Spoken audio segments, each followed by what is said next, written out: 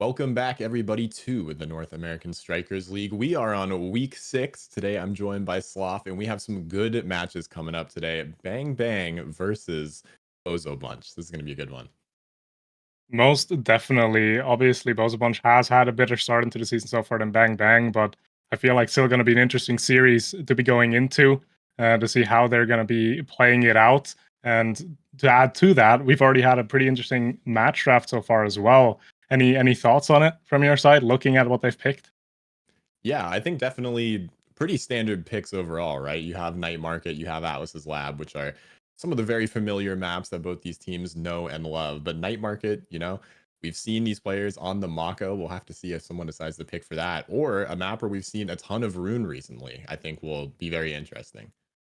Yeah, most definitely. Rune holds a lot of hidden value, right? That those pillars can be so game changing in terms of how it can control the field. So it's going to be interesting to see how that character would translate on there as well. Sadly, or not so sadly, there's also been an Alton ban, but I feel like that surprises no one. Yeah, fair enough. That one barrier is definitely very flimsy, and we see these teams scoring very, very, very quick goals, especially off kickoff. Uh, so we'll have to see what these two teams decide to pick in terms of strikers as we actually get into map number 1, which is Night Market. Yeah, I'm very intrigued to see. I'm seeing a lot of characters that just hold base value, right? That could be picked. But looking at the characters that have been picked, there is the Rune that he mentioned. There's also the Now on the side of Bozo Bunch coming through. More interestingly as well, the Finny goalie for the side of Bang Bang is definitely going to hold a lot of damage threat as well, considering it's a Deadeye start, which could be really, really scary to play in. Yeah, Deadeye, obviously a huge defining awakening. And speaking of that, the only player opting for Deadeye is Fudgy Waffles on the Finny. So something to look out for is that card flying across the map and just slamming into one of the members of Bozo Bunch. Yeah, it's gonna hurt really bad, but the thing is, with everyone else having Fight or Flight at their disposal, they're not gonna be easy to hit as the kickoff is now commenced. And Gret already down to half HP, no evades. That's right, one barrier down already. We do see this offense from Bang Bang. It's working wonders. I want to see if this sort of double defense ends up working out. We see Grimella using those midfield magnetized souls, but instead sort of being forced to play in the net to help out Fudgy Waffles. Yeah, a lot of force just coming through from Dropleto and Gret there with that Kai Asher pick. Really being oppressive with the abilities in front of the net as they're taking another barrier as well. Dropleto even can find a goal here maybe. No, flip goes out, but it doesn't translate. Yeah, nice unstable anomaly there from Grimella. And the shot from Gret just makes it into the bottom. This is going to be very difficult for Fudgy to hold this down, especially as this character is more of a projectile and creation goalie and might not be able to stop the melee and just offensive pressure coming out from this Asher.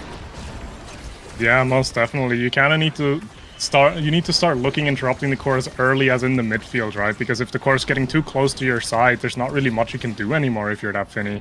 Fudgy does have a flip to his name though, so he can use that if it comes down to it, but it's not really looking like they even need to play on the defensive end as they're being very aggressive with their positioning and keeping core on enemy half for a very long time. That's right. Another thing to mention too is this Now goalie from Obscure Breads able to heal up the forwards and midfielders as they push through. Most the heals are going to be helping out a ton. The question is it going to be enough or not? Because Dropleto again down to half HP, and those Now mines are limited. Those Now ultimates are limited as well. So not quite sure if it's going to be quite enough, especially if the Finny can maybe even find more awakenings later on and scale even harder for damage. That's right, a scary situation now for Obscure Bread, stuck in the corner against all 3 members of Bang Bang. They're pushing up, but Dropleto is just winning every strike war, able to get the core past. And although Bang Bang has both barriers, the threat is looming from Bozo Bunch. They have the opportunity to break through if Fudgy makes one wrong move and commits a little bit too far up. But right now, the defense from Bozo Bunch holding strong.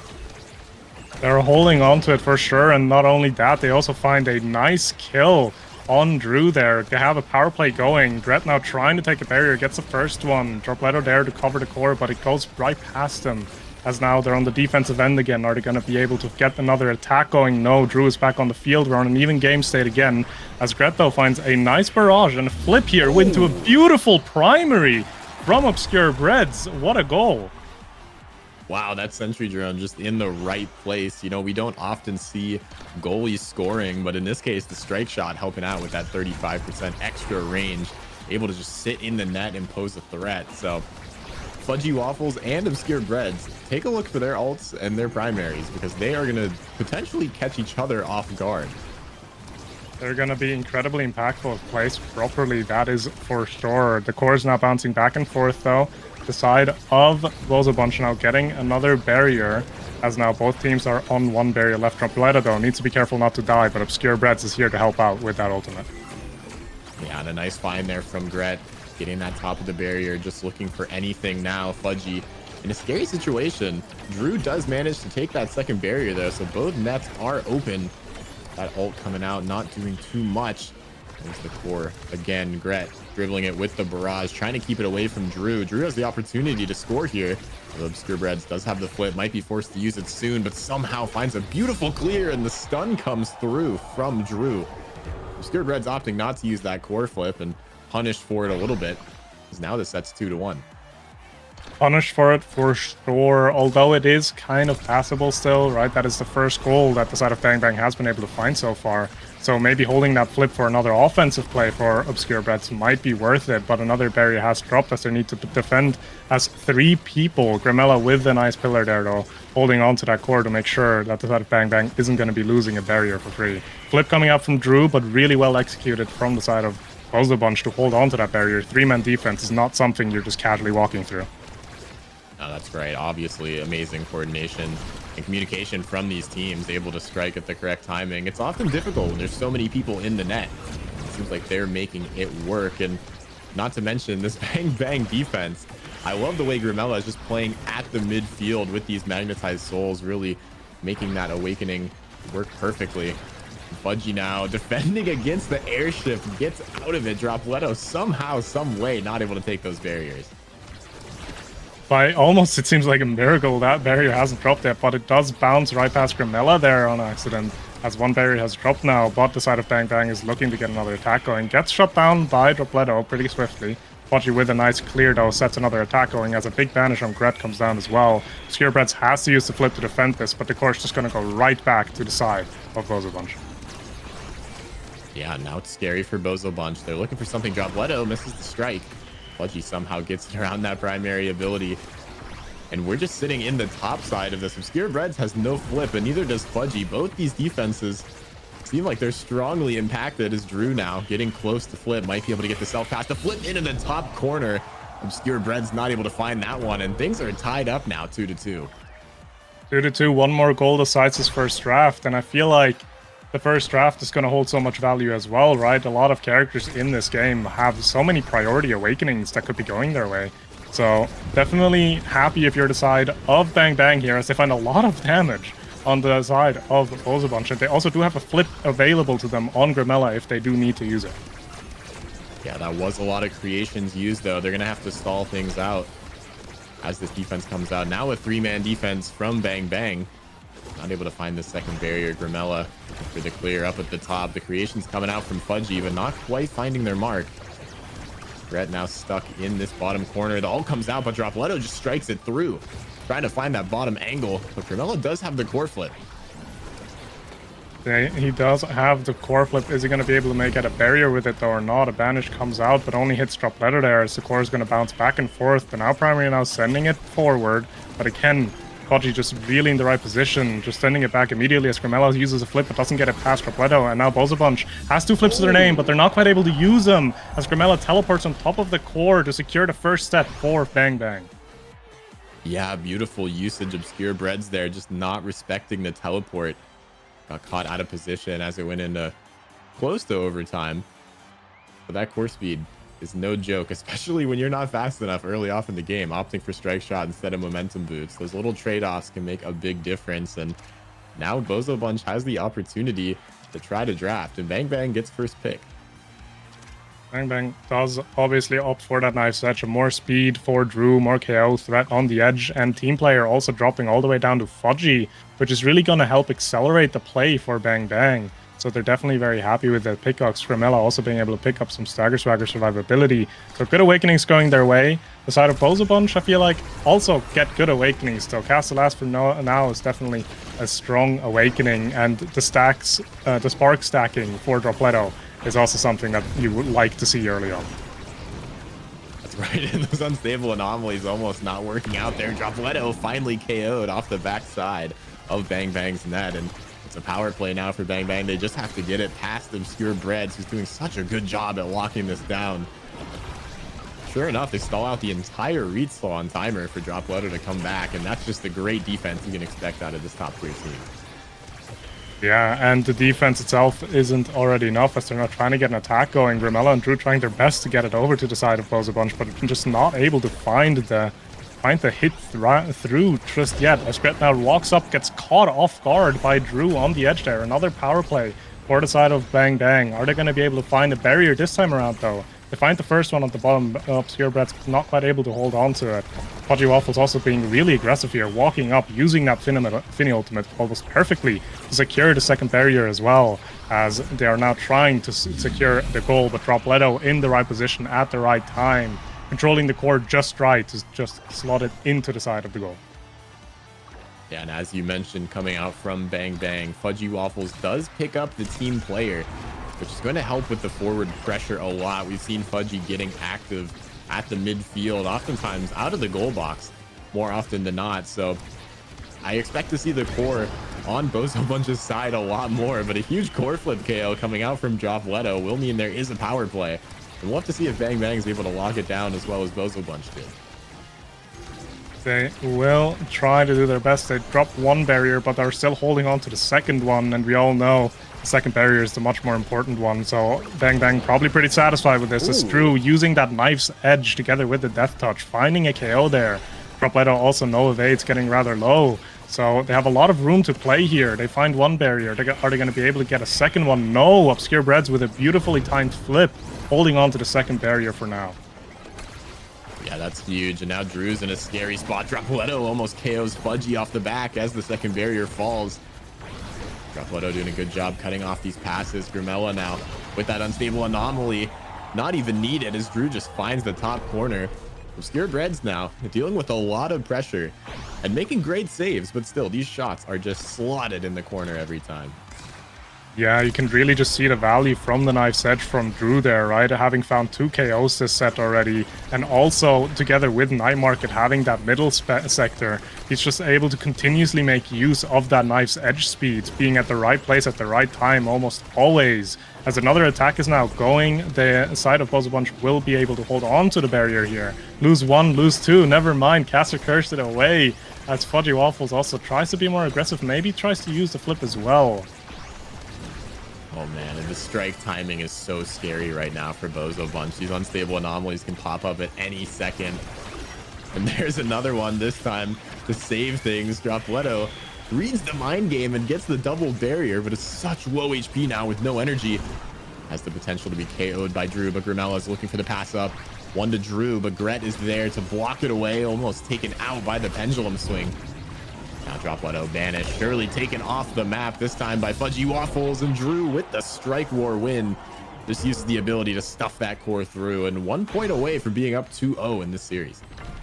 Really good patience being displayed from Drew there, not using that secondary too early, waiting until Obscure Breads tries to hit the core away, just to immediately interrupt it. As the kickoff now commences, the barrier drops on the side of Bozo Bunch.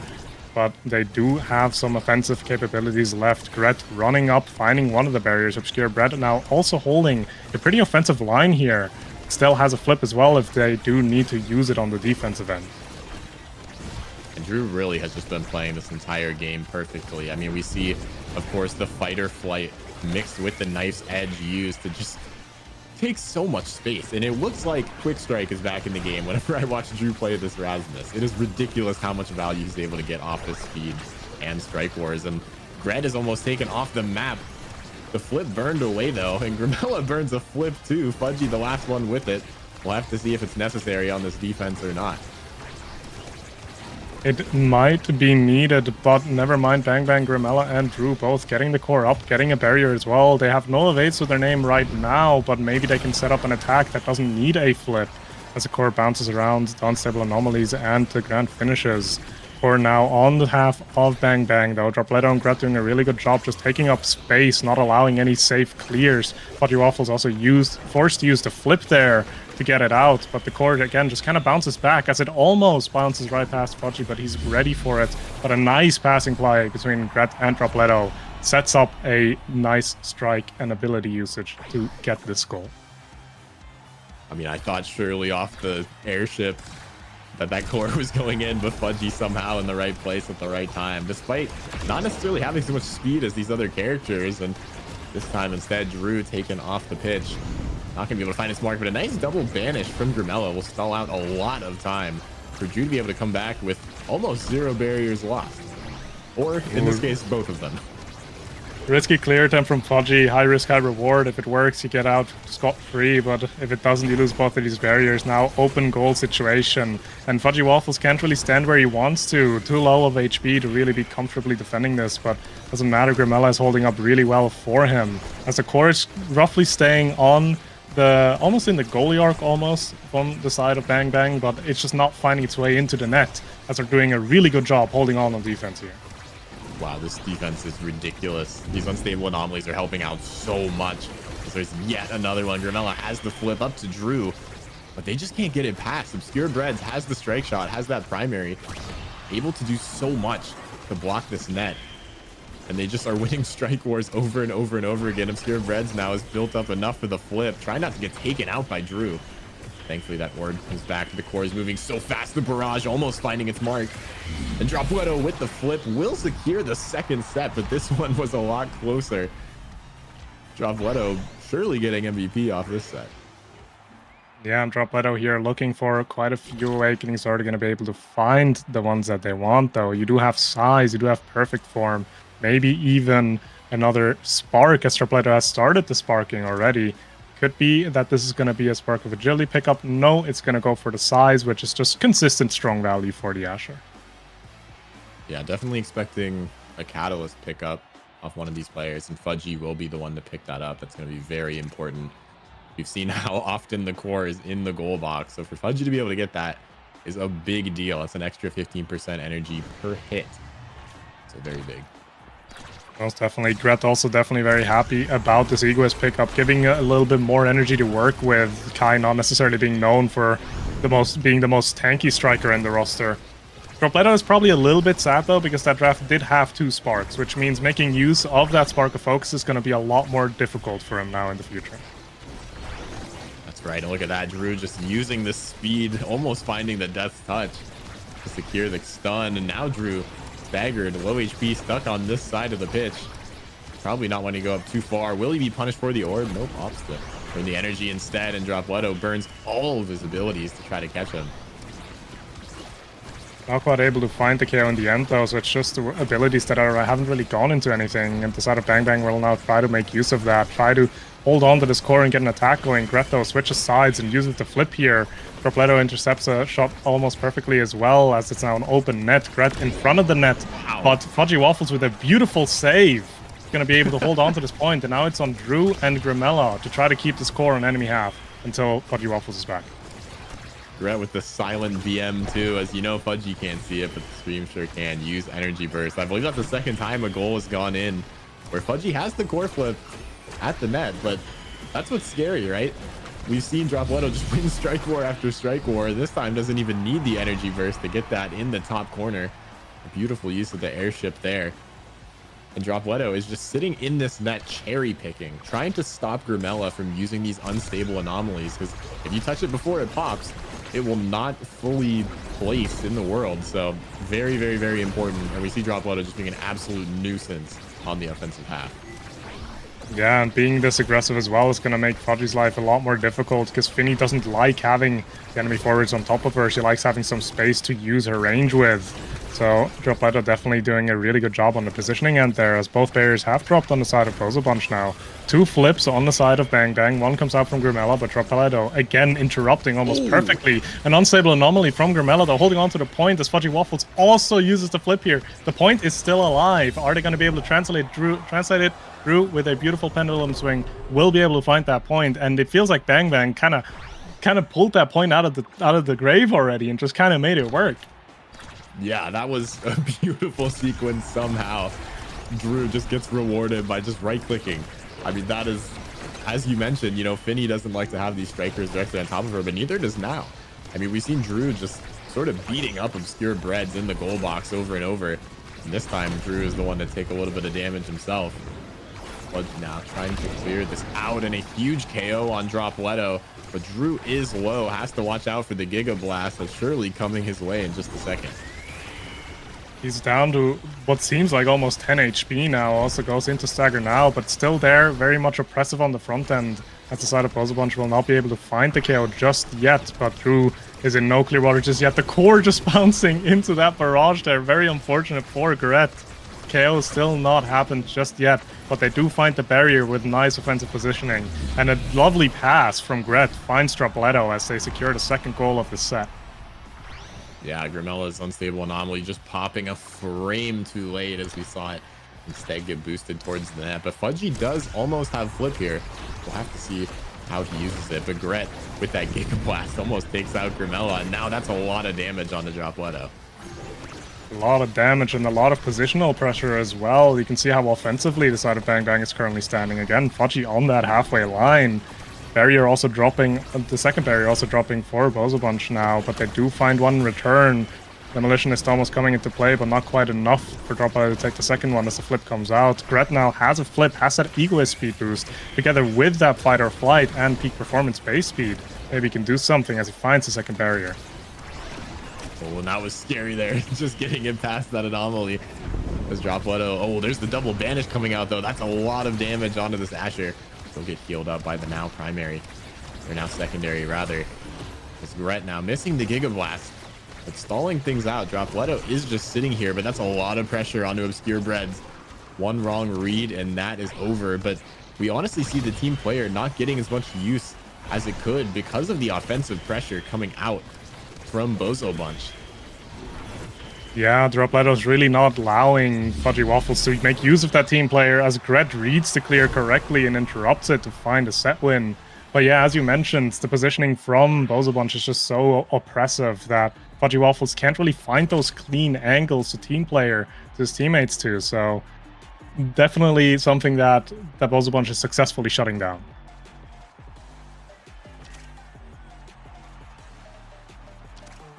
Draft now going. Chrono Boost coming out for the Kai. Definitely something that allows Gret to be even more of a threat, more consistent on the board, and even more size going to Dropletto as well.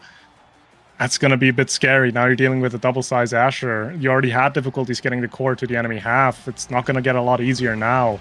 Hot Drop pickup for Obscure Breads is also going to help with those cooldowns and help with that oppressive force even more for the side of Bozobunch. I do love the unstoppable pickup for Fudgy though. I think we see Dropletto just in the net over and over and over again. And to at least be able to evade one Asher primary, I think is a huge deal when it comes to winning these strike wars.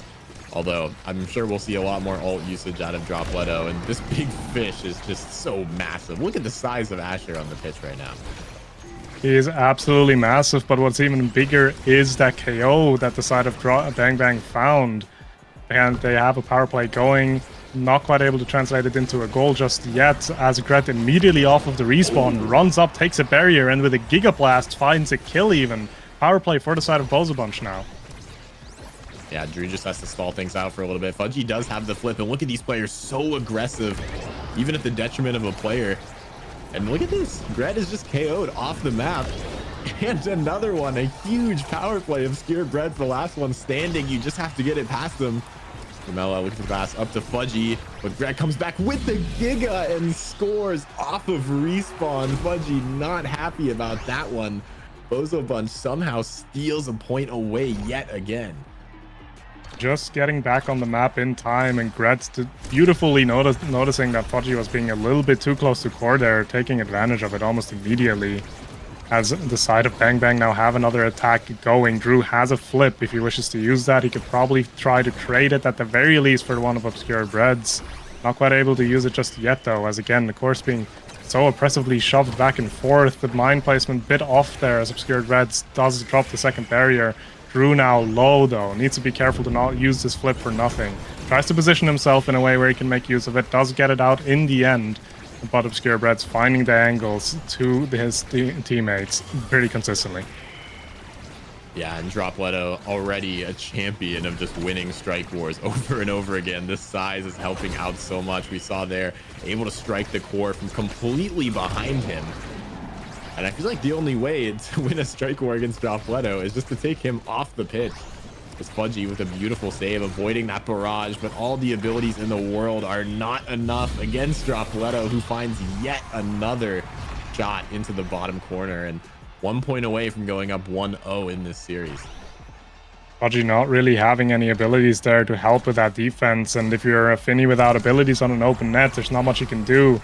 We're going into a kickoff, though, of what could be potentially the last point of this series, as Bang Bang is trying to find an offense here, but the core does just go past the defensive end from them right now. Flip comes out from Grumella, but a beautiful airship will deny any kind of clear. The second barrier drops as well.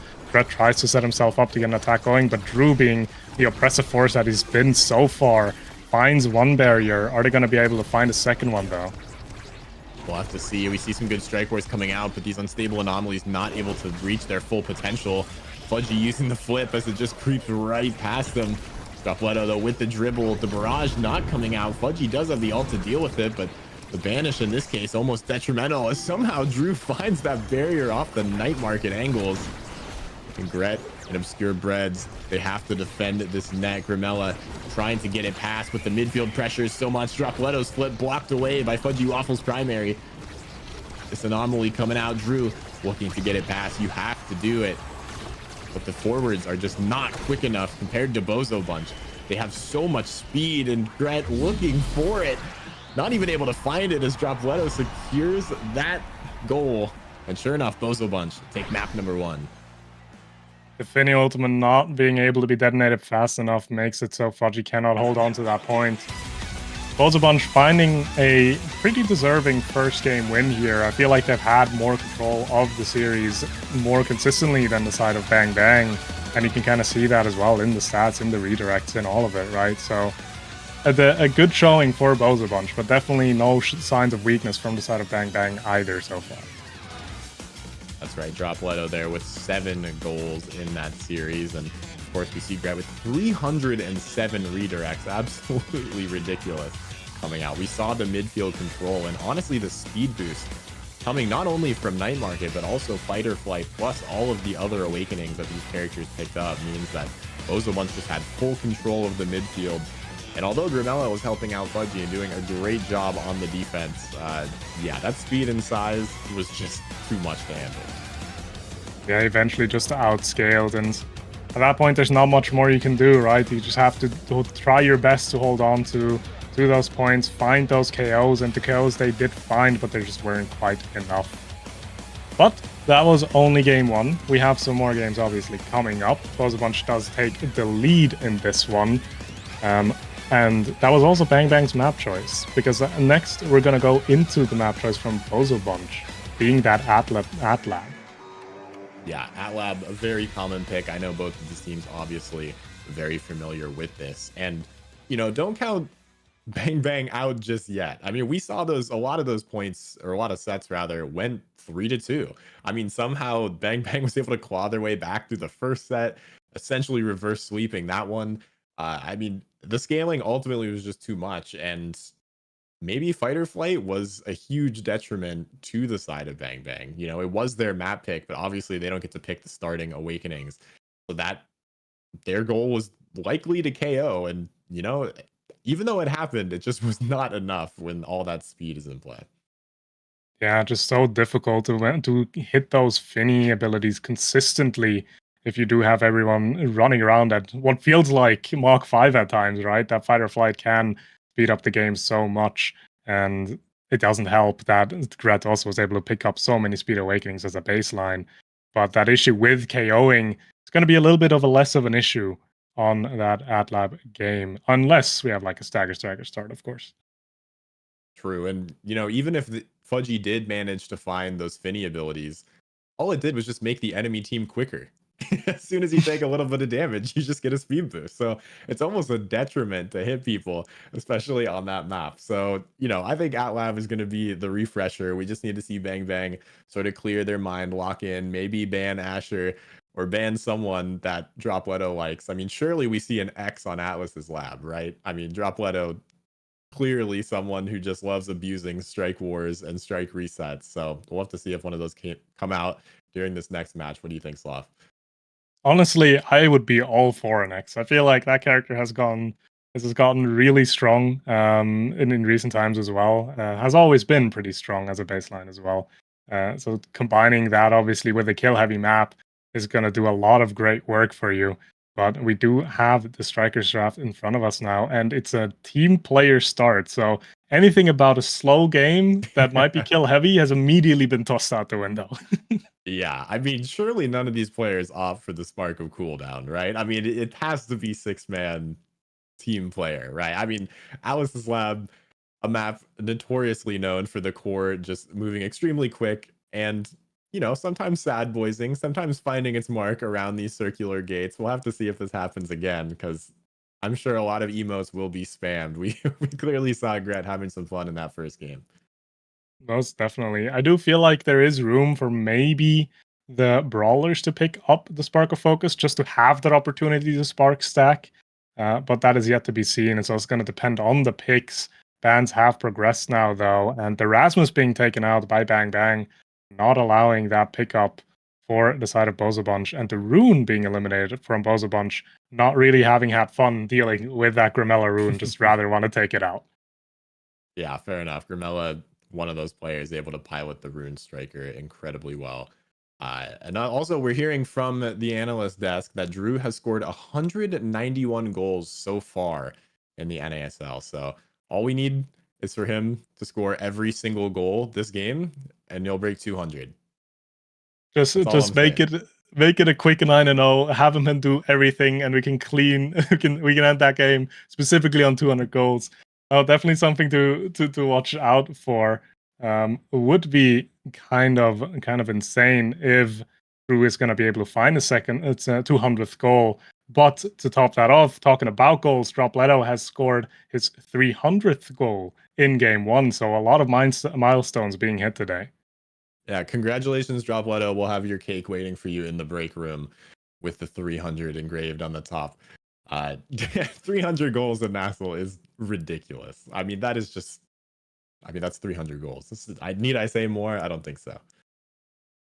Most definitely. It just kind of shows the skill and the longevity of some players in this league as well. But we are going to look at the draft again. A lot of picks have dropped in, and as you kind of wished for it, there is a X pick going to the side of Bozo Bunch here. So Dropletto gonna be enjoying himself a little bit of X gameplay on AtLab. That's right. And of course, we do have Bang Bang's entire roster now. We have the Aimee, the Juno, and the Kai.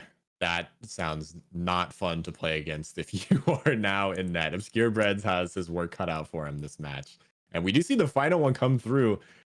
Am I reading that right? Is that Octavia? I do believe you have that right.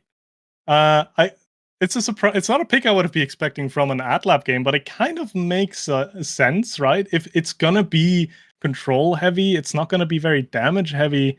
So there's a good chance Octavia is going to be able to stay on the field here. And it's also going to be able to keep up with the core, it being basically constant red core with that team player start. Man, wow. That is not a striker I've seen that much of in NASL. I'd be interested to see if we do have the stats for how many times Octavia has been picked this season. Could this be the first? I'm not a ball knower. I'm sure some people in chat can help me out, all you loyal fans who watch every single game, but hopefully we will be getting into this soon and see what Gret is going to be able to do on this Octavia. With team player, probably a lot. Probably a lot. I don't think it was the first game of Octavia so far, but it's like you said, it's not definitely a common pick. But if you're ever picking it, it's gonna be playing into no brawlers, right? Into just more control. I do feel like though the side of Bang Bang has a strong win con here, and that it's just gonna be overtime. Amy, Juno, both in overtime, together with team player. At that point, you're not gonna be catching up to core anytime soon. That's very true. And word came in, I am incredibly wrong. I'm not the they are not the first player to pick Octavia. Fair enough. It was an uneducated guess, but thankfully we have the ball knowers or core knowers here, all those loyal Nassel fans. But yeah, we have this draft now all the way. I think Juno is going to pose a huge problem. Grimella, I believe, the one piloting that striker, and now, like Finny, doesn't have a lot of abilities that are able to stop the core when you just get in her face. So with those Juno blobs, especially if we see a hot shot come up with team player, that is going to be a serious problem for the Bozo Bunch defense. A hotshot team player Juno does not sound fun to play against. So just for the sake of Bozo Bunch, I'm hoping that's not going to happen, but it is yet to be seen. Now, obviously, way back when she was still able to stun the opposition with her mine, was having a little bit of an easier time defending when someone's on top of you. Not the case anymore, though. Now you're just hitting the core away. The enemy brawler will just strike it right back at you. So, going to be interesting to see how well the side of Bozo Bunch is going to be able to make use of that now. And honestly, I'm just excited to see an Octavia game. Those could always be fun. Oh, 100%. If there is a striker to look out for, it's going to be Octavia.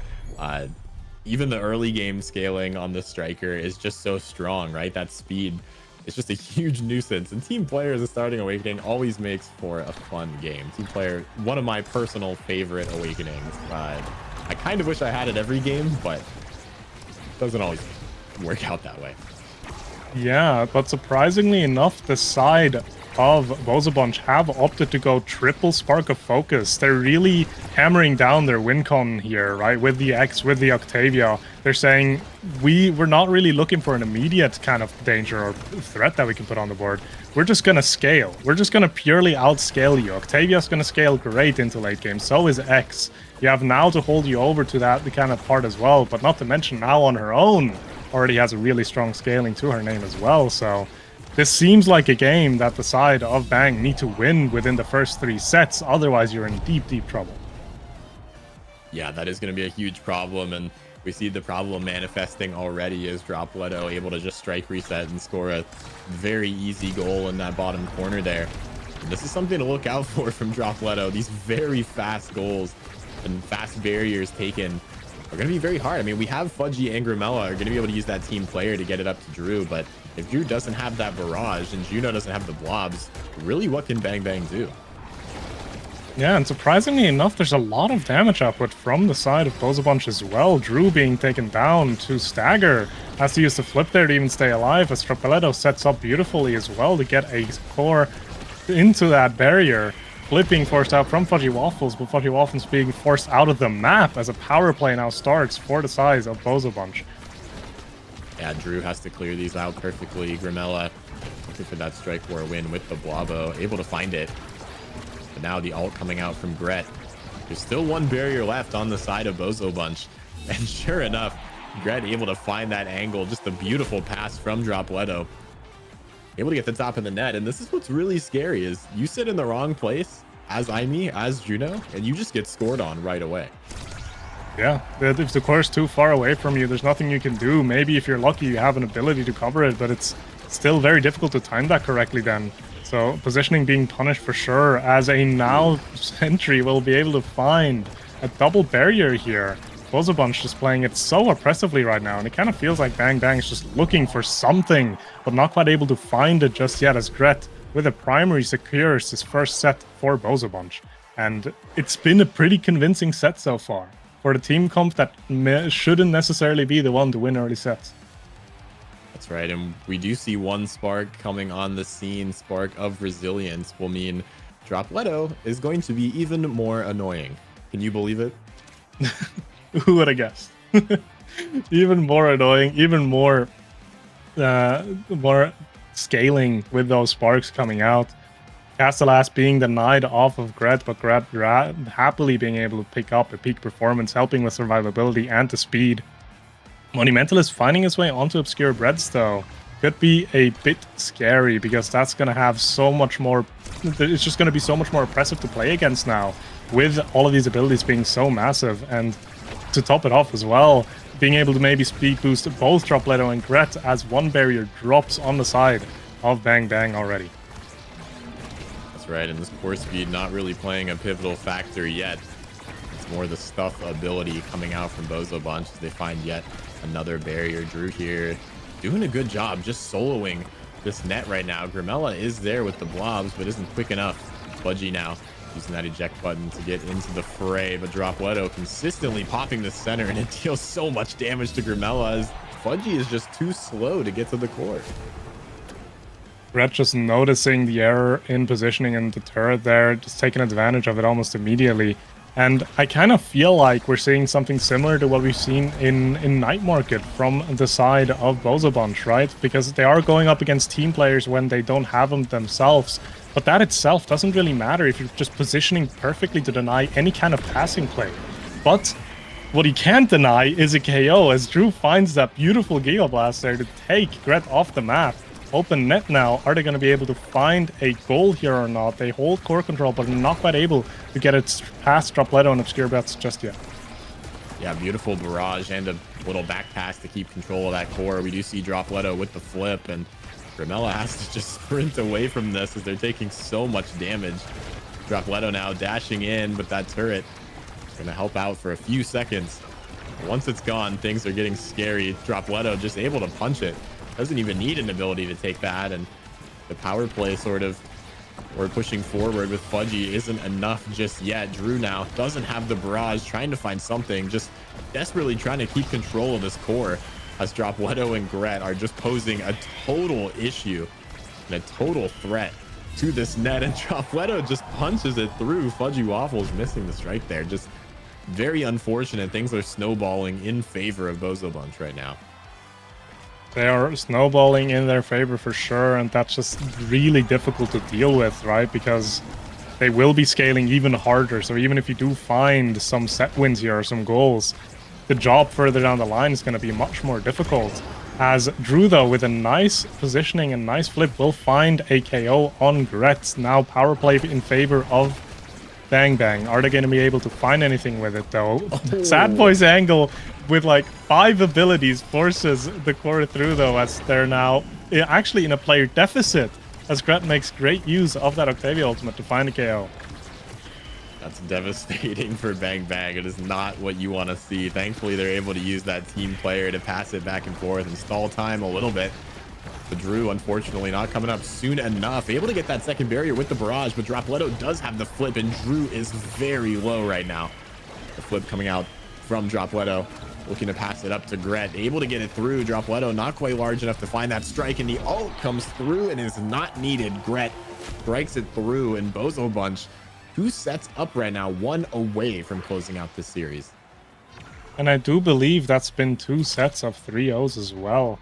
So very, very oppressive. And going into this draft, we have a few awakenings that are going to be interesting. The Stagger Swagger might be a pickup for Octavia to make sure that she's not going to be KO'd. Maybe she's even going to opt for something else like the Perfect Form, allowing her to have more abilities more often. So we'll see how this is going to go. Hotshot not finding his way all the way down to Juno. To be expected, though. Yeah, that is not a striker you want to give Hotshot. Instead, forced to take a Knife's Edge. Maybe a little bit more survivability just off of the fact that Dropletto will take some more damage, but you know, obviously with that Spark of Resilience, having 2 sparks already, Dropletto is tanky. Those are a lot of ticks on the health bar. He's not gonna be taken off the map anytime soon. Rather, the barriers of the side of Bang Bang will be taken off, though. Gret taking a lot of damage, but being healed up almost immediately by Obscure there, using that extra strong heal off of Monumentalist as Drop finds a KO. Power play now for the side of Bozo Bunch. Are they going to be able to find the goal just yet, though? Not quite. Gret slightly missing that angle. He's very close, but not enough. Drew with a great strike war win, able to take that second barrier. Perhaps Bang Bang is going to be able to get on the board during the set, but look at the core flips. Dropletto and Gret both have it. Obscure Breads is a tick away from getting it. And you don't even need it per se, but surely the Juno Blob saving that one, and Fudgy Waffles with an unfortunate own goal, just trying to save it. Knows that the core is moving too quick for that glitch pop to get behind it. And more importantly on that KO as well on Drew, that has reset his stacks, which means he's going to have to start again from 0. Definitely not something you want to be dealing with, as a barrier drops though from the side of Bozobunch. Are they going to be able to find a return attack though? Grimella setting up nicely, not quite able to find it though, and Dropletto just dumping so much damage. The flip to confirm the KO as well from Obscure Breads. But a beautiful double barrier off the back of that core flip. Dropletto secures the second one, and now Gret has that speed boost, looking to push it through, gets the reset after hitting them. And sure enough, 2-0 right now in favor of Bozobunch. Is there anything that Bang Bang can do to keep themselves in this game? It almost seems like there isn't. They're just being out-controlled as it stands right now. Barrier does get dropped, but again, it's a second one that's a difficult one. The second one that you need to find is Grimella's trying to set up to find just that, but the nice clear angle from Obscure Breads will shut that down, and Dropletto with those ultimates, with that X and Maximus, just being such an oppressive force to deal with. Drew finding the second barrier there, maybe going to be able to make use of his strikes to get it past Obscure Breads, but not quite able to find it just yet. Maybe trying to run up with a barrage. It should be up soon again, but he actually needs to be a lot more careful to not be taken off of the map by this dangerous X right now. But a nice blob will catch the core before it goes to Gret, and the first goal for the side of Bang Bang has been found. We'll have to see if that's enough, but Bozobunch trying to find the dagger in this match, as we see Gret immediately using the speed boost, almost KOing themselves off the top to get it. Drew's barrage not quite finding its mark, as Gret doing a good job sticking in that corner, and now is fully healed up like nothing has ever happened. I mean, this is so dominant from Bozobunch. There's just not much you can do. You're trying to take out the Octavia, you can't really, because you have a now right behind it. And not to mention, while you're trying to do anything about the Octavia, you just have an X that's pummeling you, as another KO is found for the side of Bozobunch. They find a second barrier here as well. Obscure Breads does have a flip if he wants to speed up the play, but not quite able to do that just yet. X Maximus coming out from Dropletto, trying to force the core through, not able to find the goal, but again, Drew down to like 200 HP. Does have a Stagger Swagger to his name though, so that's going to help quite a bit with surviving. That's right. The core flip, though, from Obscure Breads makes this offense much more difficult than it may appear. So we see Drew now forced to stay back. This core flip coming out potentially from Dropletto. We see all three players. There's the flip. Will it go down? It will, but Fudgy's able to get it. The angle not quite good enough from Dropletto. Leaves an opportunity for Bang Bang. We see Fudgy to pass up to Grimella, going up to the top, and a good glitch pop. And now left with very minimal abilities. All that's left is the cyber swipe, and that one's burned away. The flip in the bottom corner. Bang Bang keeping themselves alive in this game. Potentially 1 point away from staying in the game.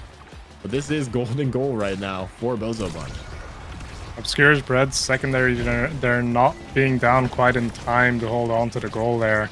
We're now in a it's in a goal 5 situation though, and the barrier has dropped on the side of Bang Bang. So it's not looking that strong for them right now, but they immediately trade it back. Actually, never mind, as the core now holds on the half of Bang Bang. It's gonna jump back and forth a bit, but seems like Bozobunch is trying to set up. They do find a flip play in front of the barrier. Now open net. Fudgy Waffles not quite able to find the glitch pop there to angle it out. And a dominating Game 2 win and 2-0 series win for the side of Bozobunch. That's right. That was a very commanding victory coming out of Bozobunch. Of course, GG's to both of these teams. But when you look at the stats, I mean, you can clearly tell that Bozobunch was in control of that game. I mean, we see 137 redirects coming off the goalie of Obscure Breads, whereas Fudgy was only able to get 107. And Drew, unfortunately, the core just kept away from him as he was just taking so much damage from Dropletto. Yeah, it is. It has just been a dominant showing, and it feels like the game hasn't lasted that long. It was a 13 minutes game, right? But Dropletto has almost 30k damage being pumped out from that X. So here you can again see that even that KO and damage force that pick has on this map, definitely a lot of value for the side of Bun right there. That's right, and unfortunately, you know, from Bang Bang, a little bit too late to start scoring those goals. Although the Awakenings truly were not in their favor, you know, Fudgy being on the IME. Castellas isn't necessarily the first pick that you want when you're playing IME, but of course having to deny the Octavia, who has so many Awakenings in the game right now that are just terrifying, definitely mixes up how you approach draft, and just making things even that much harder for Bang Bang. So Bunch right now doing it very well in NASL. Of course, now I believe after that win, they are up to, is it 4-2 or is it 5-2 now? I think 4-2. I think it's 4-2. We're sitting in week 6, so it should be 4-2.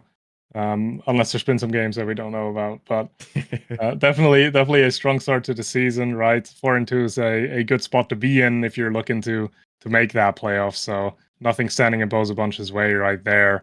Bang Bang though now sitting at a 1-5, definitely not an easy spot to be in.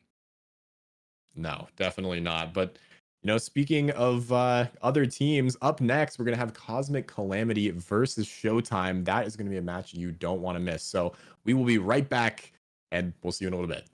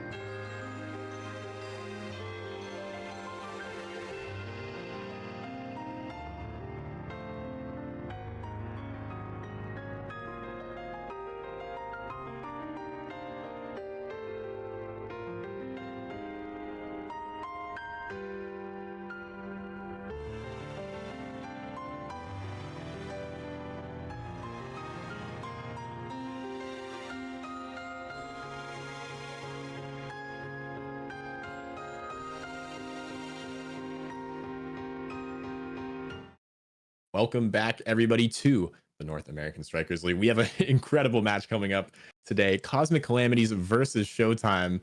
And just look at the map draft, Sloth. You gotta enjoy this one. I'm just so happy because I'm seeing an Inky's picked for game 2. We have to go through a Clarion game first. There has to be some kind of normality to it. But Inky's obviously always a great map to spectate, to see. Maybe not to play. Not sure if I enjoy playing it myself, but it's great to see other people play it. That's right. We get to commentate the torture and watch these players and their inner turmoil as they go into that map. But as you mentioned, got to get through Clarion first. And another thing to mention, Xianzhu will actually be starting in this game. We are so back with this main roster. So definitely something to look out for. Cosmic Calamity is trying to keep an undefeated run in the NASL right now, which hasn't happened since, I believe, Season 2, Saya mentioned earlier. Yeah, it would be insane if they can find a way to replicate that. But so far, they have been through half the season. They've had some really impressive wins, but they need to keep up that performance. And I feel like to go for a record like that, or for a flawless season in a way, you have to. Today's going to be a check for them, right? With Xianzhu coming back for Showtime, it's definitely not going to be an easy match for them to find a win in. So, it's going to be interesting to see how well they're going to be able to match up against them, if they're going to be able to continue that streak. Personally, I hope so, because narrative, it's great. But outside of that, we'll see how it's going to be played out today, especially on that Clarion game. Yeah, 100%. And of course, Clarion is the pick of Showtime. So is there a home court advantage? Will Showtime take map number 1? I'm just happy Inky's is map number 2, because everyone is going to have to suffer through that. Although apparently Cosmic Calamities are very comfortable on that map, of course, being the team that did pick it. So maybe there's some new tech I don't know about. Who knows? It is yet to be seen. I feel like at this point I need to be careful that I'm not talking too much about Inky's, because we do have the Clarion game coming up. And going into the Clarion game, looking at the teams, are you looking out for any specific picks actually that could be brought out? Well, speaking of picks, they're up right now. We do see the Deadeye start as well of Spark of Cooldown, a very familiar awakening, which we saw last game in the last series. We do see the Luna and Atlas ban coming out. Of course, Luna Deadeye is just the problem. Fair enough to ban that away. Looking at these two teams, Sloth, is there one that you think has the better comp? I feel like it's going to depend on execution, because I personally really like the team comp from Cosmic Calamities here. Being able to go Deadeye on Amy and Estelle here is going to actually be quite a strong damage output from their side, which means they could just take out the side of Showtime consistently, not allow them to play the game. But that is to be seen if they're going to be able to execute that, because if they're not able to find those KOs against that now, you're having a more rough time to execute, as the Awakenings have gone the way I would have expected it. Deadeye going to Cardbox and Natty. Everyone else picking up that Spark of Focus, so scaling is definitely on the plan, but Xianzhu's almost immediately taken out of the map, still able to hold on to dear life for now, as both teams drop one barrier. That's right, and you know, as we talk a little bit more about the strikers, I love the Mako pick, especially with Xianzhu on the forward. Just if there's anything I can do to make that player, make their life a little bit easier, whether that be speed, whether that be power, I think Xianzhu is one of the people I'm definitely going to pick, and this time using Jedi Mind Control to make Natty just throw it into the top corner of the net, if I'm not mistaken there. That pesky little corner on the goal has gotten everyone so far. This time it happened to get Natty, as the core does go in. Joker does have a flip to his name. Is he going to be able to use it? One barrier drops, probably opting to use it for the second one, but no. Uses it, misses the core, but gets plenty of damage on the board for the side of Showtime. Yeah, this time Xianzhu has the opportunity to KO someone. Instead, just flipping, shooting at top corner. Cardbox now stuck in the net with low HP. Sentry not helping to heal themselves up quite yet, but a KO is found, a double KO now, and Natty is the last one to pass up to Joker into a essentially completely open net. Showtime is looking pretty powerful right now. Showtime, surprisingly enough, finding more KOs than the side of Cosmic Calamities so far as well. Even though they do have two Deadeyes to their name, they're just able to find that damage while contesting the core as well. Shianzu now taken down to half HP, so is Joker. 3Z trying to maybe look for a positional play here, trying to punish someone, but not quite able to do that just yet. As one barrier is down on the side of Showtime, both still up for Cosmic Calamities. But the question is for how long? Because again, damage is being dropped into 3Z here. He's not necessarily having an easy time having to go back to take up that orb. Being able to recover most of his HP so far, though. That's right, and there's another KO found by the Joker. Asher is just such a problem. Use that primary right when someone's up at the edge of the blast zone, and more often than not, it's a KO. 3Z is slightly under-leveled because of it compared to the side of Showtime. Now the Joker gets a 1v1 versus Natty. Has the flip now. Opts not to use it quite yet, instead saved away by their own ultimate. Very unfortunate ability usage there, as now Cardbox has the sentry, tries to get it through, and 3Z wins the strike war. The flip ends up being buffered a little bit too late, and although Shianzu's staggered, that flip can do wonders. It can definitely do wonders, but what I can also do wonders is finding a KO on Joker there.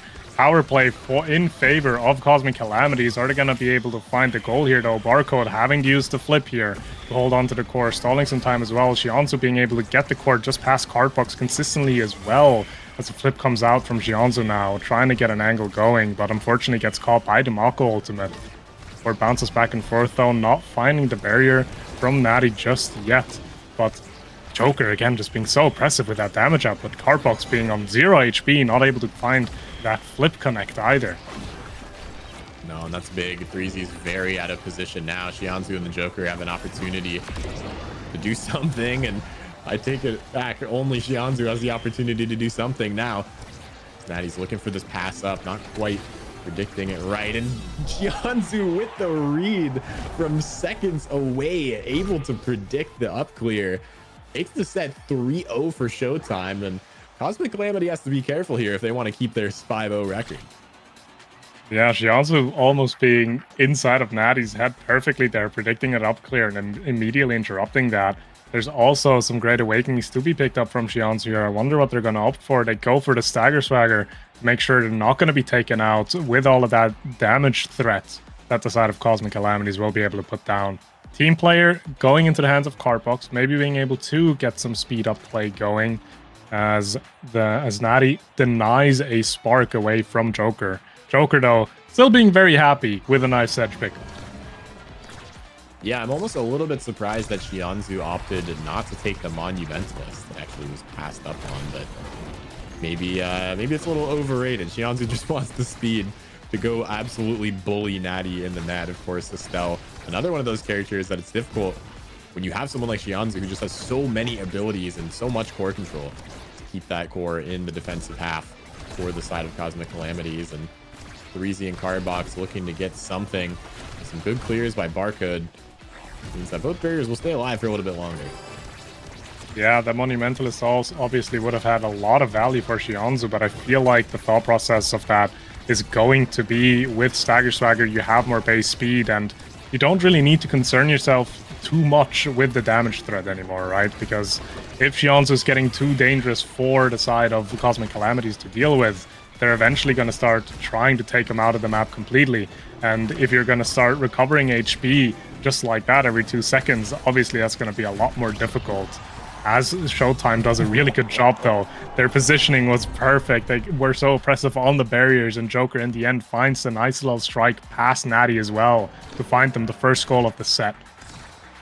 Yeah, Joker just walking it down. Beautiful play. Just knowing that there's not much you can do. Estelle can only try to throw a strike shot or throw something out. And if you just sit on the core, you'll eat that ability every day of the week. So Joker clearly using that game knowledge, scoring some good goals off of it. And Shianzu forced the flip. 3Z has the flip as well, but it is a 1v2 in the net, and Barcode clears it away. Cardbox looking for something, but the Joker is just so dominant on the side of the map.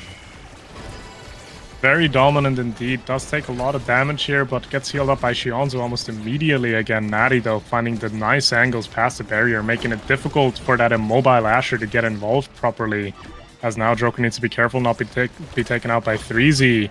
Has the evade, holds onto life, though, as a fortunate bounce will find that second barrier, but Joker finds the edge of the map as well. Power play for Cosmic Calamities.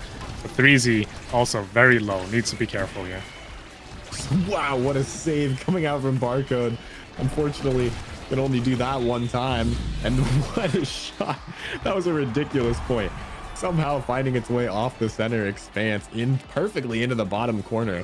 Fast Barcode. You can't really be too mad about that one. You cannot be mad about that one. That seems like a goal that you're cooking up in a lab at the custom lobby for a while, as they do find it in play in the league here. But a barrier drops, and again, you can just see that speed that Mako and that now provides, just really enabling Joker to just be so oppressive up front.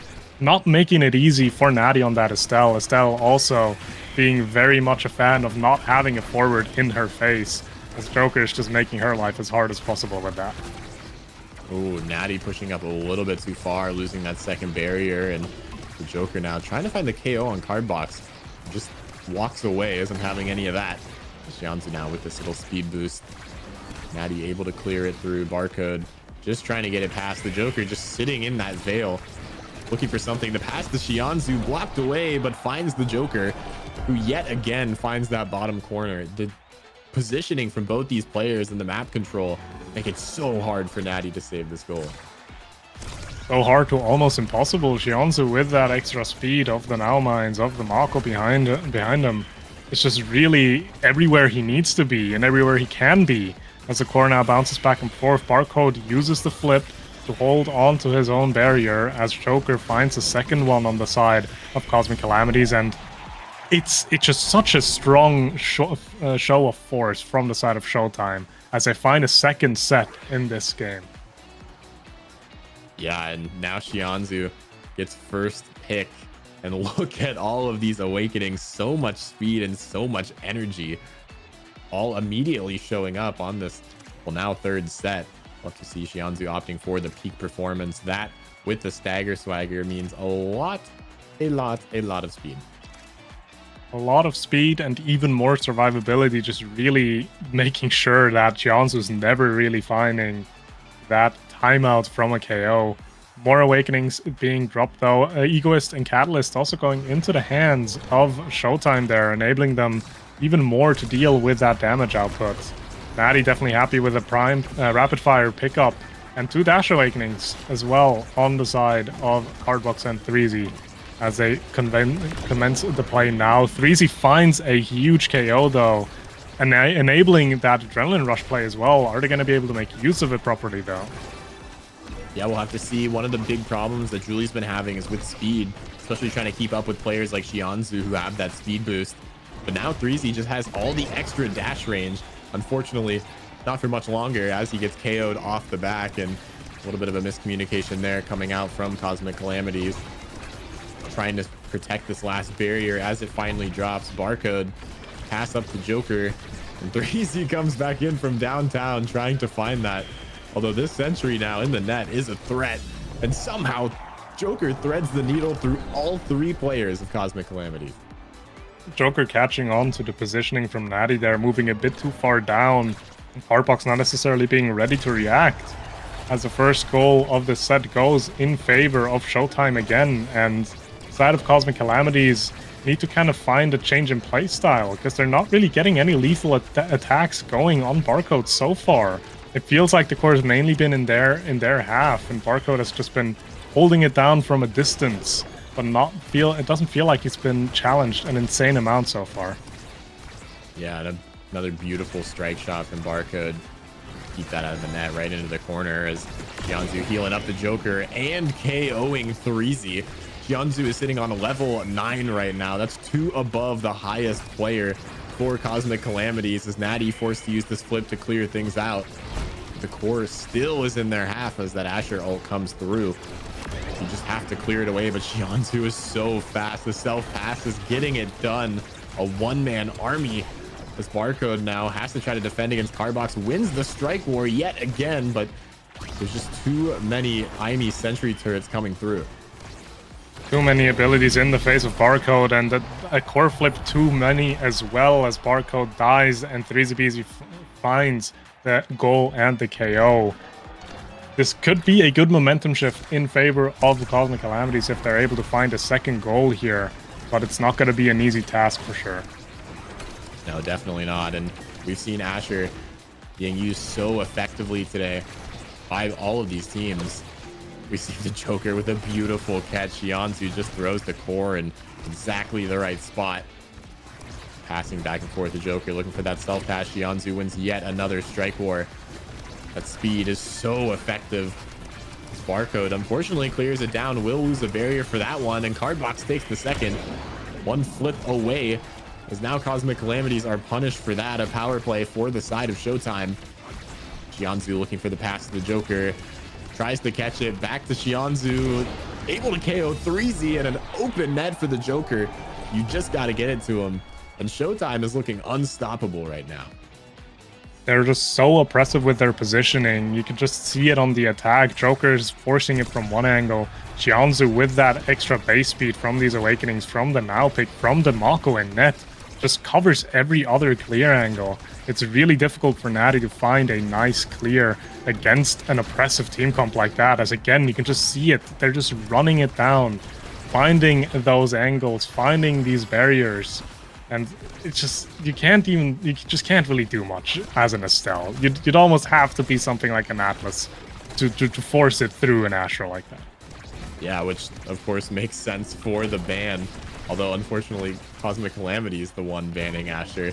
Maybe in this case, not working out in their favor. The Joker on the lowest HP he's been in a while. But does that actually matter? We'll have to see. 3Z does have the flip here. Trying to find that double barrier. The Super Surge, unfortunately, not working out.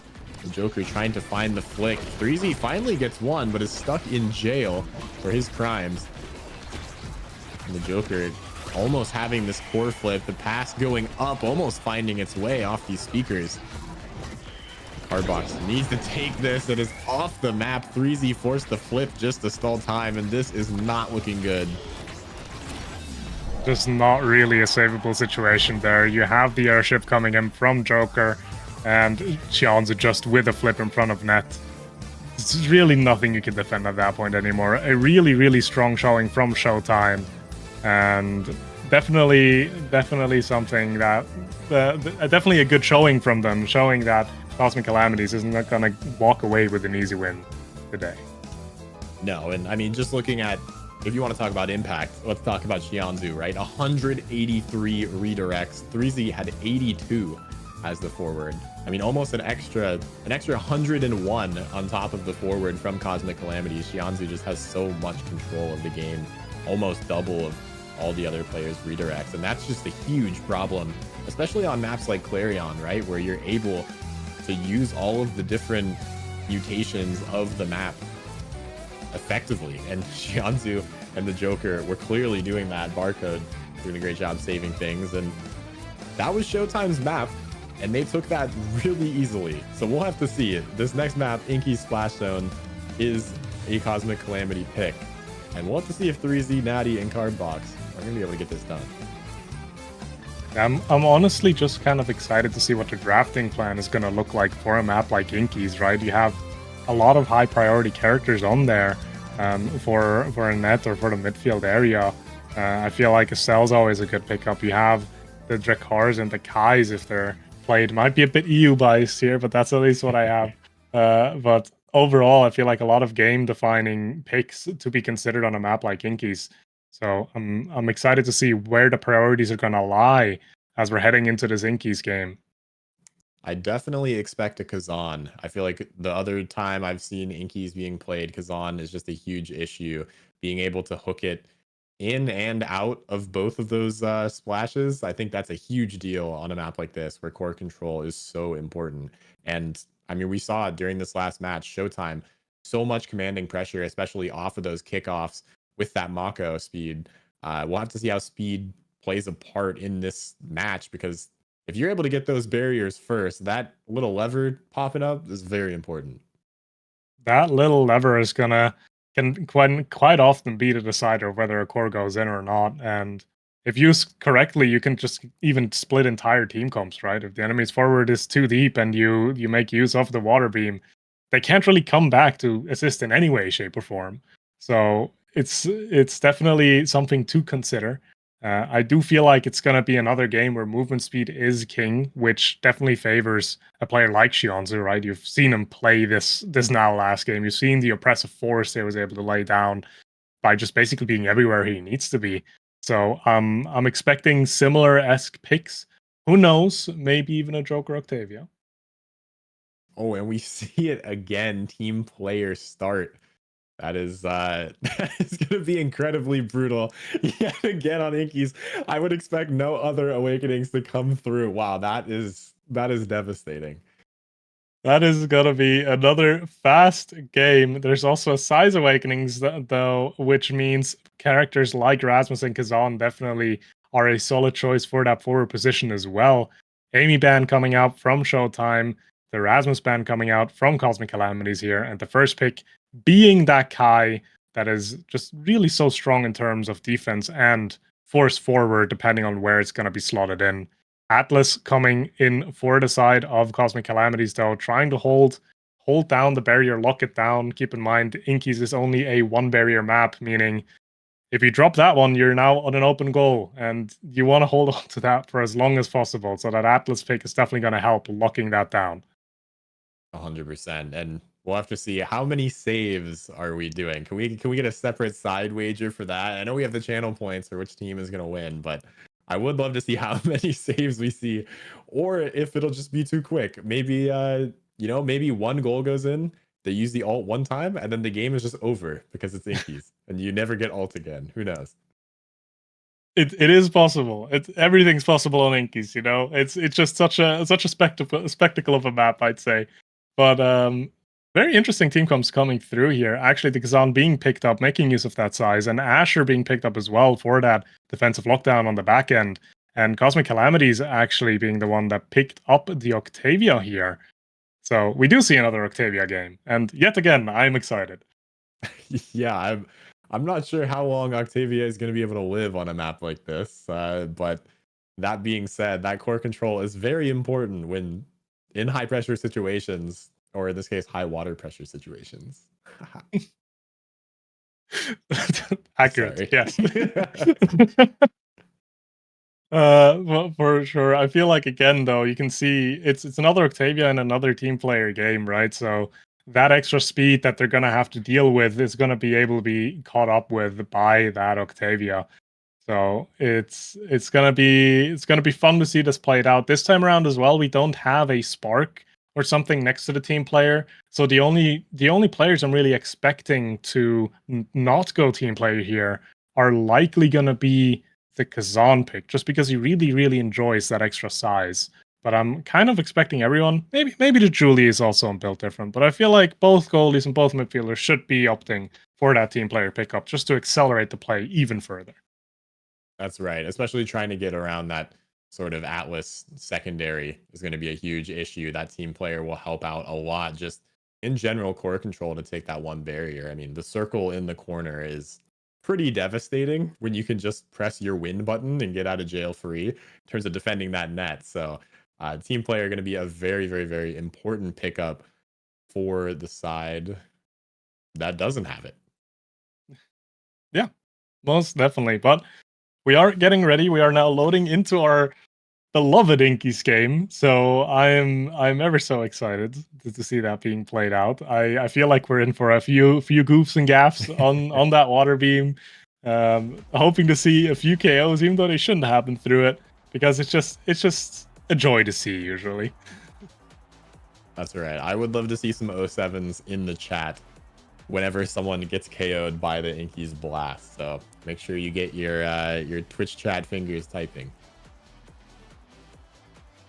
Yes, but as expected, that Asher is in net for Barcode.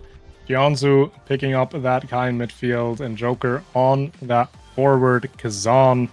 Matter of fact, it's an even split in terms of awakenings. Barcode, Joker, and Threezy all opting for the size, for the build different, enabling their characters even more as the rest has gone for the team player. So there is a slight favor for the side of Cosmic Calamities in terms of core speed, as they're playing with two team players, but that might not matter if you just get overwhelmed by pure size. That's right. You know, I looked onto the pitch and I thought this map seems a little bit smaller than usual, but I just realized that 3 out of the 6 players in this map are using build different, so that makes sense. And the funny button has already been found, has already been in play. Xianzu is getting close to a flip as well, as Cardbox actually takes a lot of damage here. Needs to be careful not to be taken off of the map. Uses the flip, trying to stagger Xianzu, but not quite able to do so. Xianzu, then again though, being very low, not really allowed to move where he wants to.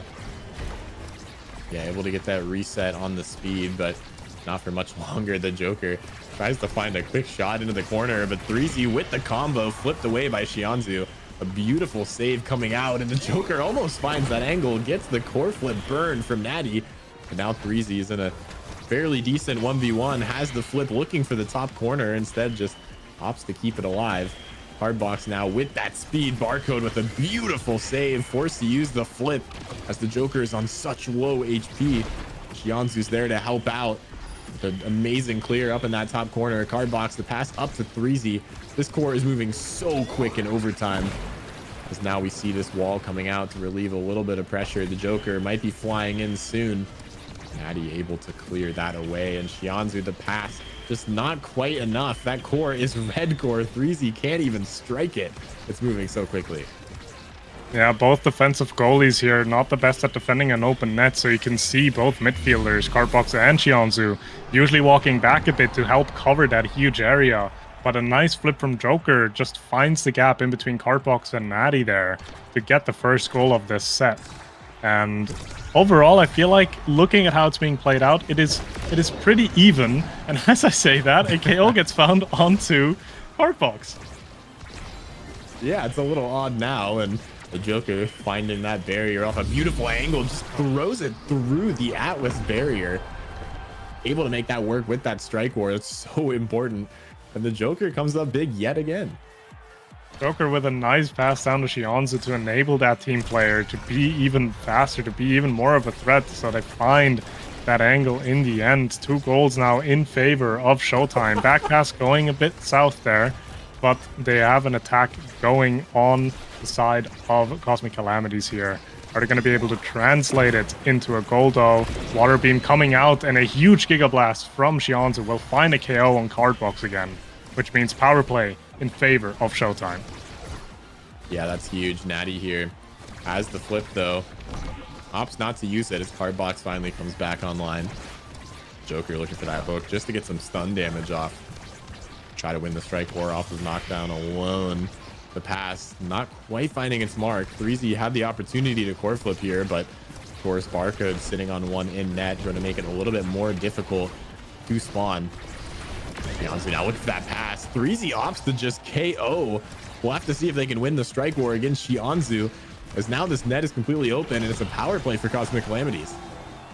Power play for Cosmic Calamities, but a nice slam down from Joker will find the angle past Natty there, as it's now open at the open nets. The water beam coming out, but Joker with a clean strike, interrupting the core before it even gets to Cardbox there to find them the 3rd goal of the set and a clean 3-0 in this Inkies game.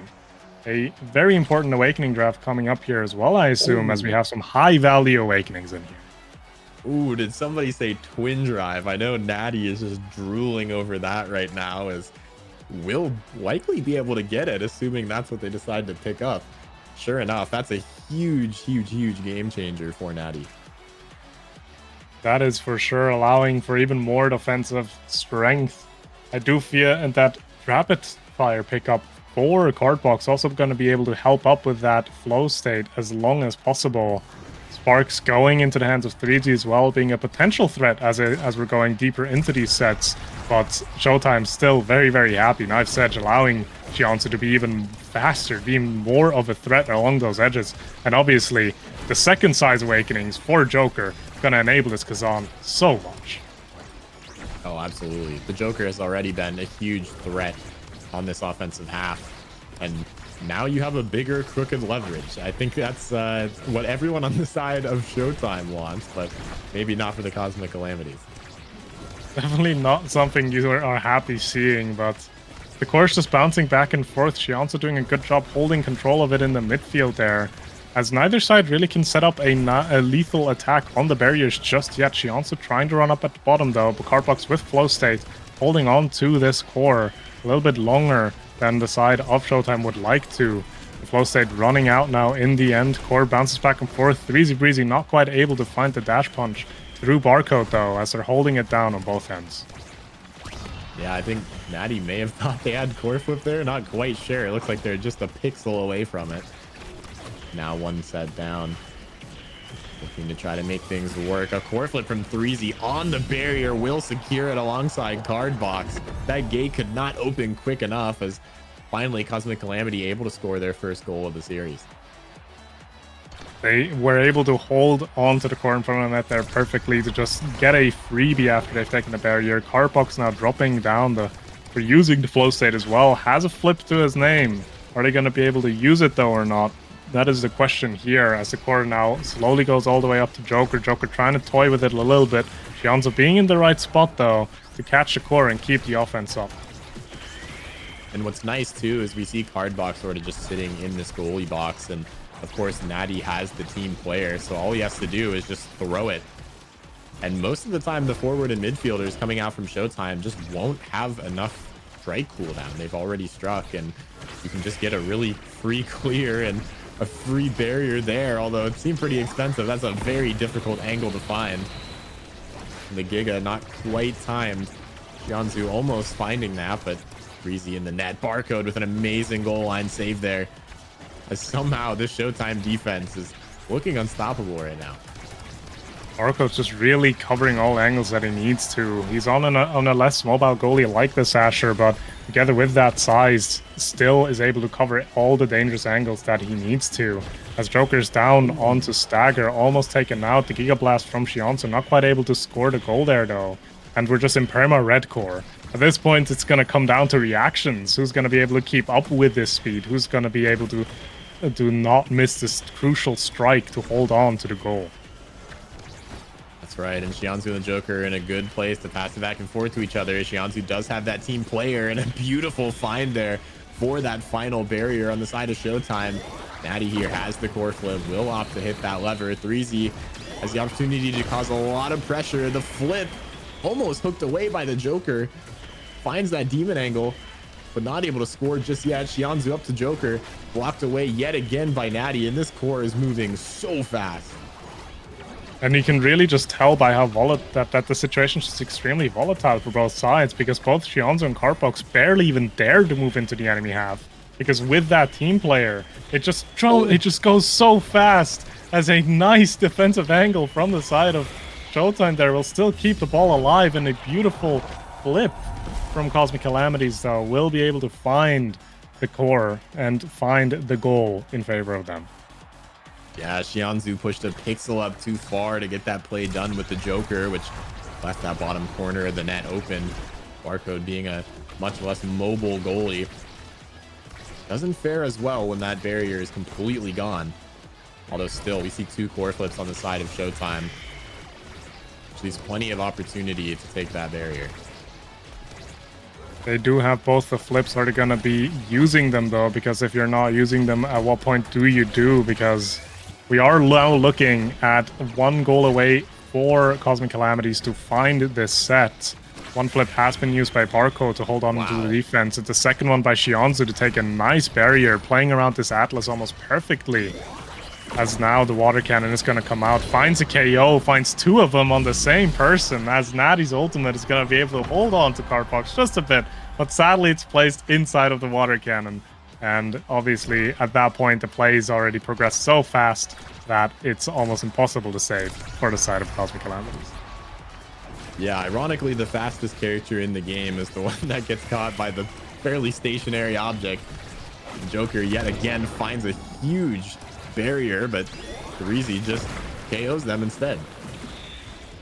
But a really nice timing on that water cannon there from Barcode, because it forced Natty to use the flip not to be taken out of the map. Meaning that's just a flip that's entirely gone now. Also, another flip from 3Z being used there, not able to find the barrier, but in the end, with nice passing back and forth, they do find it. Now, open goal situations, and we've been here before. Of course, going to bounce back and forth. The question is who's going to be able to get a lethal attack going first. Threezy trying his best to get a dash punch set up, but not quite able to find one. As Flip now comes out from Cardbox, but Joker with a beautiful hook denies that almost immediately and puts it into the net. We're now on a goal 5 situation for the second set. Yeah, I'm surprised these sets are lasting as long as they are, especially with the team player, but it just goes to show how good all these goalies are in the NASL. Of course, top tier talent as Barcode looking to clear things out. Almost gets caught off guard by Cardbox. You weren't looking with that Octavia ult. It's just a surprising amount of damage if you're not expecting it. Surprising amount of damage and surprising amount of force as well, as Threezy with a nice dash punch will find this barrier. Open net now on the side of Barcode, and a water cannon that is ready to be shot at any time as it comes out now, delivers core all the way up to the front. Cardbox catches it, but again, Shianzo moving back to assist Barcode. Barcode, although, saving it on his own already perfectly fine. It's Expanse coming out from Natty there to hold on to the barrier as Joker's down to roughly 200 HP. Yeah, and Shianzu with that Knife's Edge pickup and those Magnetized Souls is actually moving faster than Octavia in her flow state, which is something to note. We see Shianzu able to catch up and just keep so much core control as the Joker looking to find something instead. Taken off the pitch is Shianzu, and now you got to stick to defense. This is not where you want to be, especially on a 0.5 situation, as Cardbox just not able to find the angle. Barcode has the flip and is able to stall it. Shianzu reads the clear by Natty, who still has the core flip. But all three players are back online now. Threezy is looking for something. The flip comes out and finds the top corner. Barcode cannot dash quick enough, and somehow Cosmic Calamities claw their way back through this set. They had a really rough time to find that goal in the power play, but in the end, they clean flip from Cardbox using that team player speed up. It's just way too fast for Barcode to react to properly. As we're now going into this draft, a lot of strong awakenings here for the Octavia. Chrono Boost being picked up for Cardbox and Fight or Flight going to the way of Kai. Both of these midfielders just really speeding up their gameplay here, finding those speed awakenings. That's right. Threezy also gets their second spark of strength, and now focus. Which means Threezy is a real threat. You got to be careful of those ultimate abilities now. And Natty picking up the Monumentalist, and of course Chrono going to Cardbox. I feel like of these two teams, you're probably the happiest if you're Cosmic Calamities, but don't get me wrong, Showtime got some amazing awakenings as well. You're definitely more happy if you're Cosmic Calamities, especially if you find a so important KO on Barcode there, as they're now in a power play, making use of the water cannon as well, but not quite able to force the core in just yet. Never mind, Cardbox finds the strike past all three of Showtime there. And I also want to highlight that Monumentalist pickup for Natty is going to do so much work, because before, quite a few barriers have been taken from Shianzu and Joker by just playing around that Atlas Expanse, right? Because it's just not quite big enough to cover the entire barrier at once. Now that Monumentalist is just going to be able to completely negate that pass around play, at least the way it worked before, by just covering such a bigger area here. As damage is being pumped by both teams, the ultimate from Atlas has to come out to keep Cardbox alive. And Joker on no evades, no HP, trying his best to keep on to life here. Wow, and Barcode able to survive there, potentially by those powerhouse pauldrons. And wow, I think that may have been an own goal from the Joker with that top spin. Yeah, I think Joker just ever so slightly readjusted the path of the core there, unfortunately, so Shianzu wasn't able to strike it. And it feels like we just started the set, but we're already 2-0 up for the side of Cosmic Calamities here, as they have a flip to Threezy's name as well. Are they going to be able to use that for the barrier, though, or are they going to hold on to it for a little bit later?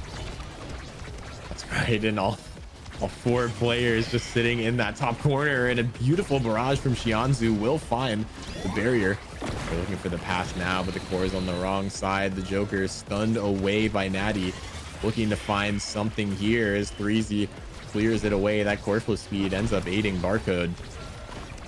But of course, Shianzu, the only one with team player on the side of Showtime. You just have to get it to the Joker from Shianzu, and the opportunity is not striking. Yeah, Most definitely. Course down, bouncing back and forth though. 3Z almost being able to find that clean edge of that barrier, but not quite able to do so. As again, you can just see like there's a lot of positional play going on, right? A lot of both sides want to make use of their team players as much as possible, but both sides also doing a really good job of denying that, which means it's just going to come down to those little missteps, you know, to allow one team to get more threats on the board. As a strong offense now comes out from the side of Showtime, but Cosmic Calamities holding on to this point for long enough so far. Yeah, the Joker holding on for dear life almost finds that stuff through the center. And Barcode has been so patient in the net, using these abilities and striking. Always last, and what a save from Natty. Presses the win button and burns the core flip away from the Joker. And all you have to do is not get stuffed, although this core is moving so fast as we approach overtime. 3Z has to try to find something and will find a KO. On a 4 KO streak right now is Xianzu, almost getting the job done by himself. Uses the flip offensively there, not quite able to find it though, but Xianzu again just holding on core control so well here. As Cartbox finds the angle to take the barrier, 3Z finds another KO, power play coming out for the side of Cosmic Calamities here. And they're trying to get the core past here, but not quite able to do so. 3Z actually being more of a threat to Xianzu, as Xianzu is being taken low again. Wow, yeah, and here comes the water cannon again. Natty has almost nothing to defend, and the Joker takes advantage of that. A little self-pass off the bottom corner. Despite there being immense pressure on the Showtime half, Showtime comes away with the goal. Showtime just really held on to that point long enough to set themselves up with that extra core speed, and it really will just always come down to those small positioning mistakes at this point. Both teams have scaled a decent bit so far. They've both found awakenings to enable them as much as possible, but so there's a lot of opportunities for both of them as well, but they're being played around properly from both of them as well, as a KO is being found from the side of Cosmic Calamities. Now Cartbox trying to make use of that flow state, trying to get around Barcode here as they force it through him successfully. Open net now as Cosmic Calamities looks to close out this set. Open net, but does have that lever to potentially get out of jail free. As Natty and Cardbox defending here, Natty decides to step on it, but Barcode should have time to stall it. 3Z somehow finds another KO, this time on the Xianzu, the player who's been controlling the midfield so much and the pace of the game. The Joker just has to try to stall things out while he waits for his ally to come back online. And the Joker now, look at this, able to just 1v3, get the core past the entirety of Cosmic Calamities right now as the flip comes out from 3Z. The dash through with a beautiful save by Xianzu, finding that bottom corner and keeping them in this game. The Joker now sitting on almost core flip, but such low HP, a beautiful evade to stay alive from 3Z. And the Joker and Xianzu are moving right now. They are moving so much, but they're not moving quite enough, as a clean strike war from 3Z there will find that goal through Barcode, and that's a second set win for them, and it's another Octavia first pick. So there's a lot of awakenings that could be great for you here, and you're looking at stuff like stacks, you're looking at stuff like Catalyst, Super Surge, Aerials, Cast Last even. So Cartbox definitely very happy with this Cast Last pickup. There's also another Spark in rotation. Wonder if Joker's going to deny that off of 3Z. Yeah, we will see it instead. 3Z gets a third Spark, plus built different. Yeah, definitely watch out for 3Z now. But, you know, that being said, Xianzu picking up stacks on stacks, yet another speed awakening. Xianzu's been really controlling the pace of this game almost the entire time, able to essentially 1v3 on defense and sort of make up for Barcode's lack of mobility. Makes up for it for sure, but that stacks and stacks could be both a blessing or a curse, because 3Z has been finding so many good KOs on the edge already, and having picked up an awakening like stacks just paints a target on your back, right? Because now suddenly killing you is going to give you even more than just XP, but 3Z with nice core control holds on to that core in front of the barrier there and takes it with a clean dash punch. As the water cannon gets activated, Xianzu almost being forced in by 3Z, but not quite in the end, as 3Z runs up now, is close to flip. Cartbox holding on to core, 3Z setting himself up here Nice dash punch, doesn't get past Barcode though. Flip in front of the net will push it right through Xianzu and Barcode. Yeah, unfortunately, 3Z not able to celebrate with Card Box as they were KO'd off the side. But, you know, that being said, this is huge right now for Cosmic Calamities. This is their map pick, and we see it coming out with some of these attempts. We see 3Z doing something creative, looking for KOs into his side of the map in this case, but also into the water cannon, which is, you know, something that you have to know about this map, and it's something that maybe players on Showtime aren't necessarily looking out for. Yeah, and they are definitely not looking out for some of these edges as well at times, as a two-man power play was being played out there, but Barcode doing what he does best, holding down that barrier, not giving it up to the side of Cosmic Calamities, as now Xianzu and Joker are back in play. Heartbox has that flow state up though. Are they going to be able to make use of it properly, as they're trying to get the core up to 3Z, 3Z being able to take that barrier as well, as Barcode now is again stuck defending an open barrier. Heartbox trying to take Barcode out of the map. Not quite able to do it though, as 3Z is now holding a flip of their own. Maybe can try to use that to force it past the defensive end of Xianzu and Barcode. That's right, and when we see Cardbox in that flow state, it's so scary. A beautiful save by Barcode, and another one to follow from Xianzu with the pass to the Joker, securing that final barrier. And now you have to be careful. There's the water cannon coming out. Barcode trying to get it up to the Joker. An insane back pass almost to Xianzu as he burns all of his abilities trying to find the way and the path to this goal. But we see the two players just sitting in net. You're gonna have to take a perfect shot or be in the right place. Unfortunately, Barcode there isn't, and Cosmic Calamities now are 1 point away from taking this game and maintaining their perfect record in NASL. Yeah, you saw the positioning from 3Z there being actually really strong, because what he did, he's essentially positioned himself along Xianzu to just make sure that there's no passing play between Joker and Xianzu to enable that team player. And on top of that, consistently also threatens a KO on Xianzu if he's misstepping. But this point, again, being another statement point almost from Showtime, finding a quick KO and translating into a barrier take into a goal pretty swiftly here, as they take the first point of this set, showing that this game is very much not even close to over. No, there's no free wins in the NASL, and Cardbox almost KO'd yet again. Natty has to drop the ultimate to try to heal them again, and we see you just press the spacebar or the shift key, and all of a sudden you guys are completely safe in the net. And of course, you know, Natty just has another one to sit on too. That secondary is so important for the defense, and with this core flip will make it that much easier to defend. But for Showtime looking to potentially close it out here, trying to close it out, but not quite able to do that because their KO has been found again from Cosmic Calamities. 3Z just really having the eye for these edges, as Cardbox also makes use of that Octavia ultimate to get a KO on Barcode.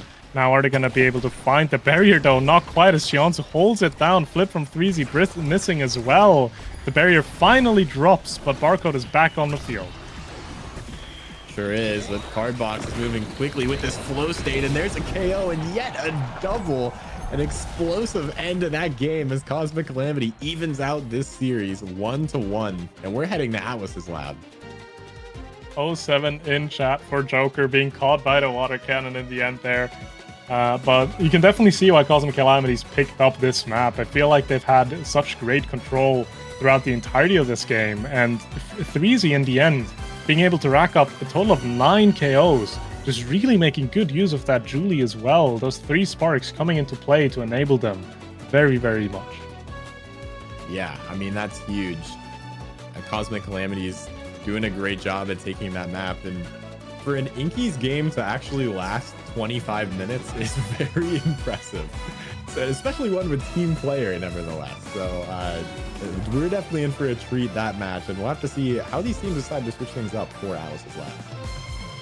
Yeah, also we've just been informed as well, Cosmic Calamities picking that Inky's map not for nothing, because they've been 3-0 on Inky, so keeping up that streak of being undefeated on this map. Definitely a map to look out for in the future as well if you're playing against them. But more importantly, we're now going to be moving into the deciding map, being Atlas's lab, and in terms of execution, Atlab's going to be a very, very different map than Inky's. That's right. Definitely more similar to Clarion Corp, which of course Showtime was more favored in, of course, taking that map number 1. And will there be any specific bans? I mean, we saw the Atlas ban, I believe, coming out on map 1. You don't ban it, map 2. All of a sudden, the Atlas wins. Coincidence? Probably. But we might see it again for map number 3. It's likely a coincidence, but we can start to believe it. For AtLab, I feel like though there is going to be more so looking at, if you're still opting for defensive goalies, you're probably looking more so towards the Makos. Obviously, Barcode also being a really good player on that Mako, so expecting that to be picked up. And again, AtLab is also a map. It's just really going to depend on the Awakenings, what kind of playstyle you're going to be getting. Because if you have a Deadeye on the board, you are looking to execute the enemy team as much as possible, as opposed to when you have something like maybe a Peak Performance, a Castellast, or a Stagger Swagger, when you're trying to opt a little bit more on the control end. That's right. And, you know, Sloth, we've seen team players so many times today.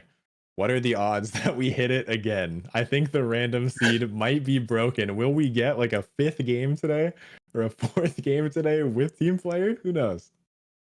I personally, as much as I enjoy some team player, I feel like there's a limit. And going into this game, that limit has been reached. We are looking at Adrenaline Rush and Chrono Boost. Still really interesting awakenings because they do enable a variety of picks, right? The Adrenaline Rush enables a pure kill comp, locking in stuff like Amy, Estelle, Vice, Finneys, Lunas even, and Zentaro in that forward department. But the Chrono Boost, again, also enabling a lot of these movement speed midfieldy picks, like the Kai, like the Now, or even an Octavia. So again, it's gonna be interesting to see what people are gonna opt for.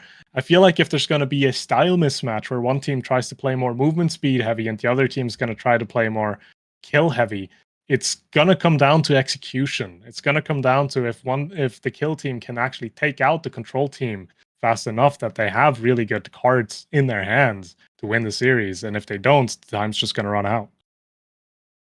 That's right. And we already see one ban coming out from Cosmic Calamities. We see the Kai being banned, especially with that wow, it's over for me.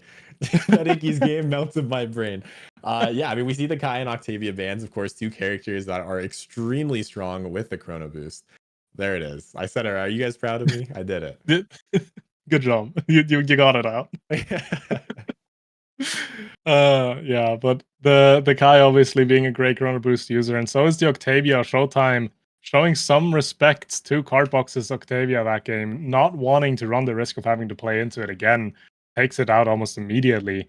As Cosmic Calamities will be picking up the Mako for themselves, Natty making sure to make use of that extra speed that Mako can provide, and also denying the pick off of Barcode, which is definitely a good pick as well. Yeah, and we see the Now coming out once again.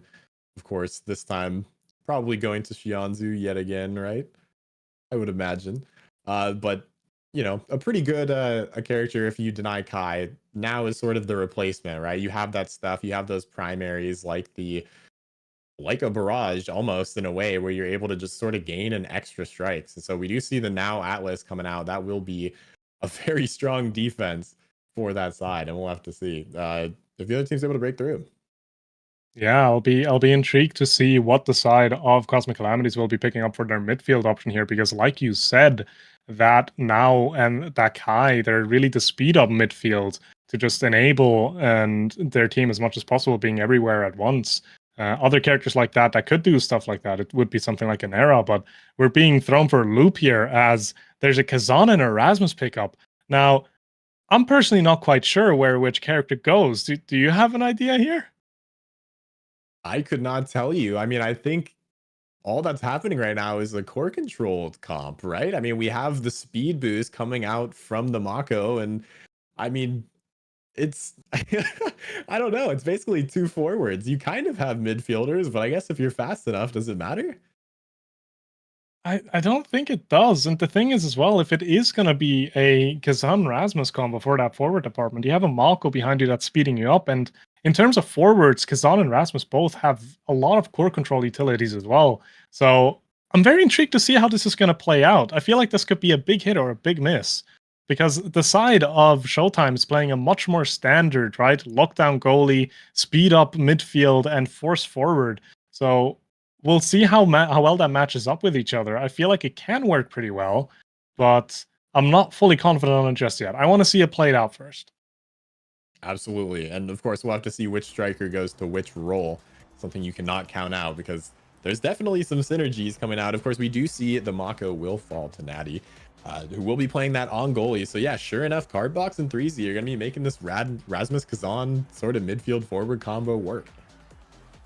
I am very excited to see this be played out, actually. I do feel like there is quite a bit that can be done here. Obviously, Rasmus also being very much an enjoyer of the Chrono Boost. Maybe that's the idea as well, to have Rasmus be that midfielding party to hold down using that speed up you get from your secondary together with that Chrono Boost. To kind of be a lesser version of the Kai in a way.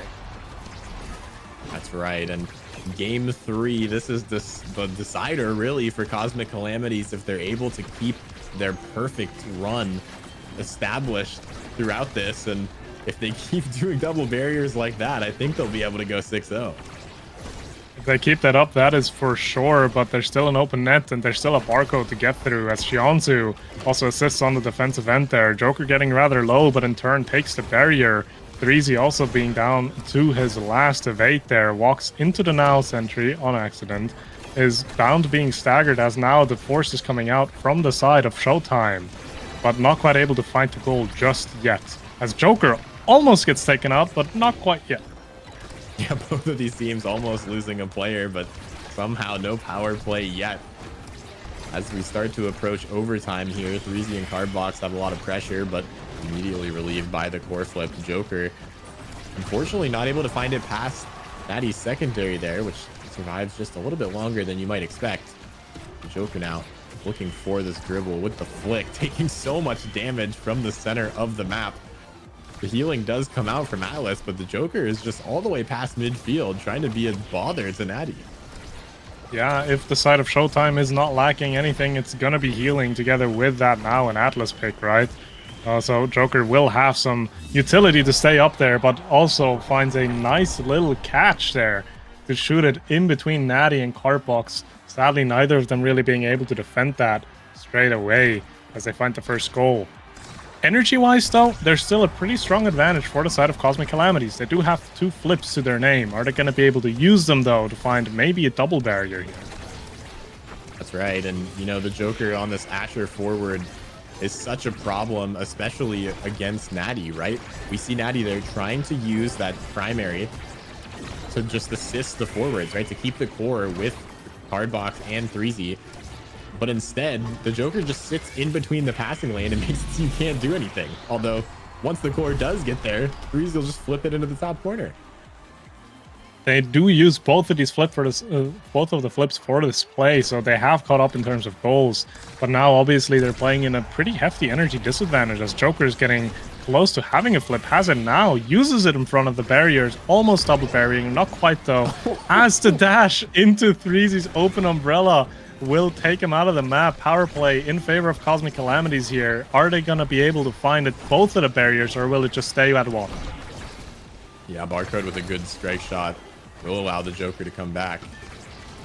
Hopefully this time not into 3Z's umbrella again, as he almost turns it around on Cardbox, taking a lot of damage from this ultimate. Natty will just try to be a problem now. The Cardbox is staggered, makes it back and secures the second barrier around the world. As now Showtime has the chance to show what they're made of in this offense. 3Z able to punch it through, almost finds it with that umbrella. Looking for something. Cardbox ends up taking the own barrier with the center. That's very unfortunate for Cosmic Calamities, as the Joker now has to pick which side, has to get it past this core flip from Natty. And Shionzu manages to do it. Cardbox caught a little bit too low, and the passing play from Showtime has been immaculate all throughout this series. Yeah, Showtime just really showing a lot of great team play going together into this series, going through these games.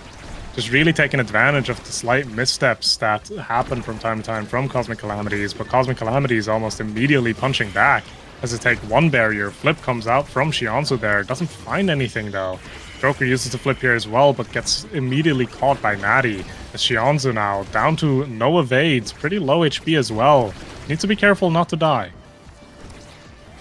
That's right, and Shianzu here kind of put on the back foot, especially with Natty on this chrono boost, makes it so much harder to push up. And you know that both the forwards and midfielder can just fly back and is somehow living, uses that ult to heal back up and teleports back to avoid the crooked leverage. Shianzu is a master of survivability. Just not able to die, it feels like almost, as now Threezy needs to hold on to dear life. Gets taken out by Barcode. Power play in favor of Showtime. You do have a flip on Cardbox here on the defensive end. Uses it and actually finds the angle on the barrier as well. Now on top of that, holds on to core control to allow Threezy to come back into the play, as we're now in an attacking position for Showtime. But overall, it was a negative power play for the side of Showtime here. That's right, one flip is sometimes all it takes, and Barcode is in a much worse situation. Has to flip now, looking for that angle himself, but not quite able to find it. See Cardbox in this top corner, so many players. Threezy with a good read, and another shot into the bottom corner. Barcode predicts it, but it does not move quick enough. Threezy ties this set up 2-2. We're going into a 0.5 in this first set, and just how this overall series has been, it's again another close one, right? Both sides playing it out really well, both sides playing off of the advantage that they're able to find. Threezy with a nice hook, double barriers Barcode, not much he can do, and sets himself up with a beautiful open umbrella as well to just force it through Barcode. Threezy completely dismantling the defense of Barcode there.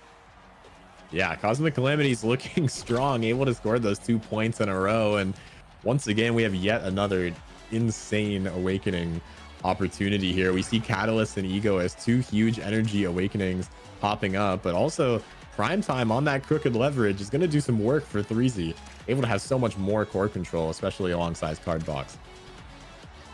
Yeah, the Catalyst being picked up from Natty there as well, enabling even more of aids from the side of Barcode as well. 1-2 punch going into the hands of Cardbox, allowing to speed up the play even more so with strike secondaries from the Erasmus. And in the end, Joker also pretty happy to start sparking it up. If they do find even more, that's going to have a lot of value. As of right now, though, I feel like one single spark of agility ain't going to do the difference.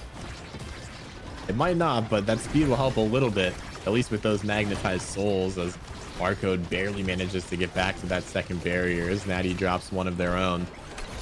Shianzu on low HP, but we'll just heal everyone up. I feel like we see more healing coming out, but not much more. Shianzu taken off the back of the net.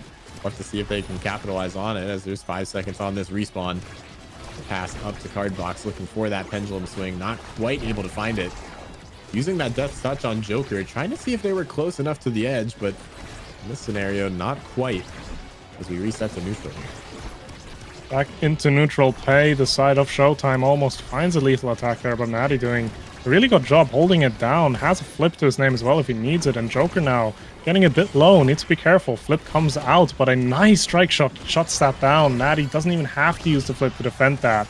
Still has it here, but Joker plays around him extremely well, not really allowing any defense. And again, a nice mine from Shianzu shuts down any kind of clear from Natty there. Yeah, the Showtime offense. We'll see. See how Shianzu and Joker are right now, perfectly parallel with each other? Look for that in another 15 seconds. And that's typically how the barrier is going to fall. We see these passes just taking advantage of Natty being in the net, where you just simply can't cover the entire pitch. And that's what this team forces you to do, as Cardbox and Threezy now just trying to brute force it into this corner. Somehow Cardbox stays alive. I don't even know how that's possible. That very much felt like it should have been taken off of the map, but we are yet proven wrong. There's a power play possibility here, as Joker's getting a bit low. You do have 2 flips on the side of Cosmic Calamities, one being brought out by Cardbox now, not quite able to get past the defense from Barcode though.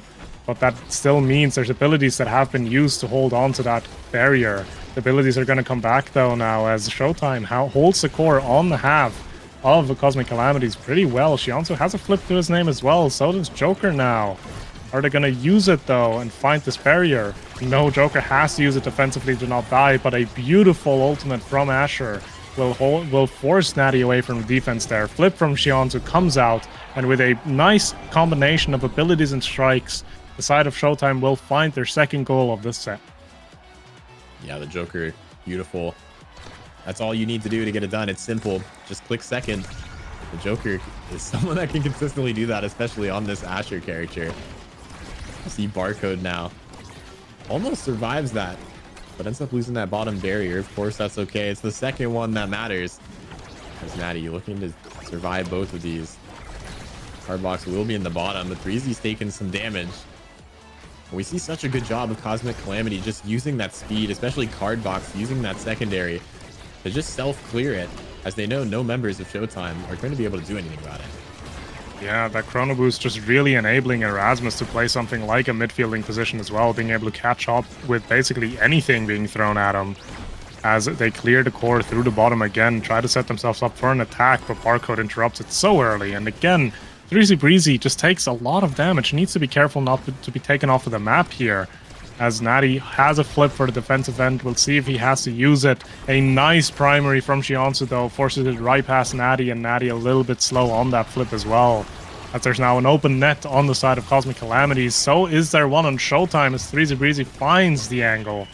Core now going back and forth, still being rather fast as we're starting to hit overtime now, but it's just bouncing around. It's just really trying to find a target, trying to find an attack here. Cardbox takes a lot of damage himself. That's right, Cardbox in this corner. Shionzu, actually not the one getting that, but the Joker instead. Teleporting around and able to find it just right in between the middle. And Showtime takes one's evening it up again. You know, despite Cosmic Calamities being completely undefended or undefeated this season, this match seems incredibly even. It is incredibly even. Both sides are just really putting forth their A game so far. Shionzu holding down that midfield so well for the side of Showtime. But it gets answered by Cosmic Calamities almost immediately always, as his stacks on stacks is going to enable Shionzu even more to have that speed, to have that pressure. Another spark pickup for Joker is definitely something he likes seeing as well. On the other hand, though, extra special for Natty is going to help on the defensive end. Another size awakening for 3Z is going to make his life as a Kazan a lot easier. And a cast the last on Rasmus, just ever so slightly enabling him even more in that midfield position, so his secondary is a faster buff. As this was a 6-second points. What happened? Yeah. Yeah, we need to bring Vine back. I mean, you could post that entire point on there. But filled up the whole 6 seconds. That is ridiculous coming out of Showtime. That is a really well executed point there, just forcing it, and Natty just had nothing to do as a KO gets found but gets saved by Barcode there. One barrier dropping now on the side of Showtime. They are answering almost immediately with a barrier on their own, though. Second one dropping now as well. Natty has a flip if he needs to use it here. That's right. Looks like we'll be able to keep it alive as Shionzu teleports back to help on the defense. Easy putting those abilities in, but not making it work just yet. That prime time has so many uses. Breezy just dribbling in front of the net, and the Joker has to find the right opportunity to take this barrier, but instead Barcode is KO'd off the top, and the pass back and forth between Cardbox and Breezy will secure that first goal. This one being a little bit longer than 6 seconds. Yeah, Shionzu has a lot of speed built up already, but not quite enough to keep up with that passing play. Stacks and Stacks is starting to scale a bit more, though, so definitely something you need to look out for as it gets more and more scary. The more speed Shionzu will be able to pick up here. The barrier drops on the side of Cosmic Calamities. Flip comes out from Joker, not really able to find what he wants there. Barrier being traded back, but again, it's Atlab. You don't really care for that first barrier loss. You want to hold down that second one, and you can very much see that in the playstyles from both Natty and Barcode so far. Sure enough, 3Z not quite able to get it past Barcode, but all the abilities are gone now from Barcode as that core is stuck in that corner.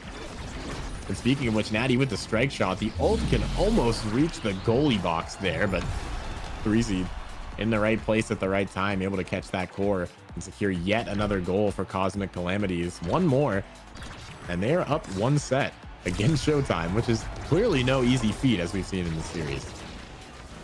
Yeah, I just really want to point out as well the patience that 3Z had there, just to wait out that strike shot, knowing that Barcode is the one that is likely to act first there.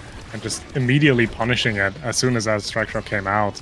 A lot of damage though now being dealt to Cardbox. Needs to be a bit wary of the edge there as the core bounces back and forth. Natty has a flip as well to use on the defensive end if they do feel like they need to use it. Core bouncing back and forth though now. Freezy with a beautiful hook will be able to find the first barrier. Are they going to be able to find the second one? Natty a bit late on the strike. Uses the flip to hold on to this point because they had to, otherwise the primary would have taken it. Second barrier now dropping as well. 2 open nets and an umbrella from Freezy will catch Barcode and the core perfectly as they take the second set. And now Cosmic Calamities is 1 set away from keeping up their unbeaten streak to go 6-0. That's right, and the potential for twin drive as well coming out from 3Z would mean so many abilities. I mean, I think 8 total, right? Considering if you use the ult from Kazan, we'll have to see if that ends up getting denied away, or if instead that will fall to somebody like Cardbox. But yeah, opting for the Demolitionist on 3Z, that extra size paired with the big fish is just going to be a big problem. That's going to be a massive problem, but I feel like an even bigger problem is allowing Shionzu to have something like the team player. We've seen how well he does use that on the Inkies game with the Kai beforehand. And also a third spark pickup for Joker is going to make sure that with the resilience, he's not going to die anytime soon. With the agility, he's going to be able to cover basically the entire map with just base movement speed sitting at 184. And then the strength spark, meaning that Asher is definitely going to be a KO threat as well, as the side of Cosmic Calamities doesn't really have any sustainability for themselves. That's right, and the sustainability will have to just be purely skill-based off of movement and just getting out of the way when you see someone coming. But in this case, we see the barrier drop already. 3Z, though, has so many abilities. He can just 1 versus 3 almost. Not quite finding its mark this time as the strike is a little bit too late. The Joker stuffs it through. Natty, no opportunity to burn that core flip as he was in hit stun the whole time. Nothing you can do against it. And yeah, looking back at these awakenings, like this has been such a fortunate draft for Showtime here. Being able, I didn't even notice it, but they also picked up Twin Drive for Barcode. That's gonna help you so much more in the defensive end there. Definitely, and we see it going into play already. I don't think there's been a time to set just yet. They've lost both the barriers. Although, potential caster's curse as the second one finally does fall. Jianzu's stuck in this corner with low HP, but the Atlas will be healing it up, and a beautiful strike from Cardbox keeps that barrier alive for a little bit longer. As the Joker canceling out that speed boost, does not want those forwards to have any control. But still, even on the low HP, Cosmic Calamities are a menace when it comes past the midfield line. Yeah, Cardbox doing such a good job using that Rasmus to hold on to control there. Gets taken out in the end as a lot of damage is continuously dumped into them. Barcode has to use the flip here as well to defend. Joker trying to get past Natty, but Natty doing a really good job using these abilities. Being a bit late on the strike there, though, unfortunately, and a nice hit from Joker will shoot that core directly into the net, as we're now 1 goal away from Showtime, forcing us into a set 5. A potential fitting end for both of these teams who seem so evenly matched. We see now Cardbox, thankfully not punished immediately, but will be a little bit later for hitting that one back into the net. And the Joker somehow not able to take that second one as Natty saves it again and again before it finally falls. And a nice strike shot from Barcode keeps things alive a little bit longer. But Cardbox is on low HP, and the Joker has almost double the HP of Cardbox. This time, an undefined amount as he's taken off the pitch. The Joker looking for the strike through. The flip coming through from 3Z to save it. Will keep it alive for a little bit longer. There's 1 second left before Cardbox comes up, but will it be long enough? It will not. Barcode, I believe, actually getting this one. Or instead, Shianzu. There's so many assists. All these players helping out to secure this. And sure enough, we go to set number 5 on game 3. I don't know how Cosmic Calamities held on to that point for as long as they did. If I'm thinking of something that's impossible to defend against, it's gonna be something like an Adrenaline Rush triple spark Joker, only being beaten out by an Adrenaline Rush 4 spark Joker. So, but definitely exciting as we're now going into this game 3 set 5, and Awakenings are dropping left and right. Fight or Flight being picked up for 3Z is going to allow to enable him even more speed going to Shianzu, a missile prop in favor of Natty.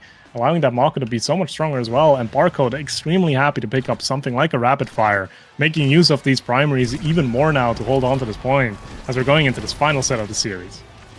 Yeah, 2 Speed Awakenings, though, on the side of Showtime is very scary.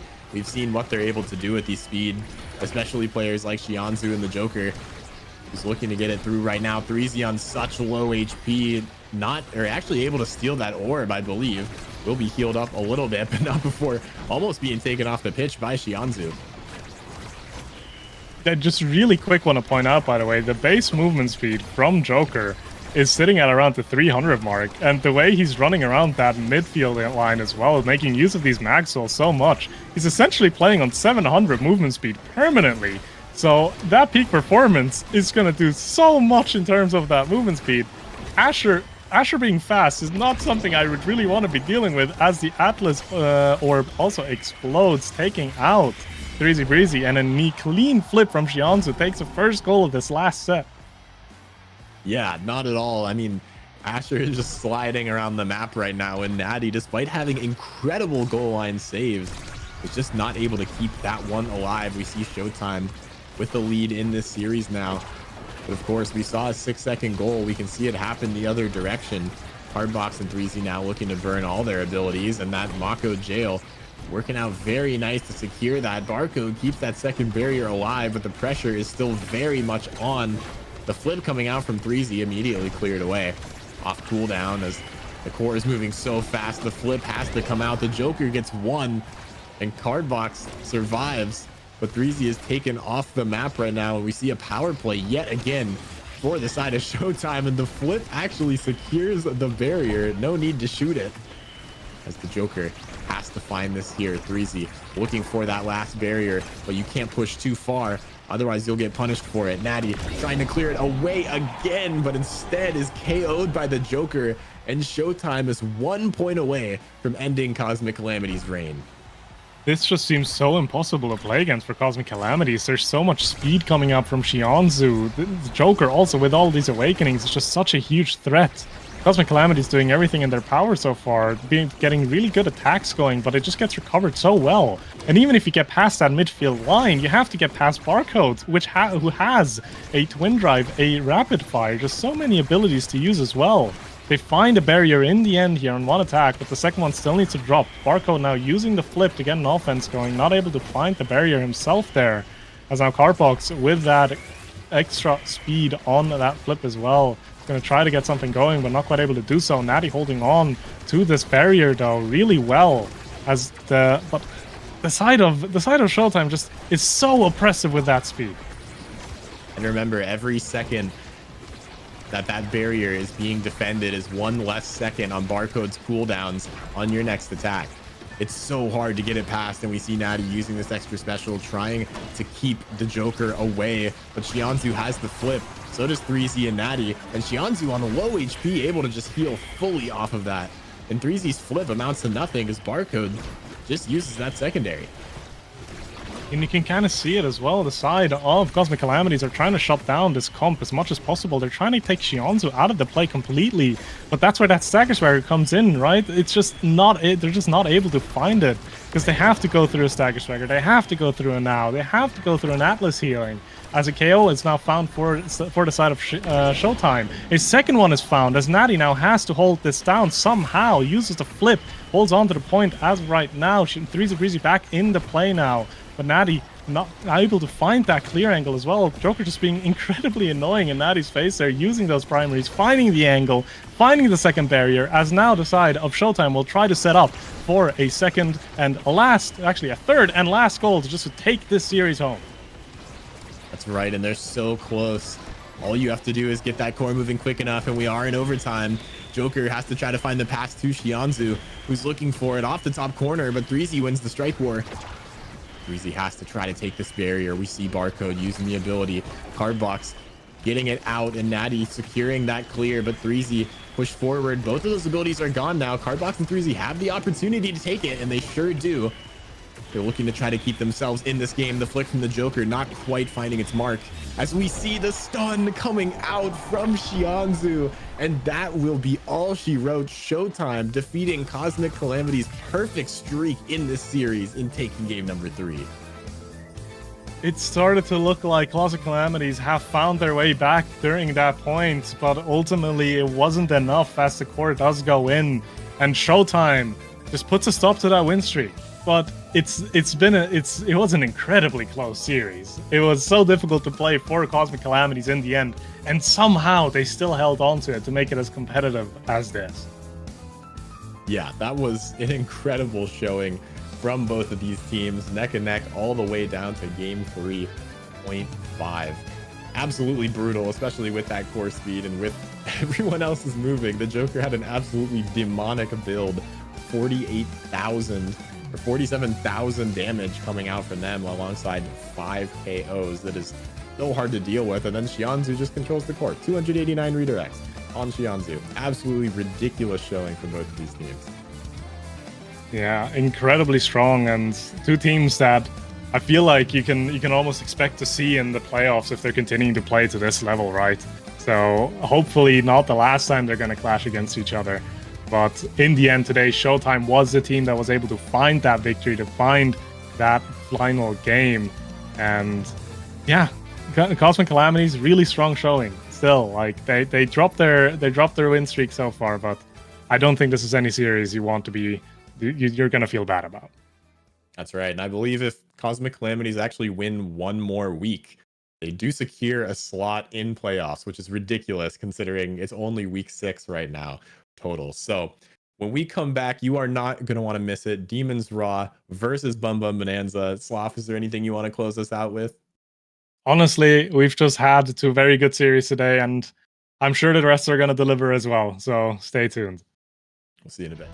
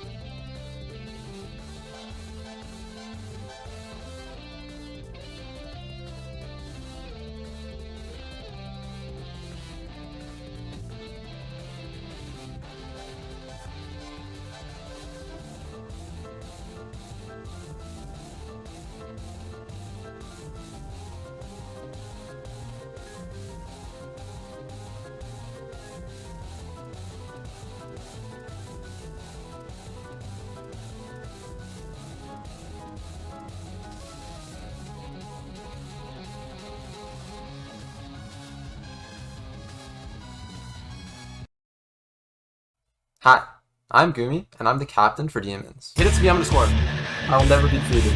Bomba, bomba, bomba! Huh? New? They call me the king of the West for a reason.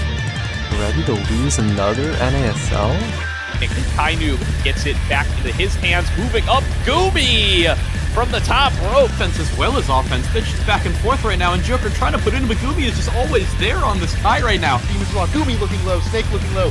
What a save! What a save by Gumi again! He's holding the barrier! Hold it down, Gumi! Oh my goodness! He just keeps holding the Gigaboss! Gumi! Hold it down forever! Thinking about Barrage. Thinking about Barrage, huh? Yeah, it's more than likely that he'll be able to put it in the net. I mean, Gumi's not so good at holding those nets, but instead it's going to be Gumi. Down to Gumi trying to slip up this iron wall defense. This Gumi somehow saves it off. Both Gumi is just 1v3ing. Judo Cloud for their hubris that they think they could score against him. Demons Raw will pick up their Dubu Cup title. There it is. Demons Raw are going to take out this. It's those small little micro plays that make the world of the difference. Joker waiting out the primary from Bells, and this looks like an unsavable goal right here. It goes past it all. Wait, hit it to me, I'm gonna score. Hit it to me, hit it to me. Trust me, trust me. Welcome to a new era.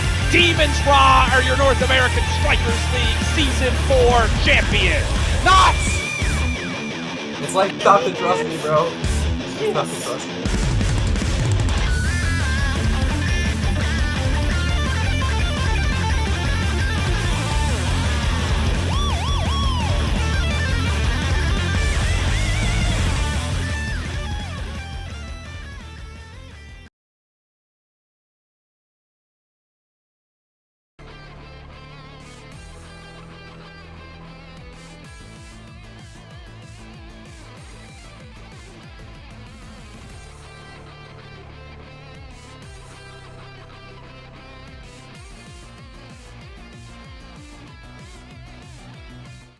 Hello there, everybody, and welcome back to the North American Strikers League. It is Season 5, Week 6, and we're about to watch Demons Raw versus the Bun Bun Bonanza. Bun Bun had a rough season up to this point so far, looking to still get some victories on the board for them, and of course, they have to do it this week versus our defending champions. My name's K-Bot, joined by Cloco today. How are you doing, my friend?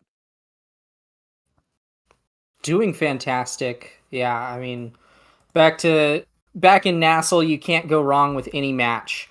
And certainly Raw versus Bun is going to be a fun one. It looks like we're headed to Night Market first, which was, if I'm not mistaken, Raw's pick for the map draft. Stacks and peaks start, so lots of speed at the disposal here. I won't be surprised if many of these players will be opting for peak performance just in an effort to stay alive. And to be clear, I'm pretty sure the no ban was just Demon's choice, okay? That was not like the TOs made them not ban. They just decided to not ban a striker, so that's on them. And of course, peak performance and stacks on stacks. We get another speed game, folks. Woohoo! Yeah, more speed. And as we get into this one here, of course, Kainu playing this Dubu midfield has been something that Demons Raw have been known to do, especially Kainu, Dubu, Gumi playing Era on Night Market in particular. We saw this last week from them. No real surprise to see it here as well. The effective ability for this Dubu to shut off one half of the map with the Tofu Fortress is not to be discounted, and of course has a decent bit of KO pressure, things of the sort there as well. At the moment, it's going to net Demons Raw at least the first two goal barriers. Liari going to come in on the Flying Phoenix, and Lilybum's going to pick up Firewall Sentry here, but no one really has the opportunity to score quite yet. Kainu, Snake both approaching. That'll force the energy burst, but now Snake steals it right away from Scyther to claim the first goal. Yeah, I will say, I'm pretty sure Demons probably would have run this comp regardless of what Awakenings showed up here. but certainly if there's any start that you want to see with this Era double brawler comp, it's speed. I mean, immediately right out the gate, along with the help of this Era speed, they're able to just take over that top lane, and it's only through some good defense on the part of Bun that their barriers don't get taken there, but it's only a few more seconds before it goes down. I'm sure we're going to see a lot of barrier bursting like this from Demons this game. Gumi flying in on this Era, covering the top side of the map. Demons really want to try to score here. Snake is forward and will win the strike war to take the goal. And again, there's Gumi. When you saw the video play right before we went into this match, very aggressive, very far forward, in your face in terms of playing the goalie. And you know, the Era pick, you don't think of something that's going to play super far forward, but any character that Gumi plays is going to be on the other side of the map at least some point, probably for about 20% of the game, as you see him hover over the midfield line. And Demons commanding presence here early in this first game. Yeah, another big thing that we're seeing here is that Liari is actually having to come back on defense, which means that Bun is losing control of the speed gate as Kainoob pops the goal in right there, a 3-0 set for Demons. It's really, really tough for Bun on defense. They have to commit a lot of stuff, which just allows Gumi to take control of the speed gate. That'll be a Kainoob set MVP here. Lots of fantastic stuff on the board. In particular, I'm eyeing Catalyst and Unstoppable for this draft as kind of the big wins, but it'll actually be a Timeless Creator pickup from Kainoob, wanting to lock down those lanes even more, just like you were saying, K-Bot.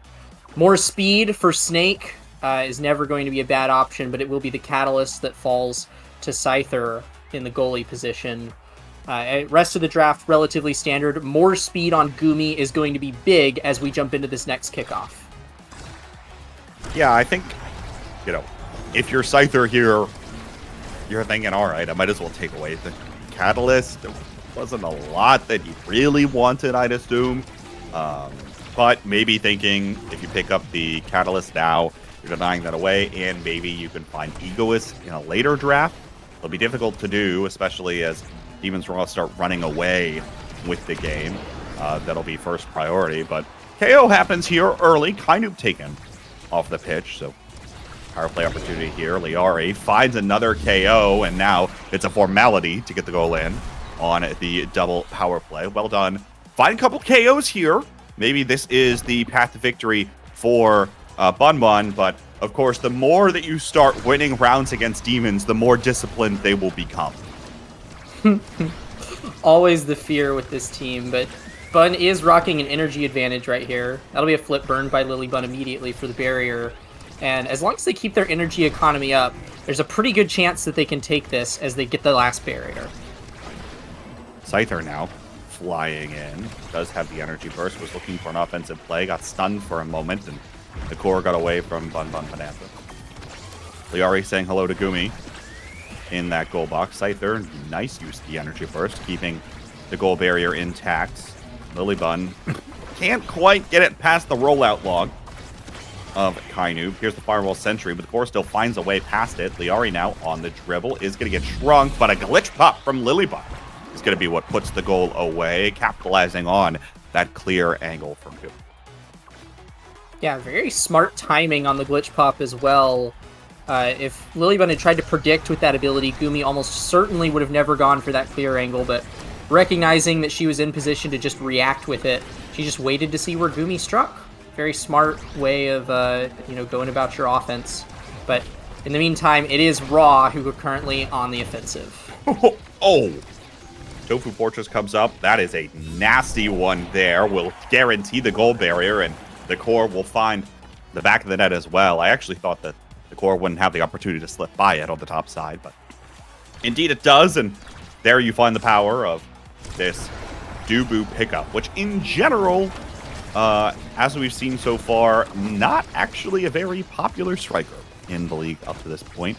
A 5.64 pick ban presence heading into the day today. I imagine that most of those picks actually are, at least half of them are probably from Kainoob on a very similar idea here. And worth noting, of course, that the presence Kainoob has always had in the league has made him the all-time assist leader for the North American Strikers League. Currently sits at 367 entering the day-to-day, which is 4 ahead of the next closest, who is Vaughn. Snake, beautifully done. Find the energy burst there, and will send us to a 5th goal in set 2. Yeah, 5th goal and a reset onto the stacks on stacks of Scyther 12. Gumi, on the other hand, still rocking the full stacks. Only 1 KO. To my knowledge, there was just that 1 double KO found early on in this set from Bun. But they haven't felt like they've had the same amount of momentum yet. Like you said, Demons could just turn on the switch if they really want to. But we'll see if Bun find a way to persevere in the final point of the set. I knew so much speed out of the Dubu, especially when it's boosted up by the Flutterfly. There's the energy burst, denied away by Lily Bun. Maelstrom comes through. It'll clear the way for the goal, and now we'll take Liari off the pitch with a KO. Power play opportunity here. Kainu drops back, midfield line. Oh, we're going to slip past. Looks like the goal barrier is going to get punished by Lily Bun, and now just buying a little bit more time. Beautiful Strike War win from Liari. Now we'll take it away from Kainu, looking to try to take this one herself even. Can't quite find it as everyone else joins the party, and Snake finds the KO. Still, the power play continues here for Demons Raw, just when you thought the Bun Bun might have had an opportunity. But they're winning their Strike Wars up to this point. Couple of nasty clears from Scyther to get it away from this barrier. Playing incredibly well this point. Bun Bun definitely want to try take the set away. Try to build up some momentum with some early Awakenings carousel picks, but open goal gates on both sides now. Giga Blast goes wide. Snake is there, and it bounces off the far post and in. Not exactly the angle you wanted to see if you're Scyther, but it'll mean Demons Raw is up 2-0. Yeah, I mean, Scyther is putting out some seriously impressive defense, but if the core never leaves your side of the field, what are you really defending? And, I mean, that's an answer that Bun's going to have to find if they want to try to reverse sweep this game. 1-2 punch on Snake is going to make that difficult. Kainu and Snake getting so much speed and KO potential out of this draft is just going to enhance what they've already been doing this game to such a higher degree. I will say, for Bun, some nice purchase. Maybe, the extra speed on Scyther is going to give them a little bit more of a midfield presence, kind of allow them to go up and control the speed gate like Gumi's doing. You'll see him grab that on kickoff right here. So yeah, we'll see if Bun is able to kind of get out of their own goal net and really apply some pressure this set, because that's what they're going to need if they want to turn this around. Likely going to need a little bit more control overall. Back to the fundamentals of what made this Bun Bun team incredibly good in seasons past, back on their former roles. Was the fact that they were able to control the core so effectively, keep things tight, keep them incredibly close-knit passing play. But Kainu's Dubu poses a significant challenge to that idea, no matter how you slice it. Just with the amount of hitboxes that the Dubu could just roll out for free, next thing you know, you find yourself KO'd with something janky because you just weren't expecting it at all. And so Bun Bun really has to try to keep that one up. And I imagine that's what Scyther's thinking when he picks up the aerials. If I can pick up a little bit of extra speed, a little bit of extra, in addition to having the projectile range, maybe we'll have a larger presence on the map, but has been able to keep the core out for now. Snake closing in. Kainu comes up just shy, and everyone is there for Demons Raw. Once again, it's a party in the enemy goal box for Demons. They're 2 goals away from winning map 1. Watching Kainu cook on this Dubu, I can't help but imagine him as just Demon's second goalie in the midfield. I mean, we're used to seeing Dubu in the goal box, right? But Kainu just does not let the core get past the midfield. And you know what? If he slips up from time to time, you got a whole other goalie waiting back there in the form of Gumi. So yeah, it does just kind of feel like a possession powerhouse game for Demons. And if things go the way they've been going, I'm sure this game won't last too much longer. And that's the other thing that makes this Demons Raw composition incredibly strong on Night Market in particular, is if you've basically got 2 goalies, you can put one of them on the top side, one of them on the bottom side, and the core doesn't go past the midfield line unless you find a KO against this team, which Bun Bun did for, what, maybe 1 point, but hasn't been able to replicate that level of success. Liari, oh, awkward bounce off the split barrier means the possession goes right back to Demon's Raw. Now, though, Liari finds the double.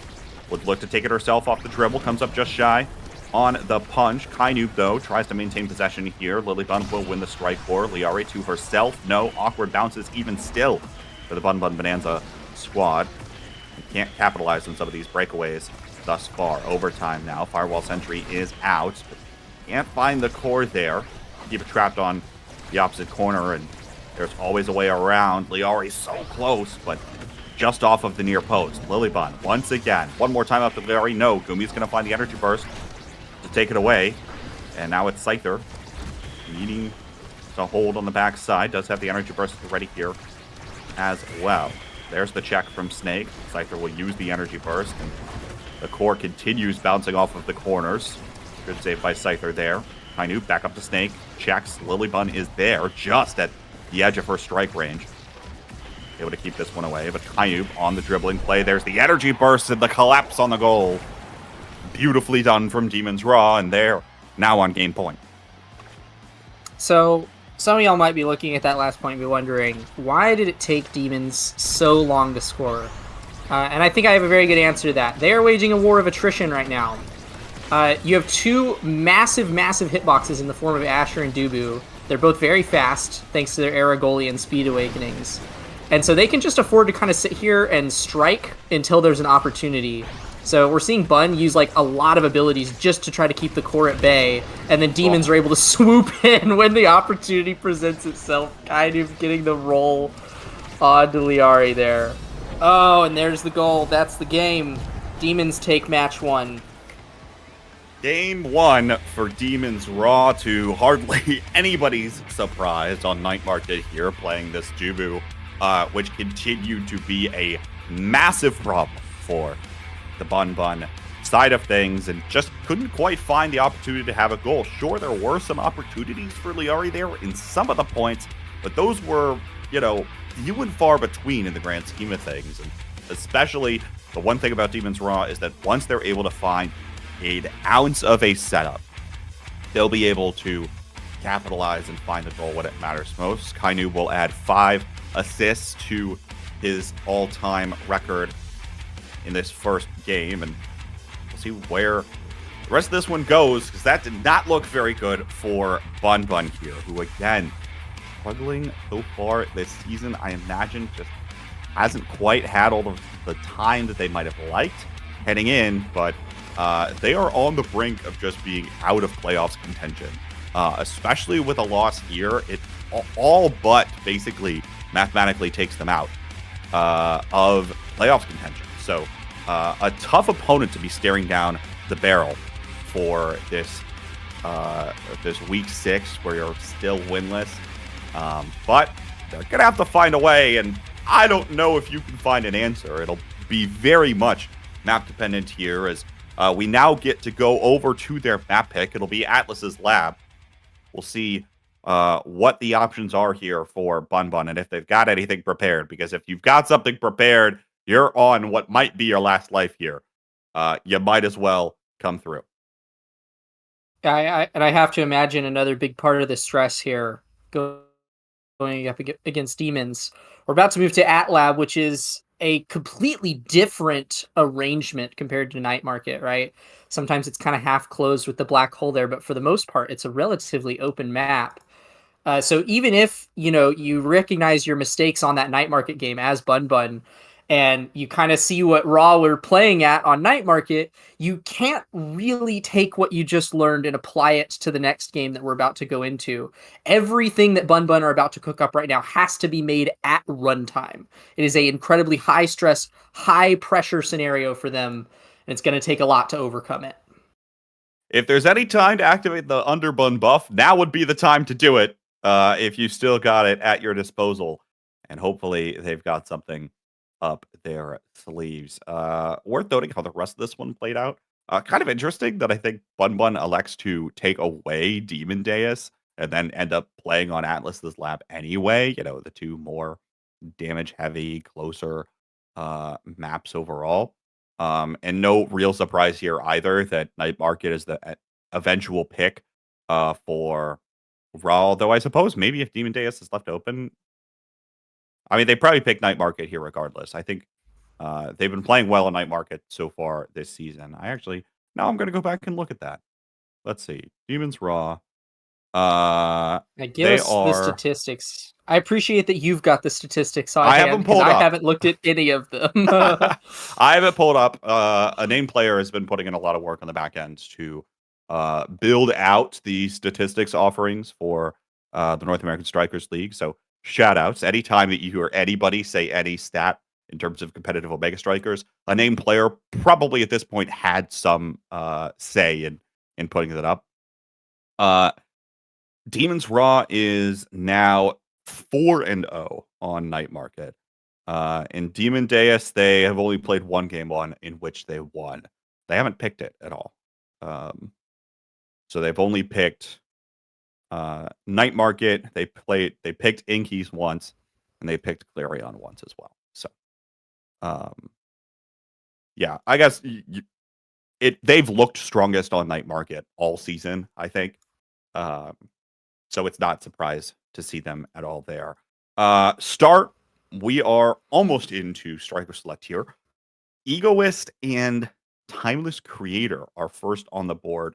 Egoist right now, by the way, sits at the top, having the lowest average pick slot. So if you were to rank every Awakening based off of when they, on average, got picked over the course of an Awakenings draft, Egoist is picked average at 2.42 on that slot. So expect to be seeing a lot of energy bursts here, folks.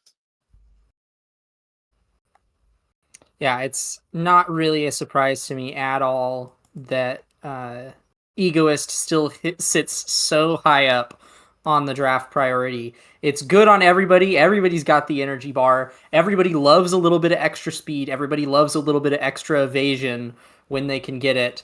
So it is just a universal utility item.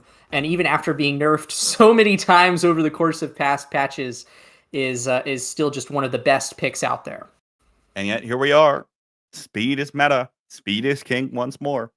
And so what better Awakening it is to have that speed in there as well. Finally, into Striker Select, it'll be Bun Bun banning away Snake's X in the Juliet ban from Demons Raw, targeting Liari in specific. Of course, Liari does have a couple of other options that she could go over to, but has been playing the Juliet for comfort in the brawler role for most of the season up to this point. And so we'll see what else happens here. It's the rune pick first. I didn't know anyone on this team had a rune. Yeah, if I'm not mistaken, I believe Lily Bun. Actually, I've seen all three of them play Rune. I can't remember how serious those matches were when I witnessed that. So yeah, I'll be honest. Your guess is as good as mine as to who's going to be feeling that today.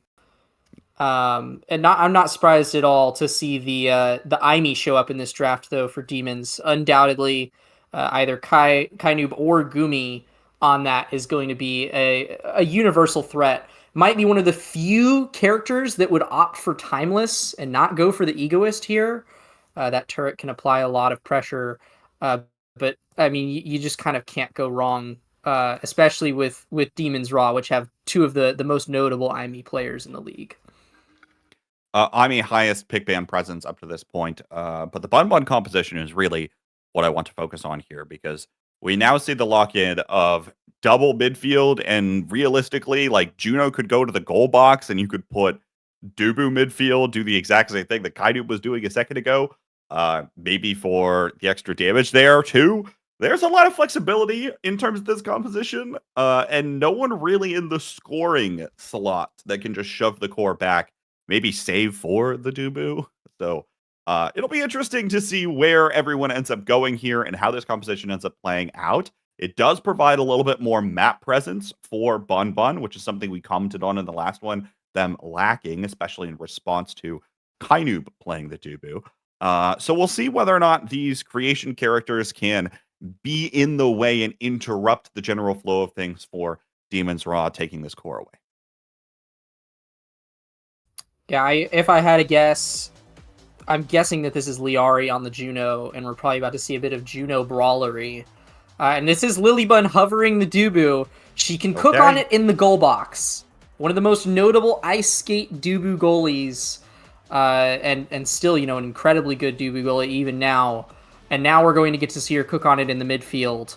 And we've got a Rune in the goal box with Scyther 12. I haven't seen Rune goalie in quite some time. It's certainly an unorthodox pick. Somebody call up Megaverse for the Rune in the goal box. Slick kicks are the option for both brawlers.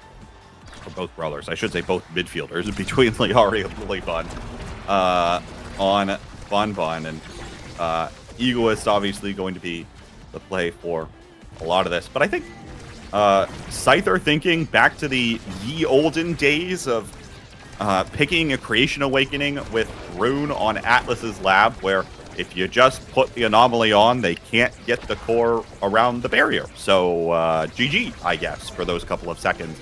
Although, have to be careful here, as once again, if you give them an inch, they will take a mile. Here comes Demon's Raw, roaring right back to take the first goal.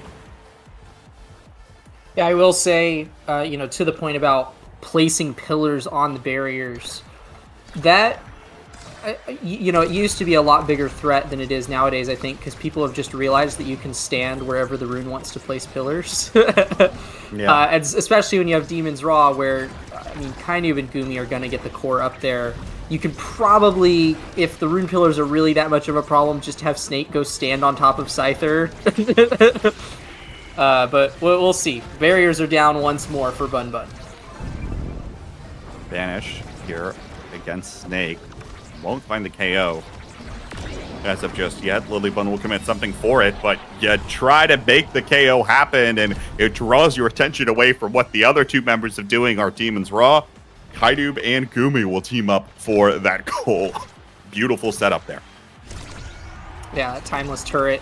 Always a doozy. I noted that Timeless would be one of the few ones. What a double barrier. Was that a flip from someone? I couldn't even tell you how the core managed to get there. Yeah, great question. All I know is that it feels like Demon's Raw are playing on a different level in comparison to the Bun Bun roster today. There's the energy burst to open up the goal barriers here again. Liari tries for the goal there with the fling, but doesn't get it. Firewall Sentry is out here as Demon's Raw attempt to create some pace on the top side of the map, but are denied. And Lilybun drops all the way back. Now looking for the passes back and forth. Back to basics here, maybe for the Bun Bun Bonanza. And now the rollout log is going to get interrupted by Snake. Lilybun in trouble, could be taken away. Beautiful setup there from Scyther, just preventing any option from Snake. But now low on cooldowns, and that's going to be just the thing that Snake needs. And it's an easy flick for the goal. Yeah, a big thing that is contributing to Raw's success right now, especially in this match. They've got so much damage on this Aimi and Zentaro, and I'm sure that we're about to see more of it with this draft. So many heavy hitting awakenings here. And they'll just sort of play the core to the side of whoever has the least stagger, the least evade. In that case, it was Lilybun. And she was just quickly taken out of the play, because they can just send the core in her general direction and then kit dump her. With Deadeye on Aimi, that's going to become even more of a threat now. Obviously, an incredibly high damage awakening, and that goalie can always save abilities to just dump out damage whenever they're needed. But Bun do not come back from this draft fruitless. At the very least, perfect form and some sparks heading their direction for some future scaling opportunities, as well as Scyther having a lot more defensive cooldowns. It's not going to save them from a Snake Onslaught, though, as both barriers go down very early. You can say all you want about the creations for Bun Bun, but the second the Demon's Raw can get set up, especially Gumi in his offensive play, with a Firewall Sentry cutting off half the map and creating basically an impossibility of a problem to get the core around, it's looking pretty doomed. The pace, again, that Demon's Raw is playing with, often taking both barriers away in the blink of an eye. Something to be quite astonished by. Snake in trouble again. Lilybun in pursuit of the KO, but now is out of cooldowns, and just Gooby comes right in to punish immediately. Cyber Swipe, Energy Burst, and you're taken down. Snake drops back, just looking to heal up. Liari is next on the chopping block here. The anomaly gets in the way, but it's a pass right back to Kainu. There's Liari, excuse me, getting KO'd. Scyther finds the defense to prevent both barriers from going down this time, but even still, Demon's Raw now only on one energy burst, looking against Kainu. The strike shot doesn't find the KO just yet. Lavo is there, Liari kind of in position. Here comes the special as well, but it's just not enough right now. As both Kainu and Gumi are dropped back. Holding the line. Here's the energy burst. Scyther tries to get it out of there, but Snake is still in position. Kainu flying in. There's the shadow swap here for Scyther. Double banish. Well done to find the hold. There's the gold barrier on the other side of the map, but Lilybun can't create any offensive play, and Scyther is just a little too late. Yeah, Gumi actually being all the way on the other side, dropped the eject button. It was Snake who was staggered all the way back in the other side of the goal box. There isn't any KO confirmed pressure for Bun's comp, like at all, really.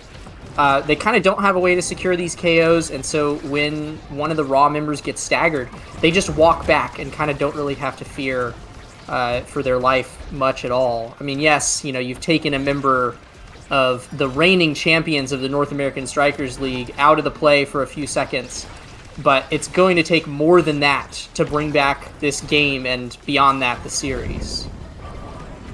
Vanish is out here. There's the KO as the Summer Assault is found against Kainu. Power play opportunity here. Liari with good coverage on the Blobos. Lily is in there. We'll find both barriers. Open goal gates now, but the energy burst is out of Snake. Blobo is going to intercept. What was that interaction? I need to see that one in slow motion to figure out what just happened. But somehow the Blobo is there to just take it away from Snake. Yeah, I think it was just a primary in between where Snake dashed and where the core was. Just caught it before it ever reached his dash. Forward in the net moment, but Bun are making progress this set. We'll see if they can keep up the momentum. Vanish is out here. Scyther's gotten a couple more defensive plays out. Liari looks for her own Blabo. It despawns, and the gravity well will be activated. Now finds the Blabo to get it around Gumi. Lilybun, offensive play. This is what you want to see with the Dubu in the midfield. And now, beautiful passing setup. Liari will bring it to herself and find the Blabo bounce for the goal. Bun Bun suddenly with a little pep in their step. Yeah, they're not letting Raw rule the field anymore. In particular, they're making them split their attention. If you want to go, you know, wail on Lilybun and try to KO her, you're going to have to also simultaneously deal with Liari. Like, even as Lilybun gets KO'd here, Liari was able to run up the field, grab a barrier right there. You know, it from time to time, at least, you know, they are going to get some nice plays off of that. But if they can make it consistent enough, Bun Bun might still have a shot here. Snake doesn't let the interruption to his play this time, and that vanish for a couple seconds completely ruin his mojo. Although Liari, oh, so close, has to use the dodge to get away from Snake. The anomaly was out. Lilybun now looks forward to Liari. Blabo comes in just a little bit too late for the pass to herself.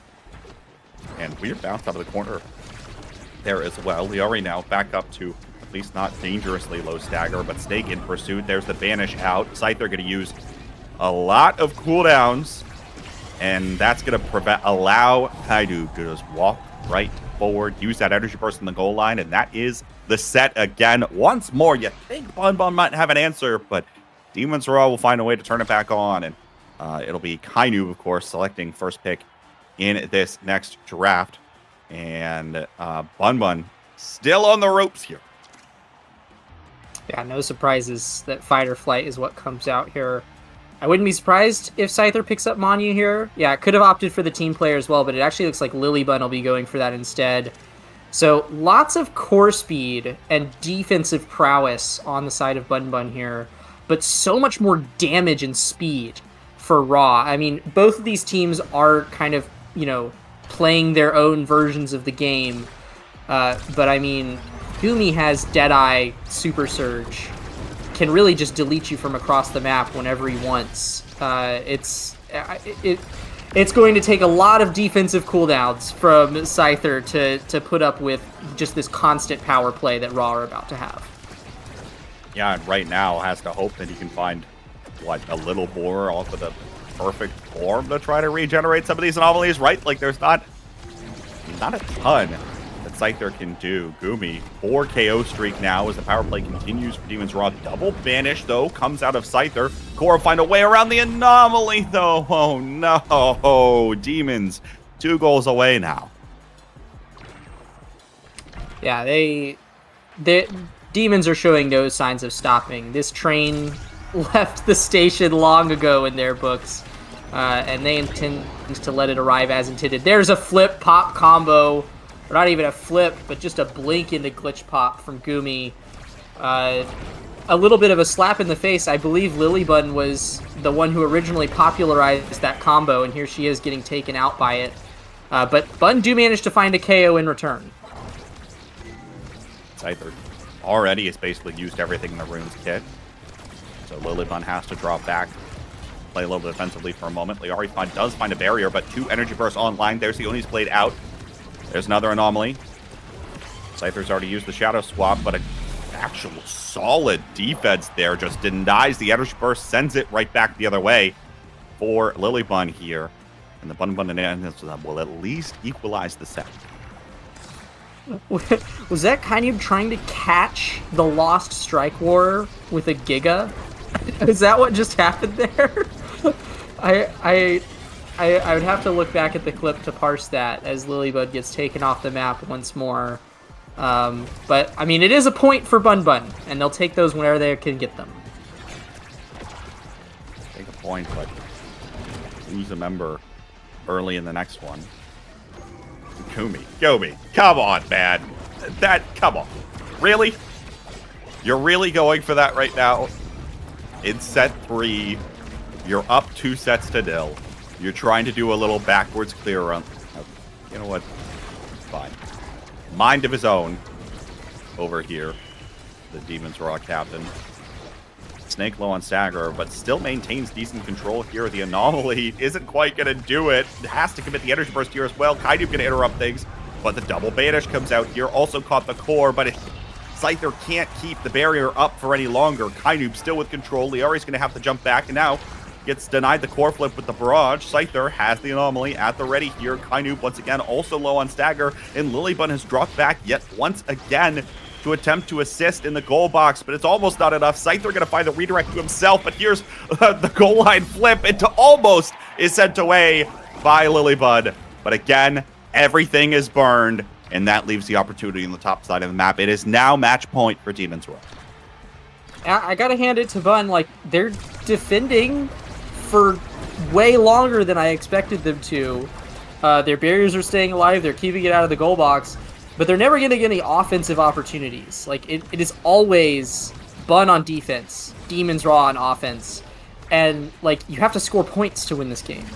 Many people are saying this, that you have to score goals to win Omega Strikers. And defense is just not going to do it. But they get the goal barriers open somehow. Bun Bun, another chance at a miracle. Snake taken off the board here, but the KOs are traded. And barrier advantage to Bun Bun. Kainub was just happy to sit here. Oh no. Own barrier take. That one's brought away. Kainub has enough speed here to just dribble it to himself. just playing his own game right now. How long can I walk with the core, really, on this Kai? There's the energy burst immediately denied by Lilybud. Here's her own energy burst. Tries to check Gumi, but Gumi pops back with the eject button. Oni's blade is out. Kainub takes it himself. Cross up to the other side. And Demon's Raw will advance to 4-2 this season. Yeah, I didn't take a look at the predictions beforehand. Did we even run a prediction? Yes, we did. And 89% Raw is not a surprise there, watching the series that we just did. Yeah, honestly, I'm surprised that the stat lines aren't even more disgustingly in favor of the Demons. Kainub, 174 redirects, kind of says it all when you realize that Gumi actually has the least in the lobby at 81. That guy did not have to touch the core. He was able to just sit back and deal 25k damage with Deadeye Super Surge the whole game. That's all Gooby really wants to do anyway. So. Yeah.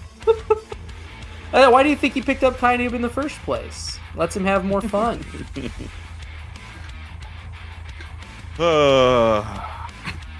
Well, that's that.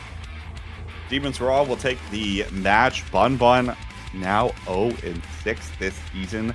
I think unlikely, if not impossible, to make playoffs at this point for them. So they'll just look to try to finish out the season as things stand. Demons Raw have yet to face Bozo Bunch, Sad Boys, and Showtime. So incredibly tough back half the season for this Demons Raw lineup.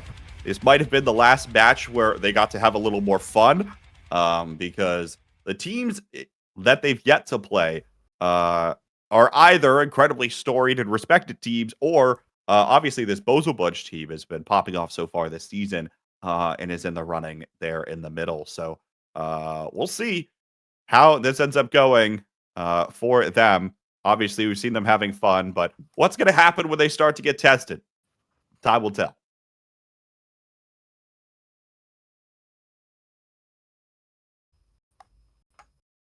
Well, with that, we will take a quick break. Don't go anywhere, folks. We'll be right back on the other side.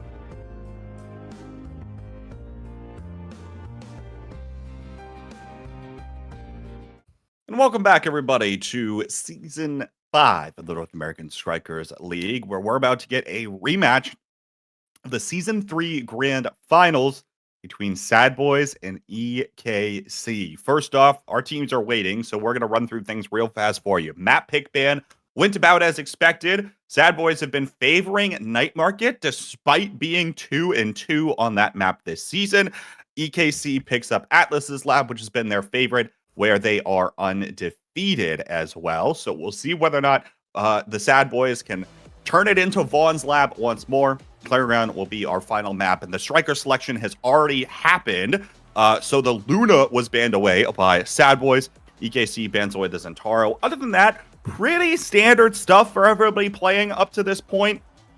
Maybe the only real note is that the X is picked first by NXCD, despite the fact that he's been popping off so far on the Juliet. The Julie will instead fall to Bells as pick 6. And with the Luna banned away, Katsuna opt for the Era above all else, which is a little uncharacteristic of him overall. I will say that Katsuna in particular has had a lot of success on Era. Maybe that's just because he's one of the few people who still plays the character. She's not picked that often, but Katsuna has a lot of experience on Era. And Era X is kind of a return to the classics, right? Meanwhile, I would say that the boys are kind of running the new age comp. I mean, this now goalie has not been a thing for very long, but still provides, the same sort of speed boosts to your team if you can use them instrumentally. And with the speed meta right now on classic pick on the Kai in the midfield slot, peak performance is the pickup for almost everyone, with the exception of NXCD, who will take the prize fighter. Back in my day, prize fighter starts for somewhat fun because one team would often pick all prize fighter. But I suppose with the other one is peak performance, which has potential to even scale even more as the game goes on. Probably not where you want to start things off, but as we get started, it's EKC taking both goal barriers first, and Katsuna doing a great job so far of cutting off passes up to Bells. You already lose, gets involved here on the lifeline. Bells will find the barrier.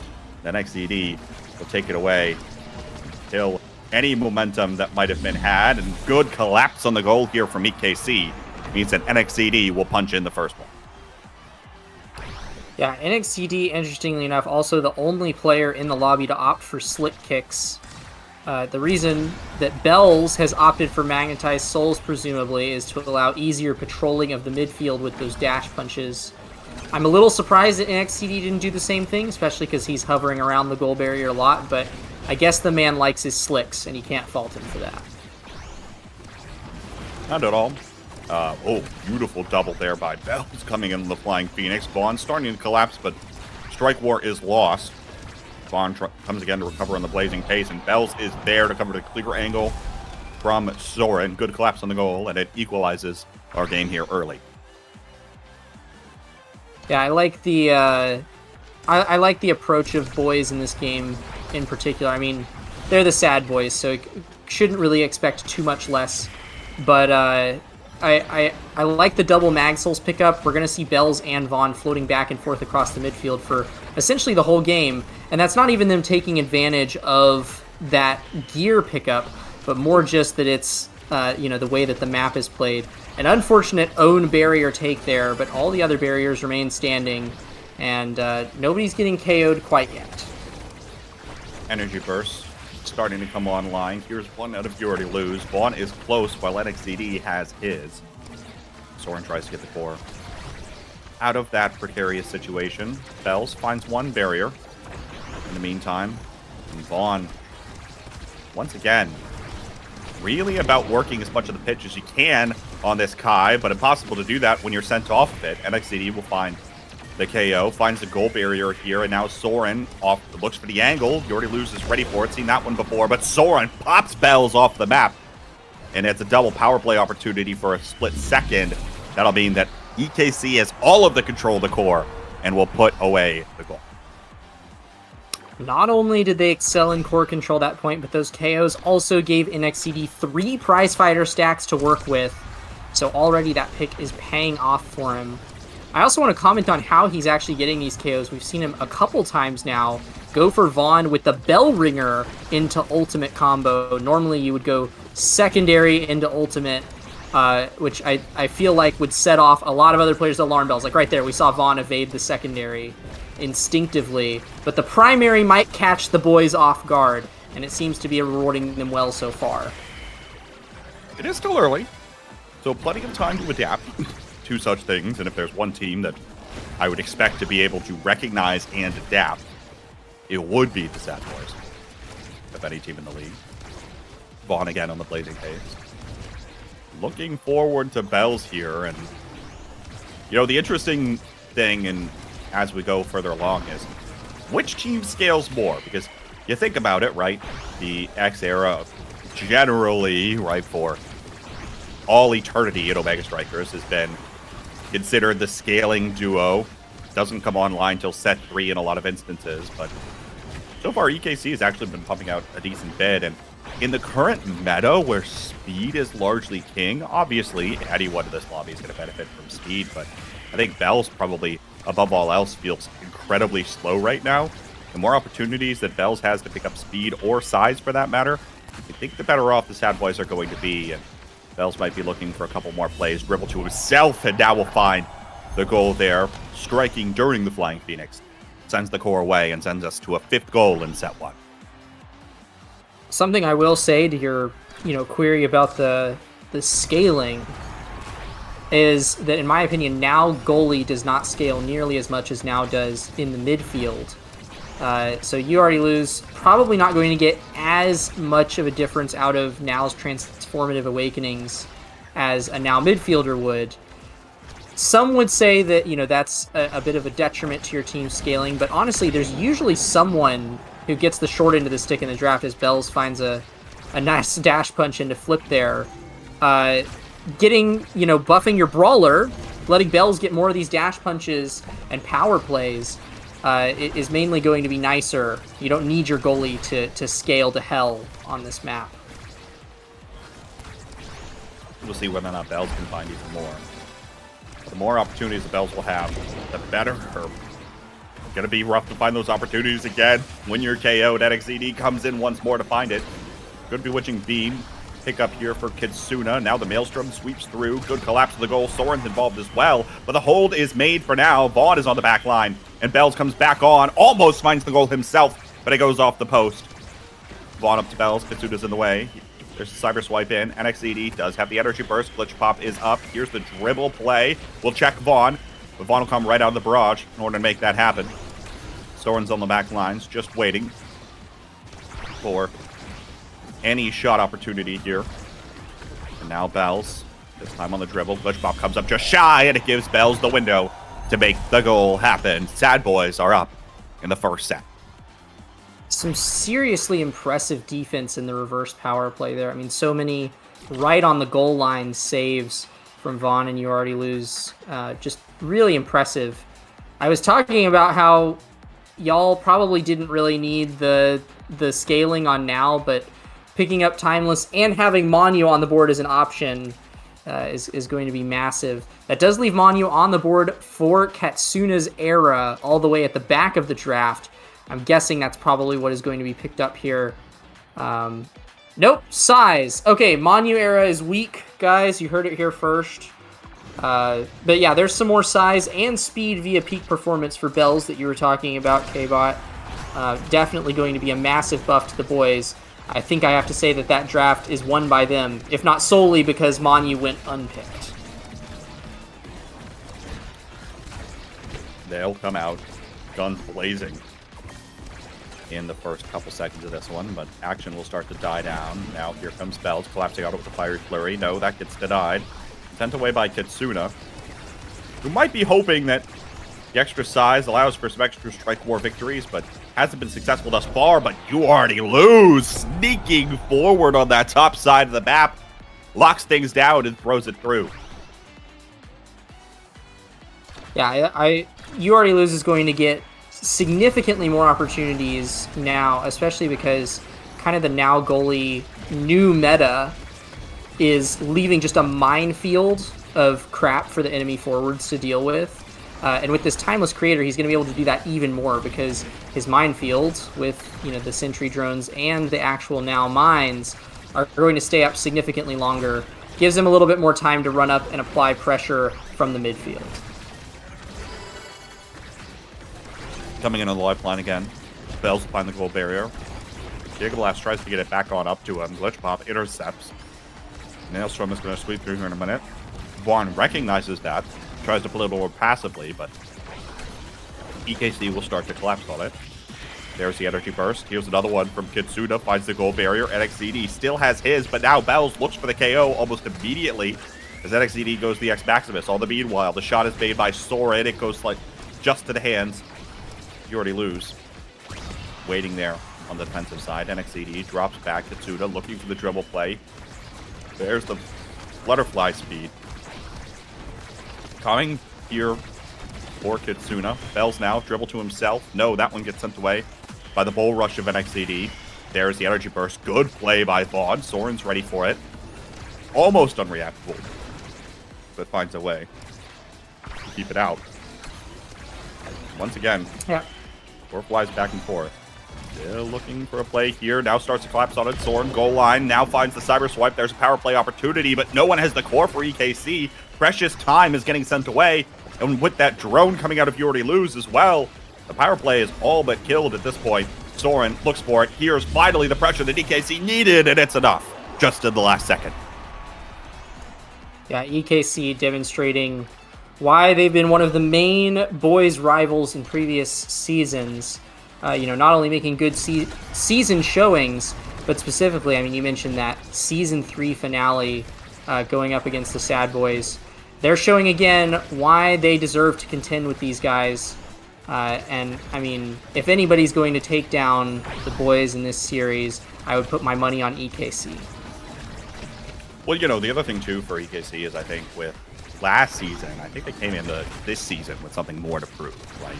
And I think for these players, they're not in the same breath, right? You always hear it's Showtime, Sad Boys, Demons. Okay, great. But other teams have had successes, and I think EKC is one of the teams this season that really wanted to grind, really wanted to show that they have something still left in them. They have more potential in this roster, and they continue to demonstrate and show that every time they play. They find a strategy that allows them to be successful on the pitch overall.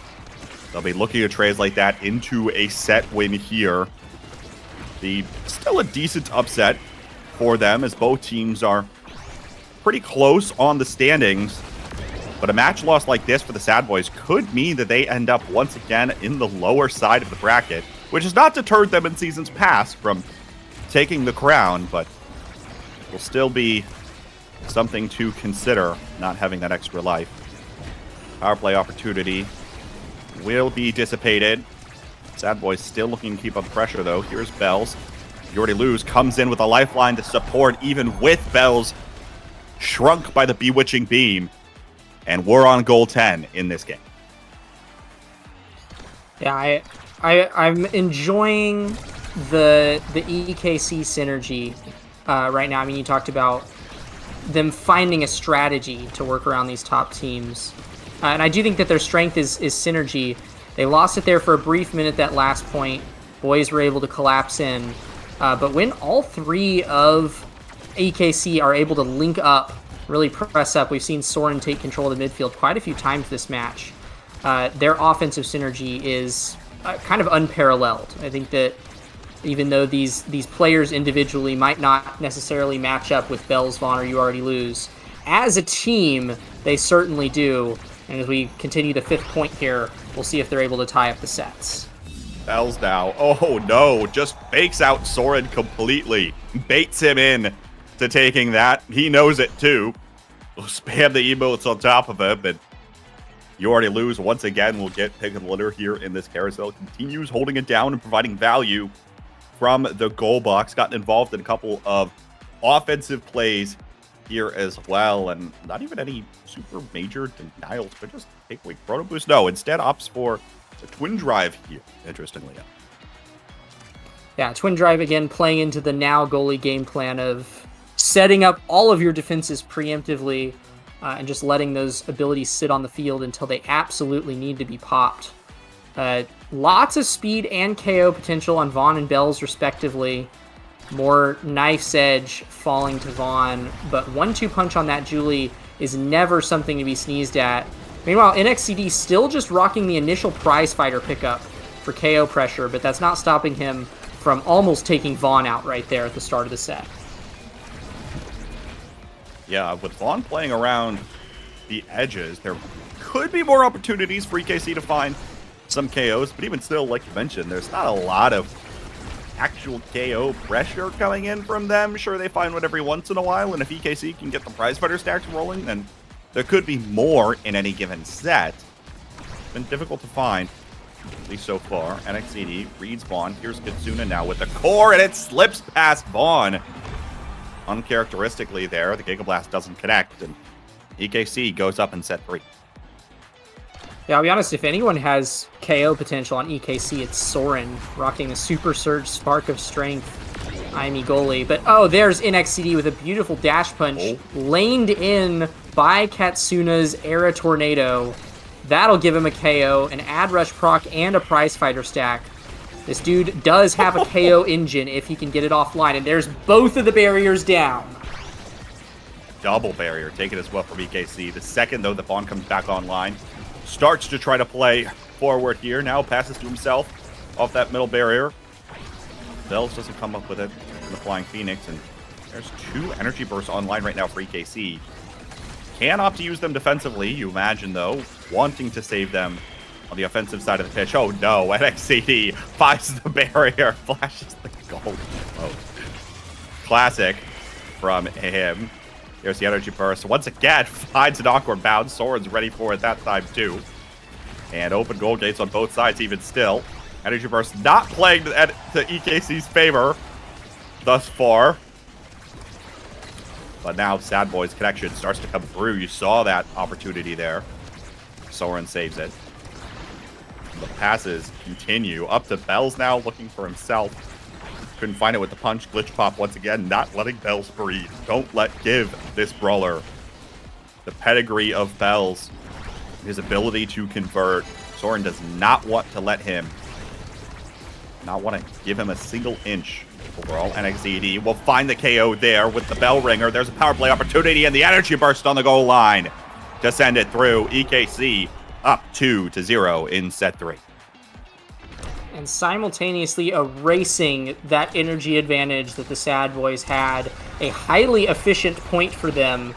Also maxing out those prize fighter stacks for NXCD. Essentially everything that EKC could have wanted out of that point, they got. And as they have a 2-point lead in this set now, it's prime time for them to take a set in the series. Yeah, but I've seen Sad Boys come back from these before. Plenty of times have they had the opportunity to do just that. Vaughn looking for Bells on the top side, but really doesn't want to just send the core across. Afraid of any potential thing that could get in the way. Glitch pop there almost backfires, but actually ricochets off the back wall. NXCD with another KO. That's a 4 KO streak. He's on 3 prize fighter stacks for this set. Vaughn in the way, though, of the connection towards the goal. NXCD almost on the energy burst. Bells maybe looking for the KO out of the Fire's Flurry, but no, not that time. NXCD lunging forward. Not there in time to make a play off of Kitsuna's energy burst there either, but now pops the X Maximus and Vaughn is down once again. NXCD has had the Sad Boys midfielders number in this game, or at least in this set, and a nice passing play to finish it off for BKC. The first set only a 3-0, but they'll take that set and win, and they're building a lot of momentum here heading forward into the later stages of this game. Yeah, I mean, you said it at the start. Both of these teams have a massive potential to scale, but certainly Era X is kind of the notorious scaling comp to rule them all. With perfect form on this X, NXCD is just going to have constant cooldowns to oppress, in particular, Vaughn even further. I think it's very smart that Ketsuna is denying away that stagger swagger to give Vaughn even less survivability to work with. He'll opt for Missile Prop instead, and it'll be Bells who ends up picking up Catalyst. Egoist is still on the board, so still a little bit of scaling opportunity for the Sad Boys, but with Soren threatening a triple spark in next draft, and the Era X scaling already online, it's looking better and better for EKC, more and more scary for the boys. What's worth noting too, with Soren having 2 sparks already, Spark of Resilience is the only one that hasn't made an appearance, and that no one's picked up yet. So, Soren started with peak performance as a starter awakening, so if he picks up Resilience, that's even more speed for this goalie, and you'd expect that the IME would go for dash range at some point, but I think in the next draft, probably will have the opportunity to take dash range or that final spark, meaning that if this goes to 5, Soren will be feeling quite comfortable. Finally, NXCD in the interim has been taken off of the pitch, and that will neutralize the prize fighter stack back down to 1. And goal barriers still remain online for both sides. Kitsuna almost taken off the pitch, but finds the core flip to the corner of the barrier. Bells responds immediately on the other side. Cyberswipe almost takes Vaughn away, but there's the fiery flurry from Bells, trapping the core and trapping Soren. Bells knows it too. Might be trying to play mental warfare here against Soren, interestingly enough. And the Sad Boys on the goal. They've got 2 more to take game 1. Yeah, boys are in line to take it here if they can keep the momentum up. Certainly, NXCD probably the biggest obstacle, but they seem to just kind of be ignoring NXCD, going for barriers immediately. Bells on the offensive, will just strike. Soren not in position to catch it. That's boys on game point now. Game point for the Sad Boys. You know, the other comment worth noting, you already lose picking up the extra special in the last draft. Means that the lifeline, he'll now have the opportunity to get involved even more on the offensive side. But Kitsuna, double barrier, right off the rip here in this last one. Bells finds it as well. Might have bounced off. Does have the energy burst here. Try to keep this one away from Bells right now is the game plan, but oh no, he still has it and finds it up to the top corner. Sad Boys will take game 1 despite even how much EKC attempted to do. Well done by them again. You notice it time and time again with this team. The level of synergy that they have with one another, their ability to find the passing plays, and then their ability to execute even despite when the odds look against them. When Vaughn continuously gets KO'd by NXCD, even still, he'll find a way to get the core up to Bells later on in the game for Bells to put it away. Yeah, well, and not only is Vaughn kind of the master of finding these highly unconventional pass angles. I mean, we saw it multiple times, dribbling off the wall or even the night market barriers in the middle to get it up to his forward. But Bells also, just as a result of playing with these teammates for so long, instinctively knows how they want to get the core to him and is able to position perfectly to receive. So, I mean, it's not like these guys are reacting to one another's plays on the fly. It's more like the Sad Boys is a hive mind of pro Omega Strikers players sweeping across the field to claim their victory. Certainly never gets old to watch it. No, it does not, and it's been rough so far this season for the Sad Boys. They're currently sitting at a 2-3 record. Win here would put them at 50-50 on the season heading into the final 3 matches. Some of it has been due to subs. Some of it, of course, is the traditional Sad Boys. Like, we're not going to take the season as seriously heading in. And then it starts to ramp up towards the later stages of the season. We might be seeing some of that now, although I imagine when we come back from the holiday break, it'll come in full effect there as well. But worth noting, of course, that was game 1. That was on the Sad Boys map pick of Night Market. We now go to Atlas's lab. EKC, up to this point in the season, is 4-0 on this map. EKC has already played against Bozo Bunch, Showtime. Who else did they play so far? Where's their other match? And they have played against Demons, and they remain 4-0 on this map. So we'll see if they're able to pull it together for this next one, and could honestly depend on how the draft goes. I think one pick to watch out for, and one pick that I think both teams have been favoring here quite a bit, that we've seen rise up and a decent bit of priority, is the rune. I would not be surprised to see Kitsuna on it at all. And I know Vaughn has a rune that he might just consider playing and taking it away from Kitsuna, keeping the Luna ban, taking that rune away, and then maybe Kitsuna has to go back to the Era or goes back to the Juno or something of the sort. Doesn't have a lot of options there, maybe, but even still, of course, Kitsuna is going to be a presence to work around. It'll just be a matter, I think, of where this rune goes as we look at this. Yeah, Rune, it's nice to see him back at the forefront. For so long, you were trolling if you drafted Rune. But several players, I mean, we just saw Scyther on it in the goal box in the last series.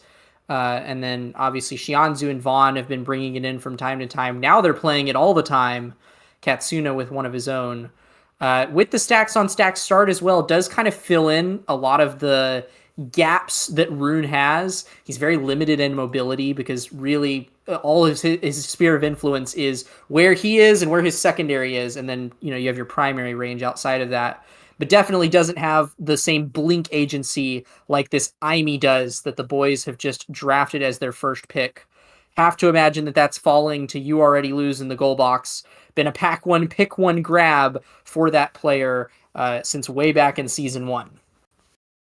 Aimi, also the most popular striker so far this season, has almost a 50% pick ban rate. I imagine after the day today might be over that 50% mark. And now we see that now picked up on the other side of the pitch, this time for EKC, that has potential to go to the goal box for Soren as well. He's been a proponent of that pick for some time.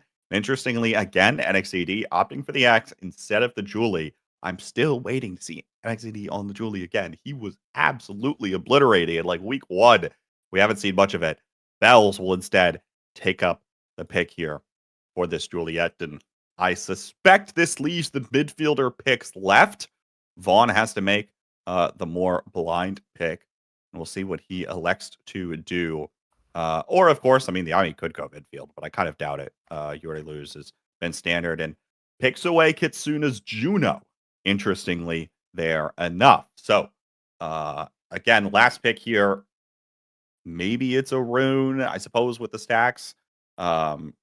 Could look towards something else with the missile propulsion start, but kind of unlikely in the grand scheme of things.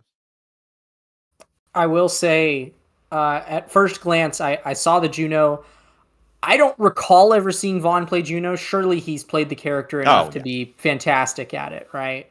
Yeah. I have to imagine, though, that it works incredibly well with his playstyle. I mean, this dude gets so creative with strike angles that having blobs that can do the exact same thing for you is going to be massive. There's that rune that you were talking about, picked up by Katsuna. It looks like you had a bit of a soul read on this draft, K-Bot, except for which side the Julie was going to fall to. Yeah. I still want to see NXCD play it, but hey, that's just me. We'll see. Bells has said here. Miss Clock, which I believe is supposed to say Miss Click in the chat. Yeah.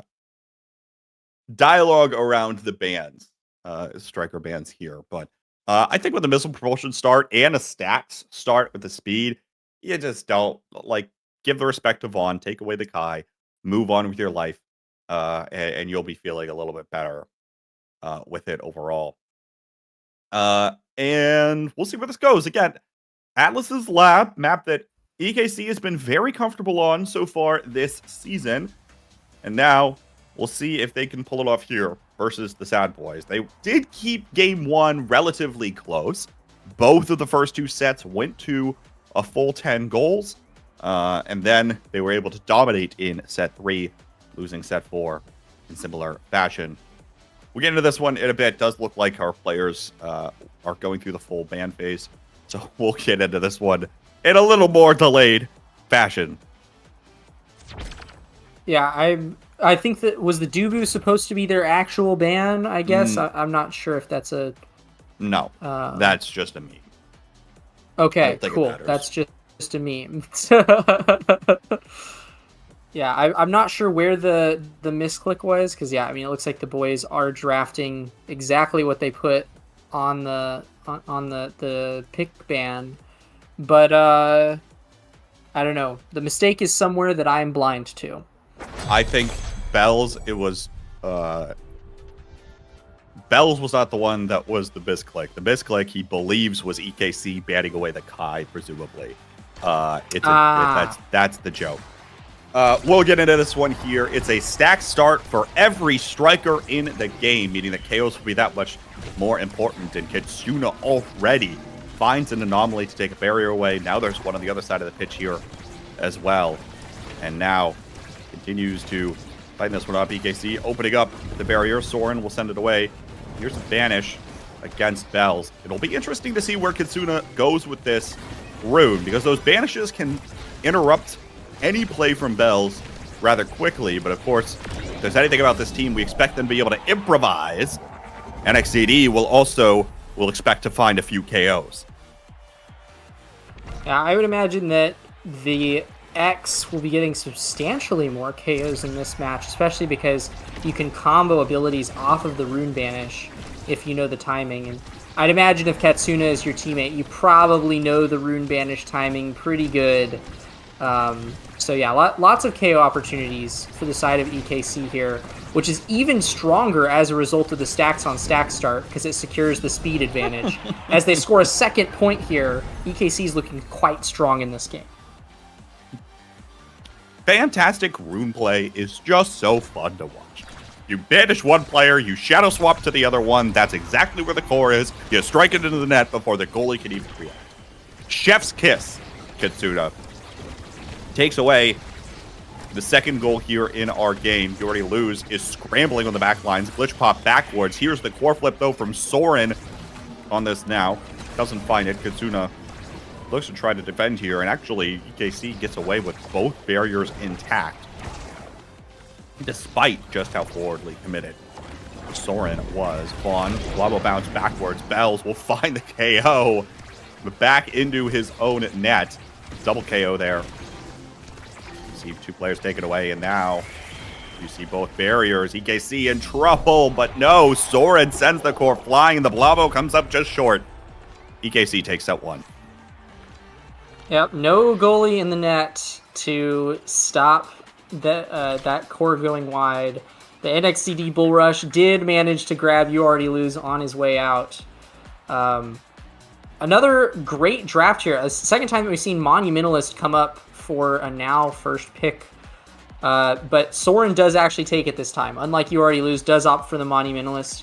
I believe Timeless is the favored pick nowadays for now goalies, but certainly Monumentalist is nothing to sneeze at. Sparks picked up by both brawlers. Primetime on Katsuna is going to be a bit of a game changer, though. Especially because, I mean, as we've mentioned, this dude kind of cooks on the rune. So definitely a fantastic draft all around for both of these teams. Really loaded for an early draft. We'll see what they're able to make of it. Bells will be able to find a KO. Off rip first. The Fiery Flurry. The one thing I want to call to attention is You Already Lose on the Super Surge. That'll be a lot more agency on the offensive side of the map for the Sad Boys. Vaughn will pick up the team player here as well for quicker core speed, getting it up to Bells. And Vaughn will often play a little bit further back in general. So no surprise there that he'll want that team player to get the core up to Bells. Banish comes through, though. Bells low on Stagger. Doesn't even care for the moment. Fiery Flurry comes out, and Vaughn comes up with the Blabo Fling to send the core in. The CCL logo being flashed at Soren. Noted goalie of... it's not coming to me at this moment in time. I play against this guy in CCL. Lakeland University? Yeah. Oh dear. Two flips, though, for Vaughn, and you already lose. One on the way for Bells, and there goes the barrier. The boys are off to a heated start this set, likely to close it out in the next few moments. Energy Burst is out there. Vaughn, once again, looks to get it up to Bells. There's a glitch pop backwards for You Already Lose. Bells on the Flying Phoenix is there, and the core gets stuck there on the top side thanks to the Fiery Flurry. Bells will take the second goal here, and once again, it's mental warfare out here. I mean, this is absurd so far. 2 Energy Bursts, though, online for the Sad Boys. Vaughn to Bells will find a goal barrier. Maintaining the Energy Burst. Will likely look for a second here.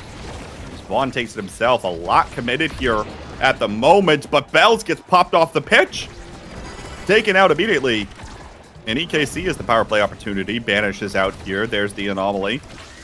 Looking for NXZD. Can't find it. Goes back down.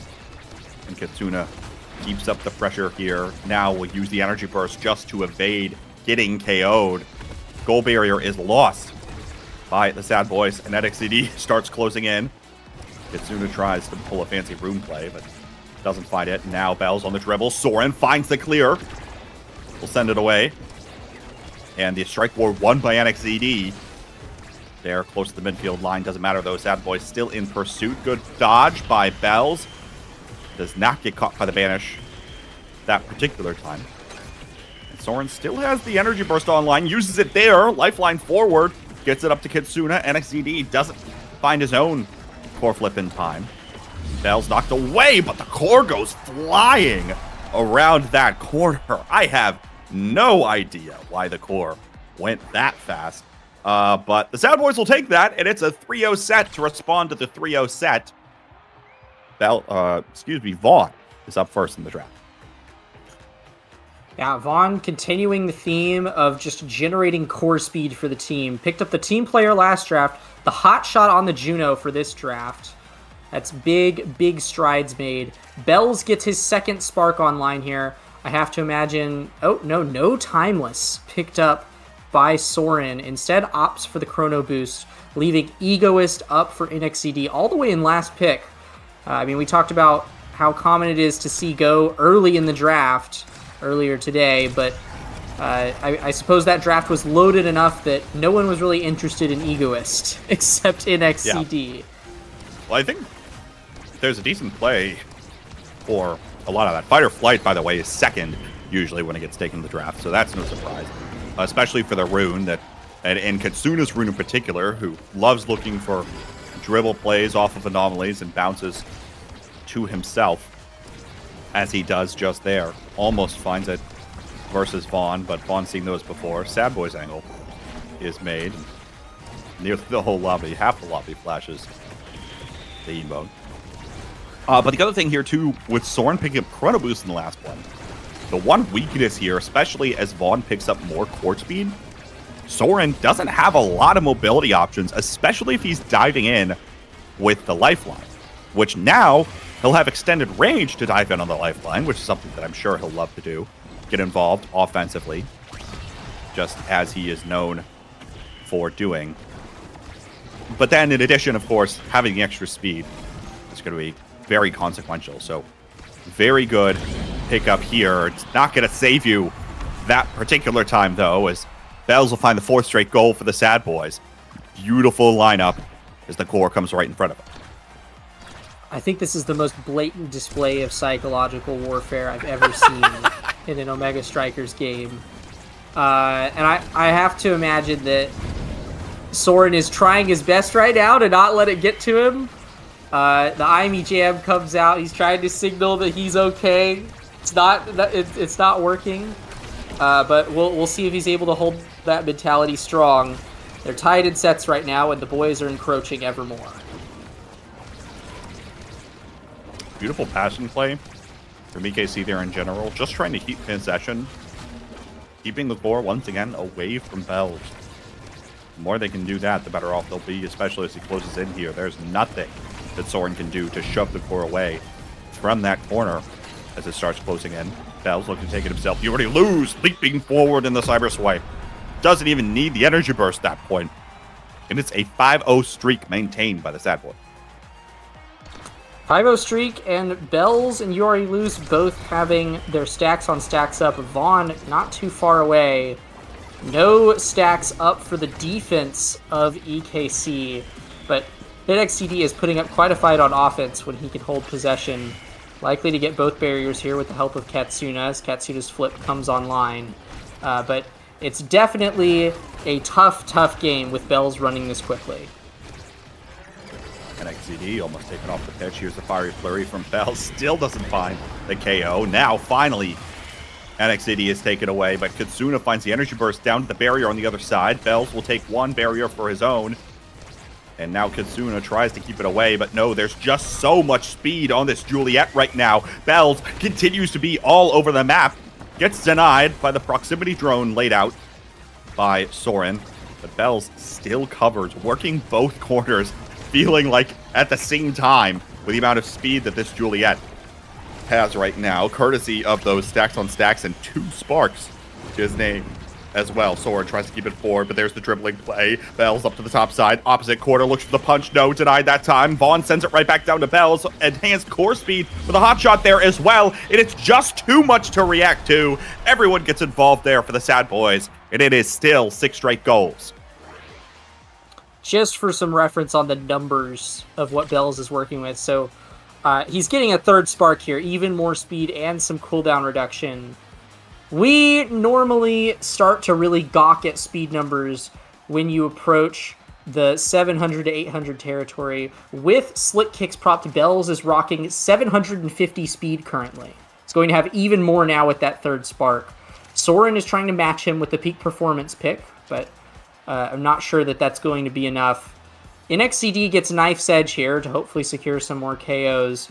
In fact, it looks like with Prize Fighter falling to Katsuna as well, they're hoping to capitalize on some KO snowballing, but I mean, the Sad Boys are the ones who've been pumping out damage the last few sets. Deadeye now on You Already Lose. It's going to be harder to escape that than ever.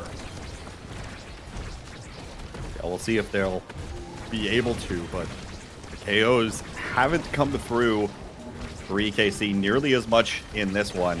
And the Sad Boys come blazing through. Bells finds the dash punch against Soren. Core ricochets off the gravity well the wrong direction. Vaughn looks for the team player. Core speed bonuses here. You Already Lose, jumps in, tries to find the goal. It gets denied, and the forwards will hold for now. Soren scoops up the core there as well, sends it away. Katsuna now potential opportunity for a play here. Looks down for NXCD. Off that bottom side corner. Pass back forth. Now looks to take the shot. You Already Lose has the energy burst that time. Soren looks to send it around, and notice a lot better off right now are EKC when Bells has less core speed, actual speed overall, thanks to the stacks on stacks. Finally, the core will find the net, snapping a 6-goal drought for EKC. But I remind you, this team won the first set 3-0. Has not had a goal since then. It is now set 4. Finally find one there. We'll see whether or not they can keep it up, but really looking for how much speed Bells is going to have and how much presence he can have on the map. Well, I'll be honest, I'm surprised they're making any headway, but NXCD does manage to find a dash punch and a strike war against the Flaming Flurry. NXCD bringing EKC back into the running with a 2-point lead, the first they've had in ages. They're looking to send us to set 5 to stay alive in this series. EKC would love to be towards the top here, especially as playoffs come around. They'll have the opportunity to stay on the winner side of the bracket. Potentially even get one of the 3rd or 4th teams and dodge the first place. Likely to be Cosmic Calamities with their loss. Anything's up in the air. Bells, though, collapses on the goal. Sad Boys find a quick one in response. Feels like starting to become now or never, at least in this match. 2 goals left to go here for the Sad Boys. They can take the match here. Or we'll go in orbit for a second, but NXCD gets popped off the map. And it's another power play opportunity. Katsuna has to put in so much work, but the core gets past his Shadow Swap clone. And now Bells in the goal box has the speed necessary. Vaughn, beautiful play to send it around everybody up to the corner. Trusts his brawler to get it done. And the Sad Boys are on match point. Yeah, you got to look at this comp and their builds. And the Sad Boys question is, what the frick are you missing on this comp? And I kind of think the answer is nothing. Vaughn is just sitting this court at light speed up to Bells over and over and over again. The barriers do fall for Sad Boys. Maybe EKC can bring it back right here. But the power play is not in their favor currently. And the boys are back on the Hound. Caleb leaps in to stun Soren, hoping that another one of his teammates can find the play towards the core. Doesn't work that time. Finally, the goal barrier goes down just as NXCD comes back online. Here comes the extra speed, though, thanks to the Now Mine. Doesn't matter. Soren will now intercept the core from Bells, which is good news for EKC fans at the moment.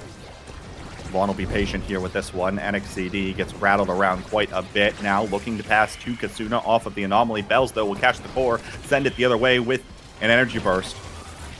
Here's one for Soren. It gets blocked by his own midfielder's Anomaly, and Bells comes in with the Flying Phoenix to scoop up the final goal. Sad Boys will advance to a 50% win record this season. A lot of time left for this crew, but never count them out. They're coming to get you. Yeah, the Sad Boys snowball is in full effect. If I had a guess, they're all breaks. No, that's not the right saying. There are no breaks, no stopping for the rest of the season.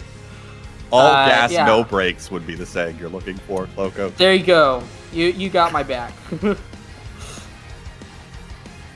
How about that performance just for the entire team, right? Their ability to once again shut things down and find ways to continue winning the game. Vaughn picking up so much extra core speed, gets it up to Bells, and the communication and the synergy that forward pair has will just net them goals time and time and time again. As long as Bells gets it, and Bells will get it the core even more when he's got more speed to his name. 3 sparks plus stacks on stacks for that Juliet. Doesn't need to pump out a lot of damage, just needs to be there waiting for the core to come through. And Yori Luz gets involved plenty as is, keeps the core away from his side of the pitch, and then again with the Super Surge pickup, starts going in offensively there as well.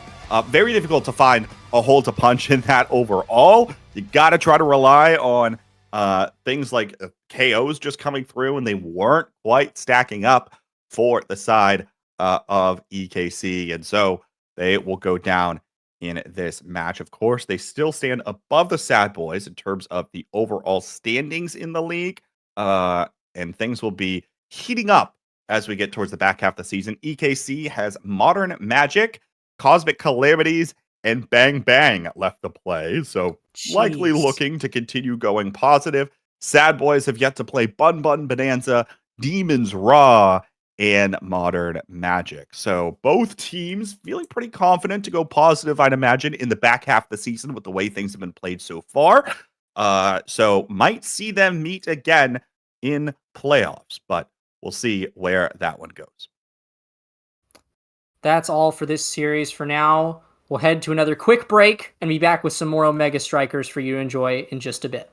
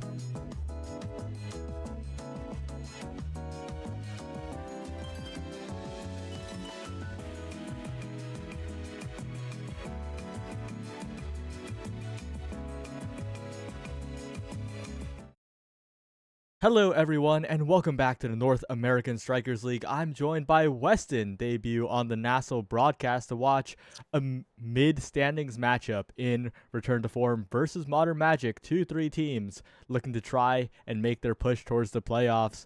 Only 4 matches left in the season. It's going to be a close one.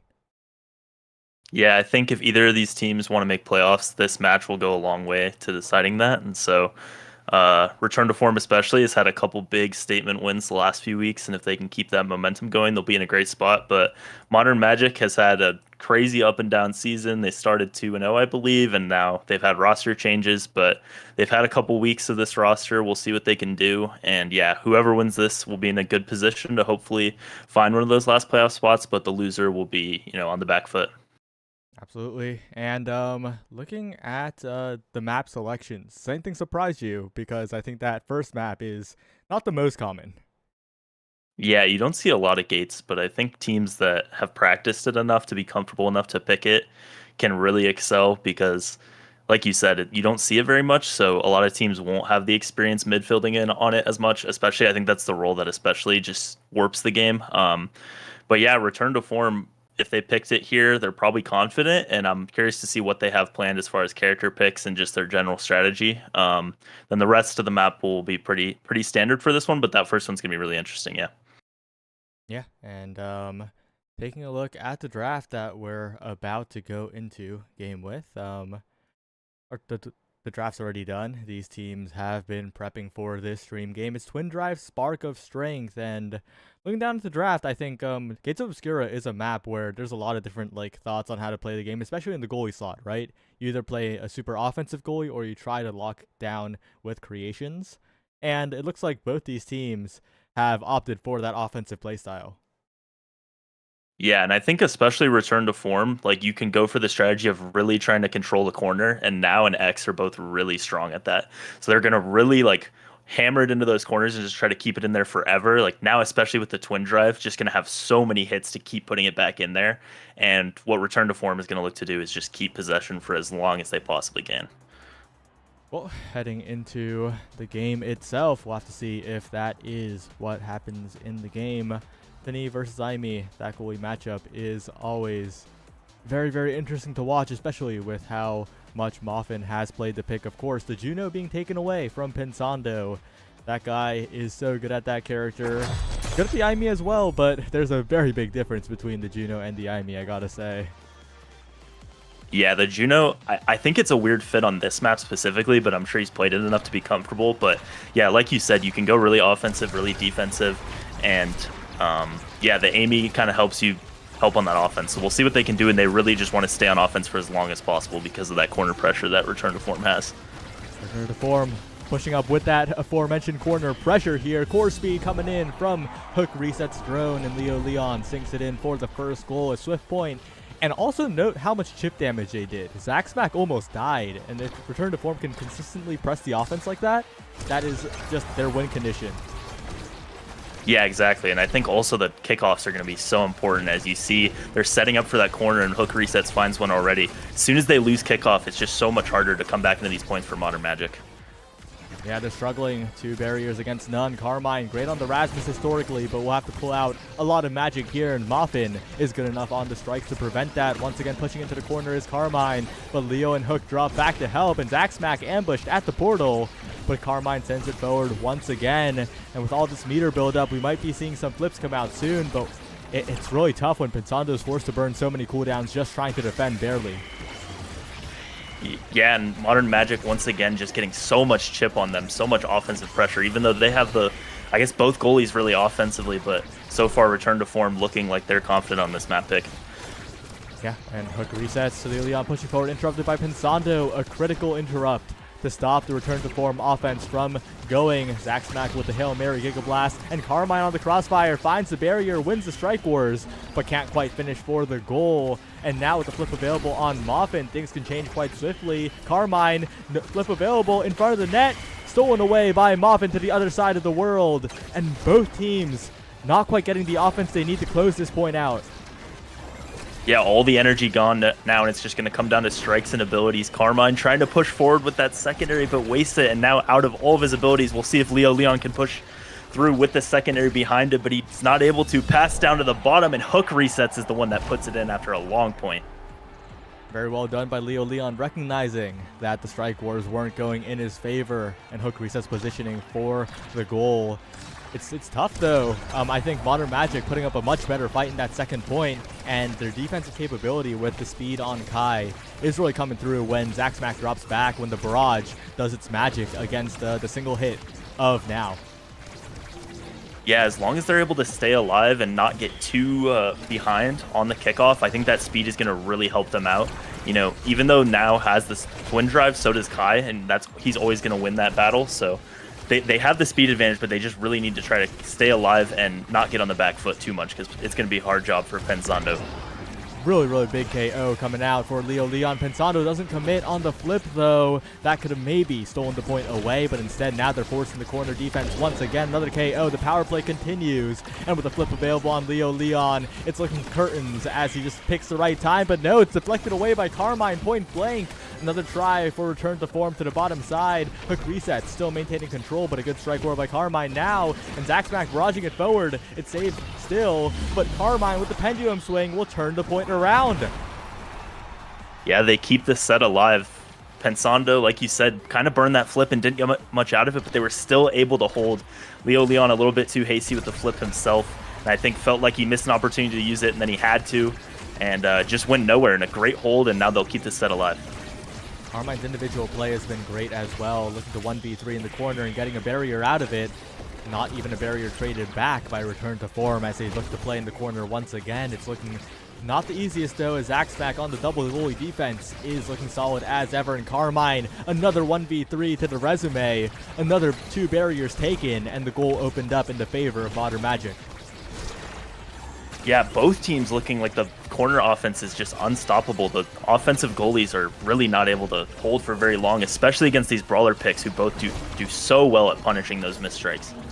Carmine flip available, pushing all the way forward, and Zaxmac comes in on the late strike to bring us all the way to a 0.5 here. Modern Magic, at the start, they look shaky, but they recovered so well, and now they're playing like a well-oiled machine. I think Return to Form are the ones who need to get something together because they haven't been able to mount a consistent offense. Yeah, they can't keep it on that side, and you know, the synergy from Zaxmac and Carmine, even though it's a different roster than at the start, they've played together before. And, you know, you saw in that last point, it was perfect. And now Pensando finding the synergy, passing ahead, but they now have their goal open. Flip available for Leo Leon, could turn this point around in just an instant, but Carmine's lurking in the corner. Zaxmac flip available, trying to make sure that Leo can't get a clean shot. Barrier still not taken though. Leo Leon still being very patient with all of this energy. One flip's all it takes to close this out against the not very defensive goalies on both sides, and a shot by Moffin across the entire map. No one was expecting that. All eyes were on Leo Leon's flip, and while they're distracted, they're misdirected. Yeah, perfect play from Moffin, because that was the only spot that Pensando had to clear. Covered it, and it was really just a checkmate situation because your only other option was to hit it into the X with core flip. You see the chrono boost here, which is going to be really important on this map. We were talking about the speed. With that and fight or flight showing up, it'll be interesting to see if one team can get both of those. Because if the Now gets it here, they don't go for it. So it will be Kai getting chrono boost. Finny takes away the fight or flight from Rasmus. And then most of the other picks are going to go toward damage or just general cooldowns, the extra special, the rapid fire. And Catalyst, always a strong pick. But you see, I think Modern Magic has to be pretty happy because they're the ones who had a forward get a speed pick here, whereas Moff and Kui, it'll help the fight or flight, but it was more of a deny. Absolutely. I think there were a lot of denies on the side of Return to Form. Leo Leon's extra special was most of it, but there's the 1-2 punch. There's the little bit of power on Carmine really coming through. That's a brawler off the board, but the goal's still being defended by Return to Form. The barrage comes in, and once again, they're weak against the Kai barrage multi-hits. This is a team without many creations, multi-hits, whatever, to really deal with that ability, and it really sets up Carmine to send forward, but Pensando is the one who sends the core backwards by accident, and the play fizzles out as Leo Leon Hook resets, try to push and find a barrier for the first time in what seems like ever. They mount an offense, and they should be able to push up, but no, it's Carmine once again who just distracts everybody and somehow manages to survive as well, dodging away from everything. Yeah, this is that KO pressure you're worried about, but so far Zack Smack and Carmine are staying alive and they have the goal open now. Pensando has the core flip. We'll see if he uses it offensively. 2 are burned out on the side of Modern Magic. It's sent up to Zack Smack, who's trying to find it with the barrage, but a great clear from Moff and Kui. They keep it alive, but Zack Smack just intercepting every single pass with the chrono boost. And now Moffin's in a dangerous situation. Carmine might be almost dead, but there's an almost in that phrase. Leo Leon, though, pushing to the top side. Fireball Sentry defensive from Pensando. And now Carmine's back with a vengeance, looking to send to the top side. Zack Smack with the rebound. Again on death's door, but not quite there. Still surviving as Moffin sends it to the other side of the field. Carmine picks it up once more, and Moffin's got to be so careful, but the core goes a little bit too fast, and the pendulum swing doesn't connect. And once again, it's just stalling at the midfield, and this X is going to have such a hard time as Leo Leon goes for a strike war win. But again, the immobile X not getting too many chances, needs to find the KO, finds the power play, and eventually will find the goal. Yeah, Zack Smack, it felt like was staggered for that entire point, at least the entire overtime. He kept finding ways to stay alive, but finally goes down there, and there was nothing Pensando could do at that point. Zack Smack kind of just taking over both the midfield, and especially on this map, able to turn that into instant offense, especially with the weakness that Return to Form has against that Kai barrage. So we'll see if he can find ways to keep staying alive, as it looks like Carmine might be the one going down here. Carmine down, but the speed in the midfield from Zack Smack does mean the core is being interrupted quite a bit while Leo Leon and Hook resets try to push forward. They do find one barrier. If they can maintain one, though, Modern Magic get out of it alive, and with the barrier to speak of, a lot of meter built up on pretty much everyone in this game as the play sent forward by Modern Magic. The now secondary actually backfires on them as Carmine pushes forward to the top corner, deflected away by Return to Form, and a flip goes out from Hook resets. That energy gone. An advantage for Modern Magic as Zack Smack interrupts the awkward dribble in the middle with a barrage to the top side. And Modern Magic, I think, it just feels like even though this game is so close, even though Return to Form is in the lead, Modern Magic are controlling the pace. Yeah, that point has to hurt because it was a bell ringer that found the first barrier and a now mine that found the second one. So just hurting themselves here when it feels like you said, Modern Magic's playing so well and like you have to do everything right. Can't be having those unforced errors on your own side. But yeah, just controlling the pace, and with that speed that they got in that last draft, it's really apparent that they're the ones in control. Bit of a Pensando masterclass in this point, defending the barrier with an amazing strike war against Leo Leon, and now trying to push on the offense as well. Carmine beating Moffin in the corner now as Pensando looks for an opportunity ahead. Zack Smack on the meter available, trying to find a chance to use it that isn't on the defensive end. Moffin last second save, but it goes back to Carmine. Pensando sets up the firewall sentry, and Modern Magic take a little bit of a lead here. Yeah, beautiful play with the hook into the firewall sentry. It's not Juno, but Pensando is still able to make that offensive pressure felt. And now they have a big energy advantage, especially just on Zack Smack being able to push that corner and have the core flip. So they find a KO with the Giga Blast, and this might be what they need to even up this game. Importantly, Zack Smack doesn't eat that misdirection, doesn't take the chip damage, is very, very healthy. Forces the flip out by barraging and takes it for the barrier. Now, with an open net, it is Modern Magic's time to take the sets evened up here. And although Carmine is hurt, that guy doesn't die too easily. Pushing forward still, looking for the pendulum swing, surviving through the portal and getting the orb, and still maintaining a 2-barrier lead. Yeah, able to stay alive through that, but Leo Leon is chasing him down. He ran out of punches, so Carmine will continue to stay alive, and Pensando will keep both of these up. But now it's Zack Smack who goes down, and it might be falling apart for Modern Magic. Really, really good pass to bypass the hook, but now Carmine is back. Top side, finding the dribbles, finding the strike war wins. Hook resets, flip, stuffed away by Carmine. And a glitch pop is so scary with all the core speed, but Hook resets through the portal, finds the gap, and Zack Smack not ready to cover it. It's 2-2, it's a 0.5, and Return to Form can still be the ones to win this set. Yeah, Zack Smack just spawned, and his immediate reaction was to run down, but he left that corner open. Hook resets with a beautiful goal. And now we head to another 0.5. 0.5, but this time it looks like Return to Form might have an early lead. Oh, but the big finish doesn't quite catch it in the right way to clear it cleanly. And one barrier is already down on Return to Form side. Leo Leon's taken so much chip damage. Carmine and Zack Smack are healthy at the moment, and that is bad news for Return to Form, where even when they were the ones dealing the damage, they were having trouble, and now the core's in the corner. a really tough spot, but they managed to fish it out, and Leo Leon advances to the far side. Yeah, and even though it's not really considered a defensive goalie, Moffin Q is doing such a good job of holding that corner, and now Leo Leon pushing that corner of his own. Hook resets covering the off angle, and if they can find one goal here, they'll take a dominant 2-0 lead, but the bell ringer sends it backwards, and now they'll have to reset and try to get back on offense against all that speed. Oh, really awkward flip, but Moffin makes the best of a bad situation. Make sure to maintain that barrier. Hook resets going for a pass. Leo Leon trying to find the shot, has the strike reset, and return to form, make the comeback. They return to the lead, prevent the tie from coming through. They find another draft with them in the first pick. But a little bit unfortunately, the goalie being first pick is a little rough in this meta where speed is all over the place, but given the awakenings that are in this draft, maybe not the worst thing in the world, especially with something like Deadeye being such a strong pick.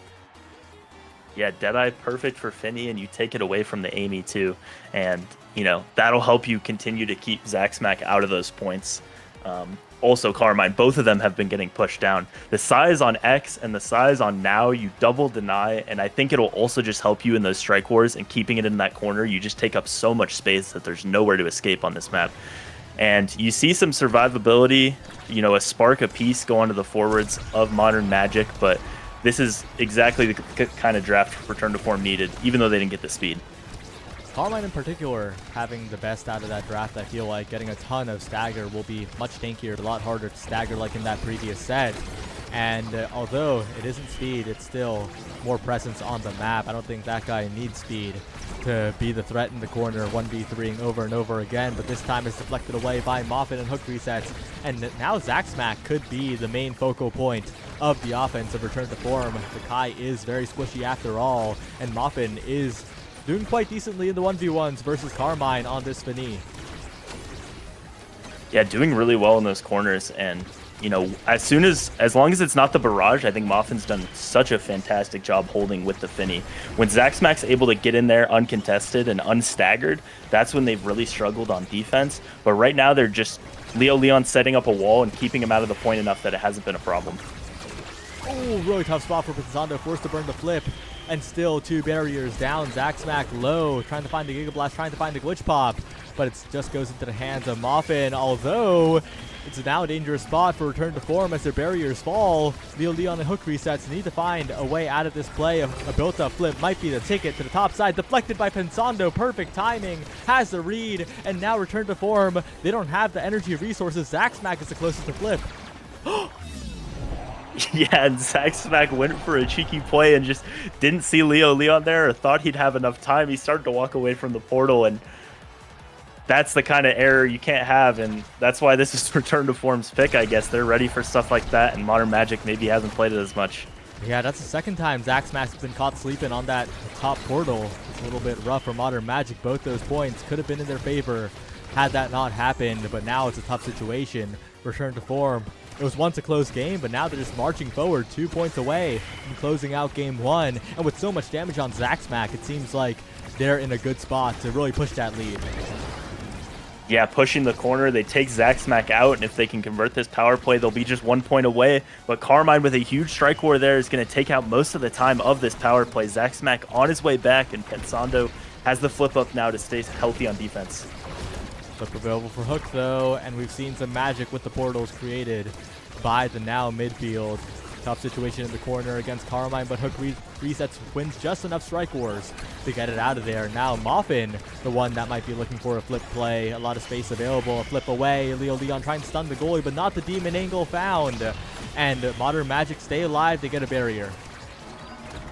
Yeah, now we're hitting overtime, and that Rasmus with the 1-2 punch just able to send it so fast past these defenders. Not able to find this last barrier yet as they get it up to Zaxmack. He's pushing, and the long-range barrage finds it through there.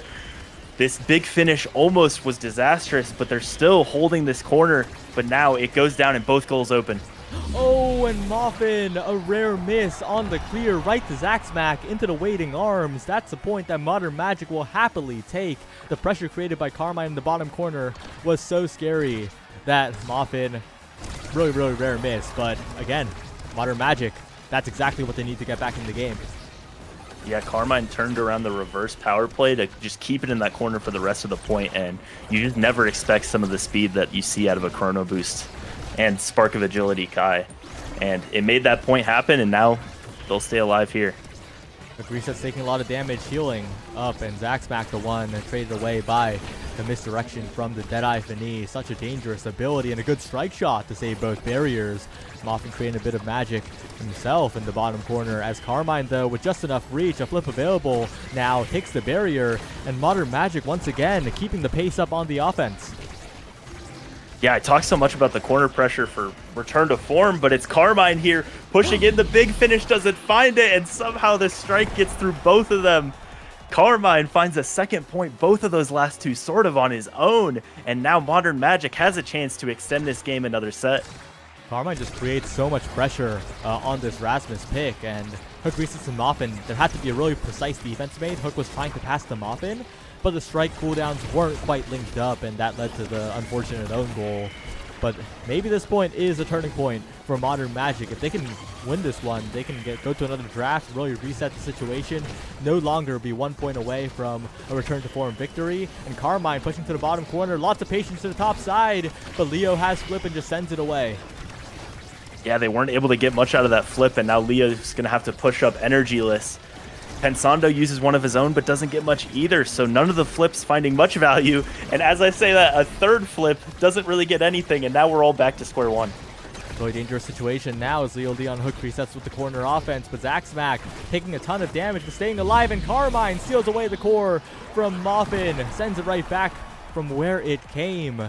3-1, a one set for Modern Magic, a potential comeback for Modern Magic, and that's exactly the player you need in first picks. Really, just anything in this draft, spark of focus will turn this game around.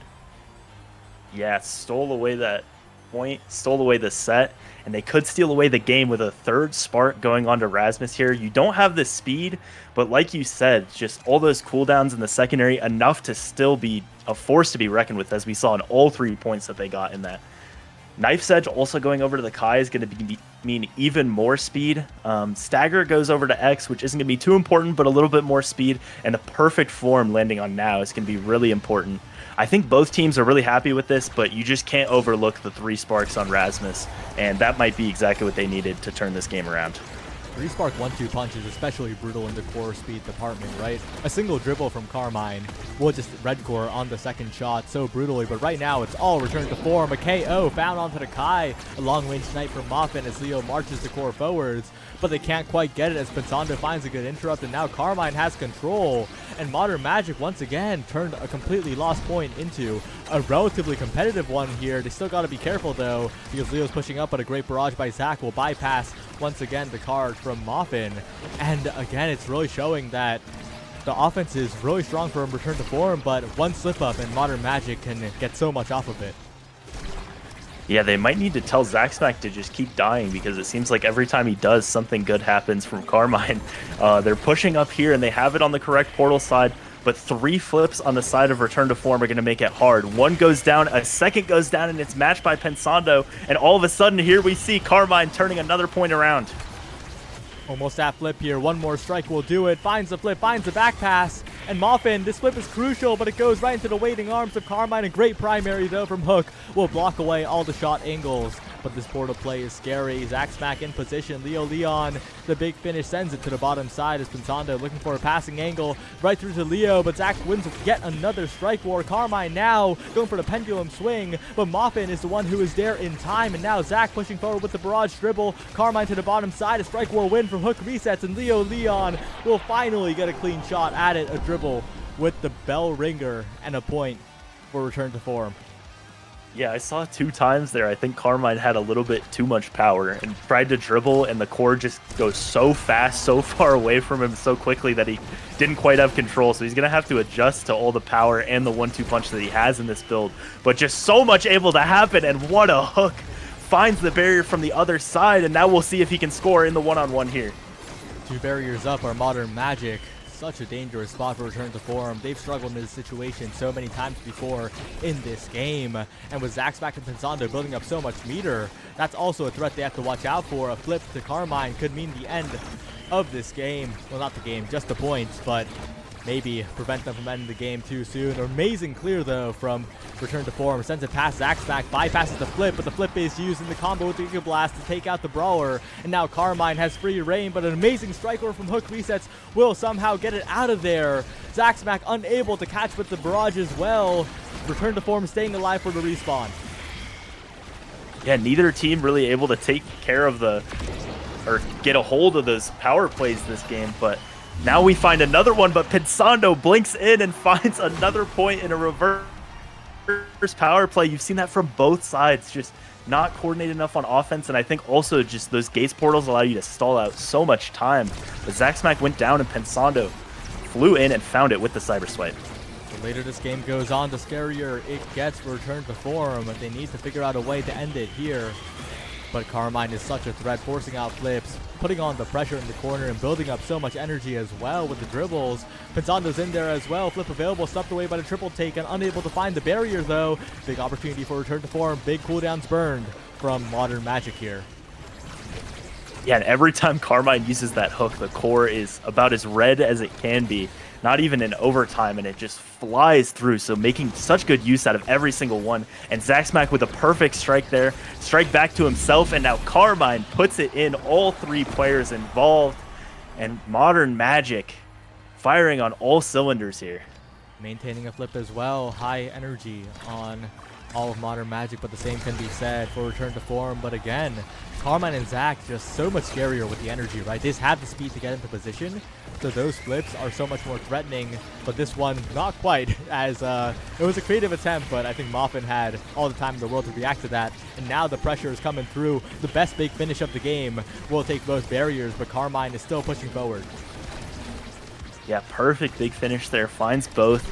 And now Return to Form has a chance to get it to a 0.5, and all that scaling could be for nothing. And now Primary almost sends it far enough, but it didn't quite have the angle to go into the goal. Flip from Hook Resets, burns it out from Pensando, but nothing yet. But Leo Leon with the strike reset puts it in the corner, and now Return to Form has a chance to put this game away.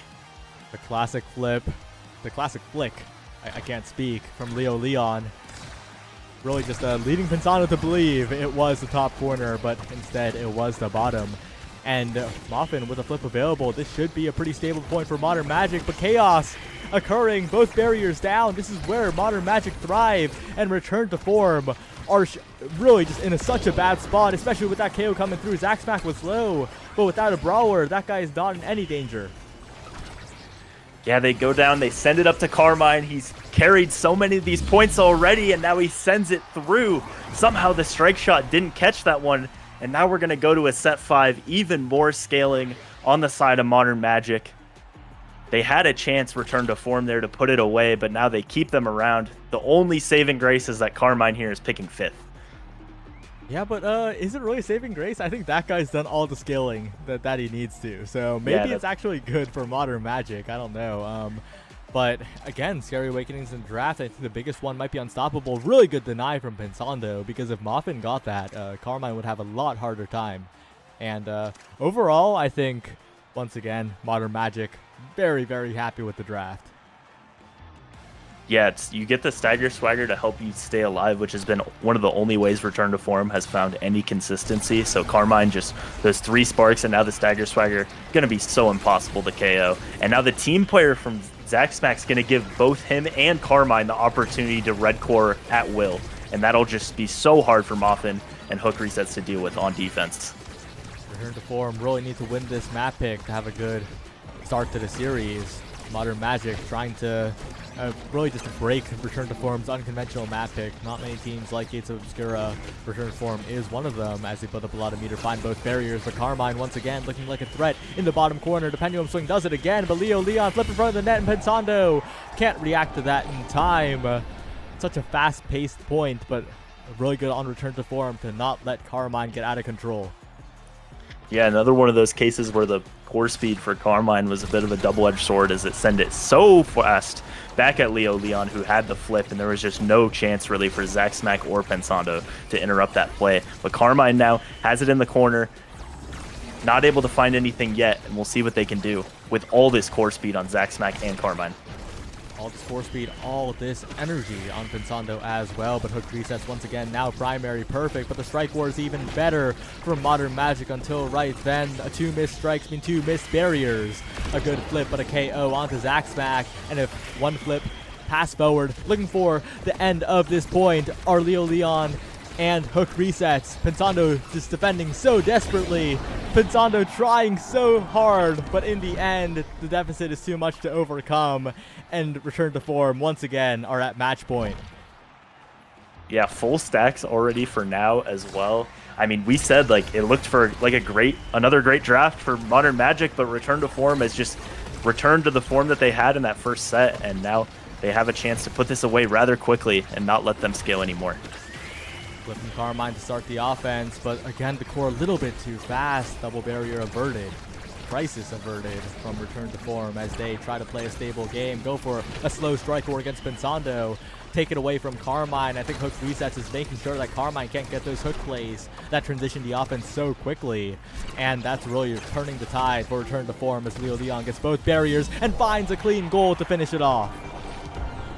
Yeah, what a strike on that last play. They kept Zaxmac out of the play for that entire point. He just had to hide in the corner and wasn't able to help Pensando really like he wanted to at all. So return to form, a bit of a scare there, almost got reverse swept. So many close sets in that series, but they were dominant in the last one, and they got back to what helped them be confident on that pick. Yeah, taking a look at the scoreboard, that was a long game. Muffin breaking the 300 redirect mark, many others very, very close behind, and I'm surprised there weren't more KOs. Like, there were a lot, don't get me wrong, but there was a lot of damage, and I think the whole team of Modern Magic did a very good job of surviving, a really good job of staying in there, but in the end, return to form just pushed up very well. If they got the push together as a unit, they had a pretty good success rate, and that really, really helped. Yeah, like you said, something like 130, 120,000 damage there, but only 10 KOs in what was a 29-minute game. And so, yeah, they did just such a good job of surviving, and that's what allowed them to get it to 5 sets, Modern Magic.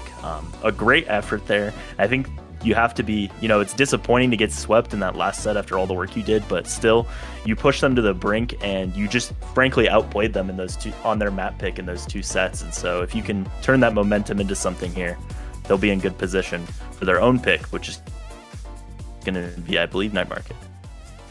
It is indeed Night Market, and that's a map where some carry performances can come through, but also a lot more speed-centric, right? We are in the midst of one of the most over-centralizing speed metas of all time, where speed is king on every map.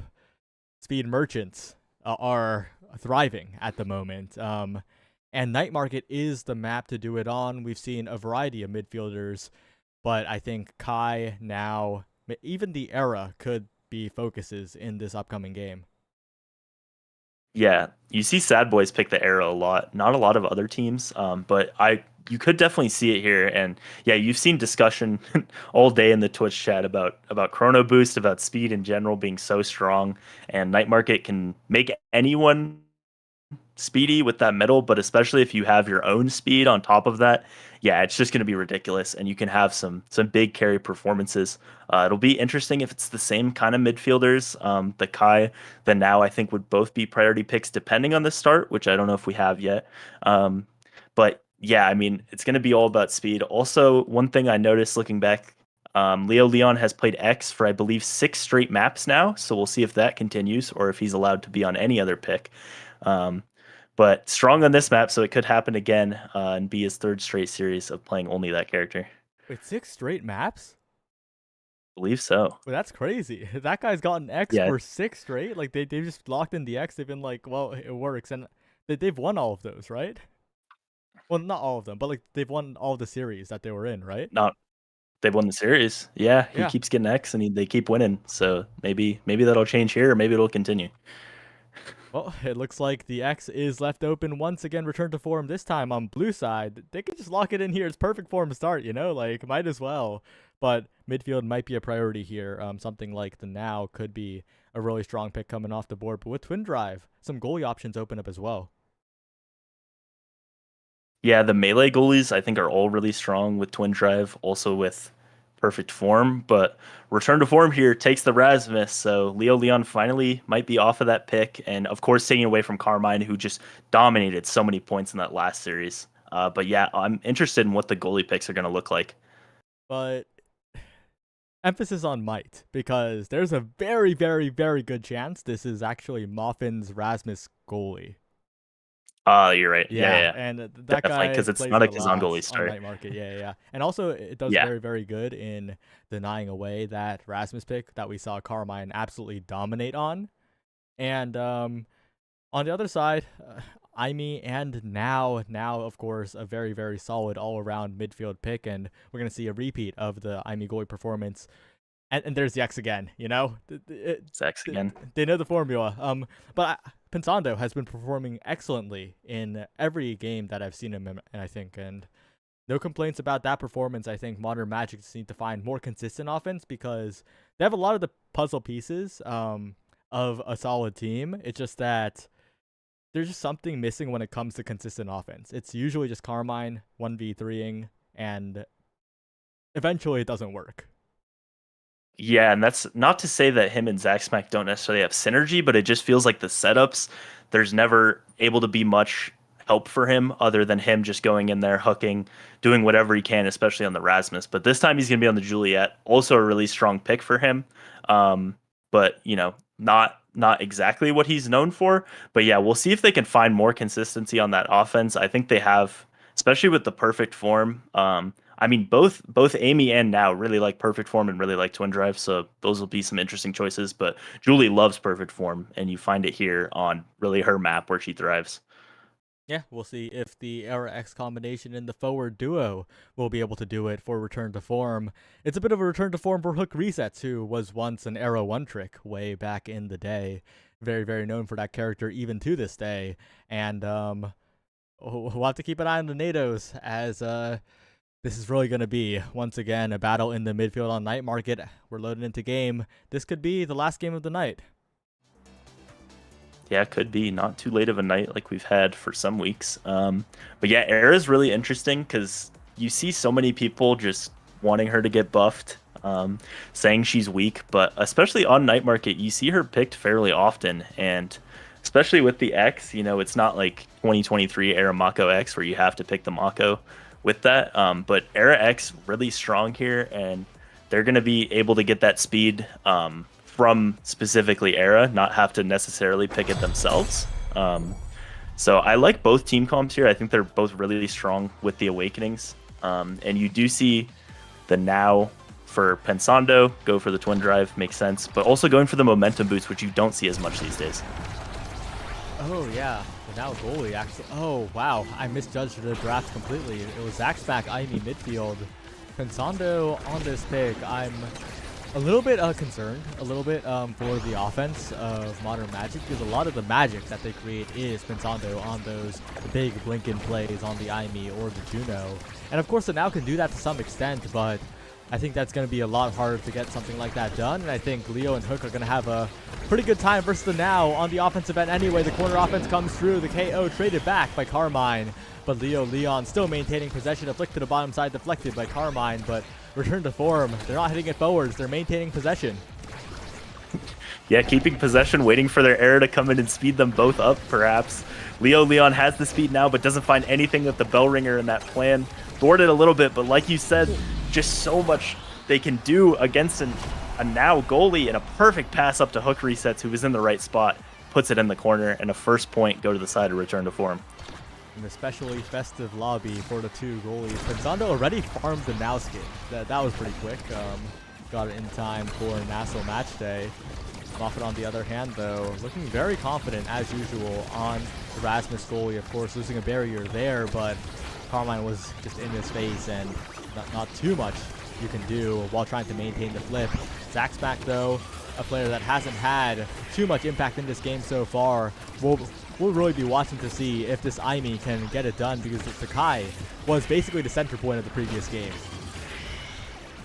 Yeah, I know, really comfortable on that Aimee pick. Zach Spack's kind of been now fully a starter, was kind of an interim starter, and I saw dominating on this pick in NASA for Flying Bloblos, who got a big win last week. So definitely confident on the pick, but yeah, so far not able to find much impact and not able to find the barrier there as they get it ahead to Leo.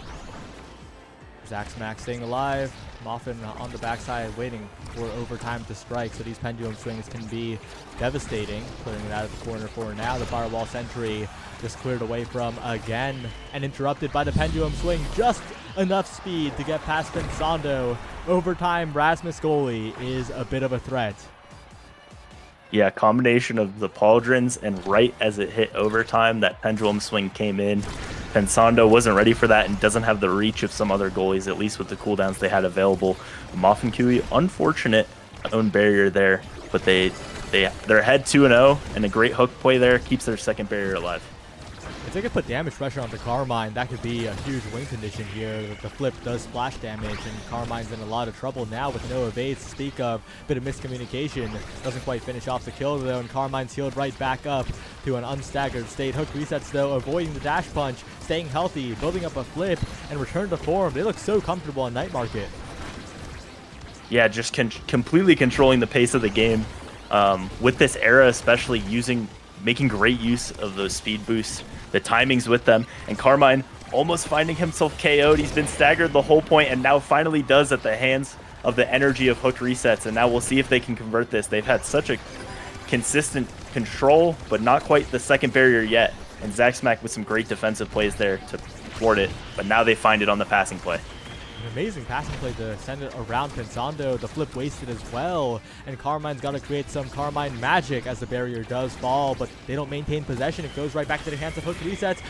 Trapped by Carmine to the top corner, but the hook will catch the shot. Moffin with the good read, and now Carmine taking so much damage, almost staggered. Leon sends it around Pensando, who can't strike it in time.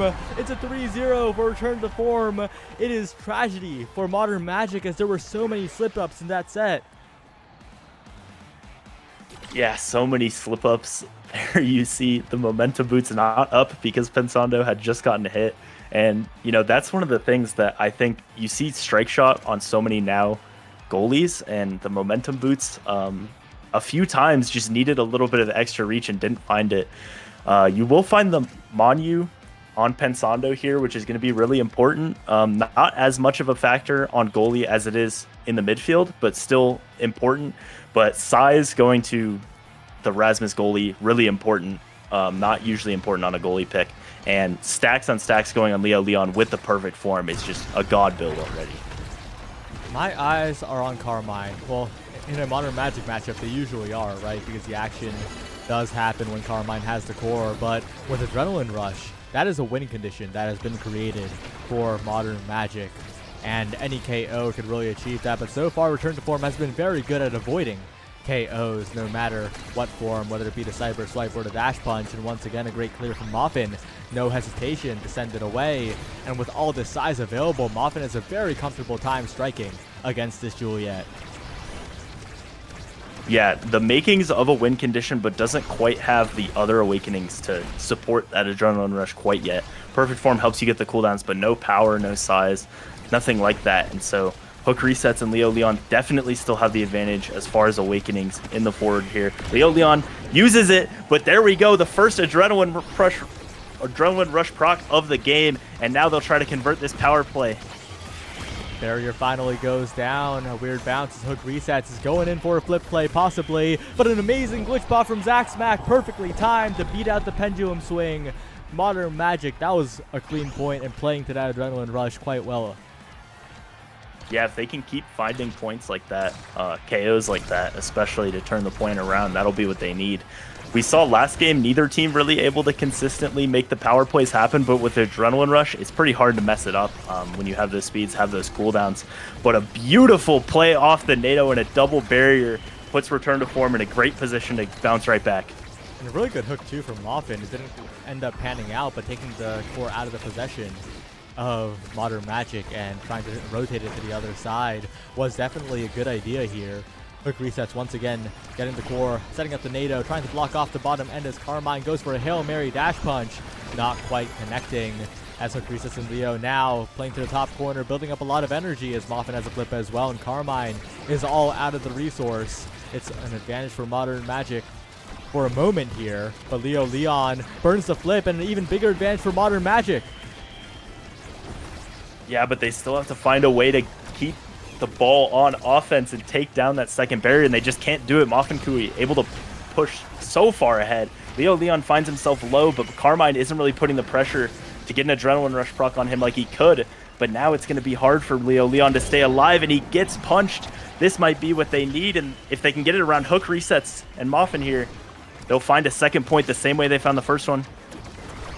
They might, but it's looking difficult here. Good Pendulum Swing, good Bewitching Beam to send it away. They're making the saves for the moment, but the core speed's accelerating for Zaxmack in particular. Whiplash barely saves it in time from Moffin, and Return to Form have stabilized for the moment. It's still a difficult situation, though, as Carmine is lurking, but Leo Leon possession to the bottom side, finding the dribbles, but a good flip by Pensando will send it away. A lot of trouble here, but Moffin, so much size, can just reach around absolutely everybody. Carmine to the top side, though, gets the mix-up, kind of hides it in the terrain there. I think Moffin just wasn't thinking about that angle at all, but Carmine had so much patience on that play. Yeah, you saw the size for Moffin be so important a lot of times in that point, but they're not quite enough. And so Return to Form, somehow it seems like they're ahead in a lot of these points, but it just takes one KO and the Adrenaline Rush can completely swing it around. But Carmine whiffs the flip there. That'll make it hard for another play like that to happen, but they're pressuring Hook resets here as much as they can. This Manu is doing a lot of work for Pensando too, because in situations where secondary is available, you don't have to interact, but when secondary is misplaced, that kind of thing occurs where both barriers fall so quickly. Moffin has flip available, Hook resets playing dangerously near the edge, and Carmine picking up a power play. Hook resets now in danger. No energy available for an evade at the moment. Could chain into a little bit more, but defense on the top side times out the Adrenaline Rush, and Return to Form survive. Yeah, and the stacks going down for Leo Leon too makes it a lot harder to turn this set around. Back to 0, back to square one. But a great passing play up ahead, and a reset from Leo Leon puts that in. What a flip from Moffin Kui, who found a perfect pass to Leo Leon, who won the strike war with the reset up there. Great job there, but it's going to take a lot for Leo Leon to build these stacks back up and, you know, make use of that speed advantage that they have. Definitely not going to be easy, especially when Zaxmack and Pensando play patiently.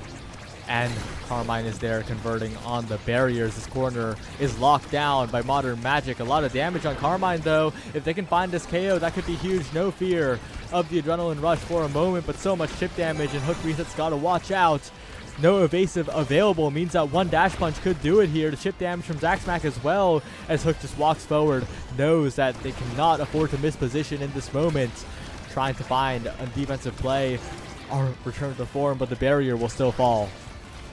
Yeah, Moffin hooked that backwards, tried to get the strike in time, but couldn't quite. A little bit too much speed on that.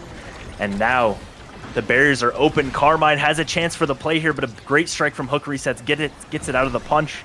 Moffin now being very careful, having to battle his own teammates, NATO, and Zaxmack with the flip gets it right past the timing of the secondary for Moffin, and it's all tied up here as Modern Magic. Fantastic set for them, and like you said, they found their win condition of that Adrenaline Rush. And in this draft, new win conditions emerge, right? Well, adding on to the Adrenaline Rush win condition, some kind of additional power or survivability or speed, maybe even the stagger deny away, but team player is also incredibly important to keep the offensive pressure going from Modern Magic. 1-2 punch denied, but sparks are starting to be taken, perhaps a little bit more on the cooldown front, maybe some scaling later on, as Stagger Swagger is also going to do some work on Pensando. They've been barely missing a few of these cores, and that additional speed might be exactly what they need. Yeah, a lot of speed now on the Now with momentum boots, with Twin Drive, and with Stagger Swagger. But I think a big thing in deciding the winner of this game, as a double barrier from Carmine there, a missed strike from Moffin. You see one spark on each brawler here. Whoever wins this next draft between those brawlers, or in general between the teams for who can deny, is going to be really important to stopping the scaling of the other brawler, as Carmine just bloodthirsty, continuing to look for KOs here and doesn't find it there, loses his flip, but they have both barriers down. And with team player, you can afford to go for more of those plays because Zaxmac is shoring up the offense in terms of scoring, in terms of getting the core to the brawler. So, you know, might as well just go for a dash punch. Might as well go gambling and see if one of these will connect and will turn around the entire point. Muffin, dangerous spot, accidentally ends up unsaving it. That was an amazing clear to the top side, but the instinctive pendulum swing turned it into a horrible situation. Yeah, like you said, he unsaved it. He had a beautiful play and then I think panicked a little bit, thought it might go in, hooked it back, and then the pendulum swing as well. Unfortunate situation there. And yeah, Zaxmac's second straight game finding team player, which is really important for them, but even more important, the adrenaline rush again for Carmine and another KO. Not quite proccing it there, but the power play is immense here, especially because Leo just got caught off guard, right? Basically was in the middle of the lane, and then Zaxmac came in, Cyber Swipe, Glitch Pop, and a flip to just take him off the edge, and this time a Cyber Swipe will do it. Adrenaline Rush proc now for Carmine into 3v1, and Moffin's going to have to play like the rookie of the season if they're going to defend this one, and so far it's looking like it, but that's a barrier going down, a little too much to ask. Yeah, but a great secondary there. Gets it around Pensando again, just not quite enough speed, no strike shot, nothing to do. But return to form loses possession. They have it ahead now. Carmine has the flip, but doesn't quite get in range. Now looking ahead to Hook Resets, who's dangerously on the edge, but doesn't get KO'd. But Carmine wins the strike war against the pendulum swing, and it's a second point for Modern Magic. Oh, it's so tough too. Return to form are doing what works usually for them, but Modern Magic, they're such an individualistic team, right? A lot of the plays are just individual outplays coming through, and I think that's throwing off Modern Magic return to form quite a bit, because that's not how teams mostly play. They mostly go for the passing lanes. They mostly go for the individual plays after they find those passing lanes, but with the goalie gone, maybe the team plays will come through for return to form. Yeah, they're going to have to hold hands and play some defense here. But wow, great strikes there, and Leo Leon still hasn't used the flip, so they get Pensando back online with their barrier still up. But now Zaxmac getting pushed out of the play and looking to find a KO of their own is return to form. Zaxmac in a lot of trouble, but healed up by Pensando. Carmine going for a double barrier conversion, only finds one as Pensando continues to defend. Barrier still stands thanks to a glitch pop by Zaxmac and a flip by Carmine to the other side, taking a barrier perfectly angled all the way around. Hook Reeses him off, and a lot of energy to work with, but they're going to need to find some big interaction wins as Carmine goes for a dribbling play, goes for the mix-up. Not quite big enough to reach it that time, but this barrier still stands for Pensando. Yeah, but only for about a second after you said that. Now Muffin sends it ahead with the core speed, has the core flip, just able to be so patient with all this size, covers so much of the lane as Hook resets, controlling that corner, and Leo Leon gets the strike in. Return to form finds a point again, so they stop the bleeding a little bit, but they need to find two more to turn the set around and stop the scaling, and the KO scaling especially, that Modern Magic has found here. Oh, and that angle really sucks if you're a Return to Form fan, but if you're a Modern Magic, you'll be happy about that one. Muffin trying to play a little bit more up. Needs to be very careful, though. But that's two barriers already down. A series of unfortunate bounces. An amazing NATO by Hook Resets trying to convert it all. Leo Leon flip available to the top side, and we're at a 0.5 already. It feels like only moments ago, Return to Form were down 0-2. Yeah, Zaxmac forced out of the goal because of the stagger there. Able to keep the full energy bar, which is a saving grace there, so they'll have it for 0.5, but it allowed Leo Leon to have a perfect angle off that flip and find the second goal. And like you said, so quickly now we're tied after it felt like Modern Magic was in control. Danger spot now for Modern Magic here. They want to create a lead. They want to be in the position that they were 2 points ago. But it's such a tough spot when so much energy is available, and the layered strikes are coming in to take both barriers. Both barriers down for Modern Magic, and Muffin with the flip. Leo Leon showing no signs of dying anytime soon. And Muffin says no to the barrier loss, says no to a corner bounce, a perfectly lined up shot. Yeah, what a hook. I don't know if he was trying to shoot that into the goal, but it worked nonetheless. They were playing the offense so well there, just setting up vertically with the midfielder and the goalie and controlling that speed gate, but then a missed strike almost led to disaster, and then somehow that Hook put it in. So 3 straight there for return to form. Now they find themselves winner of the draft. And Moffin Kui gets the rapid fire, and importantly, only 1 spark showed up here, so it'll go to Julie. Yeah, this is an interesting draft in terms of the return to form mindset, right? Because they get Catalyst, they get Castellast. They have a very strong draft overall, but if it goes to another set, that Juliet is a ticking time bomb. That is 3 sparks waiting to happen. Agility is inevitable, and they kind of want to win it here, if possible. Yeah, they really put all their eggs into the basket of winning this set here. And with 3 straight points in the last set, you can't really blame them. But hopefully they don't do too much of that as Hook resets, finds his own barrier there. But the point remains even 1-1 on barriers. Really, really good. Hooks coming out from Moffin, trying to stifle the offense of Modern Magic, doing so successfully. Leo Leon taking a lot of chip damage, though. Needs to be careful in general, because Zaxmac and Carmine are looking for any KO possible. The dash punch doesn't knock Hook resets off the edge, though. No adrenaline rush proc, and in these past few points, return to form have been very good at avoiding that win condition for Modern Magic.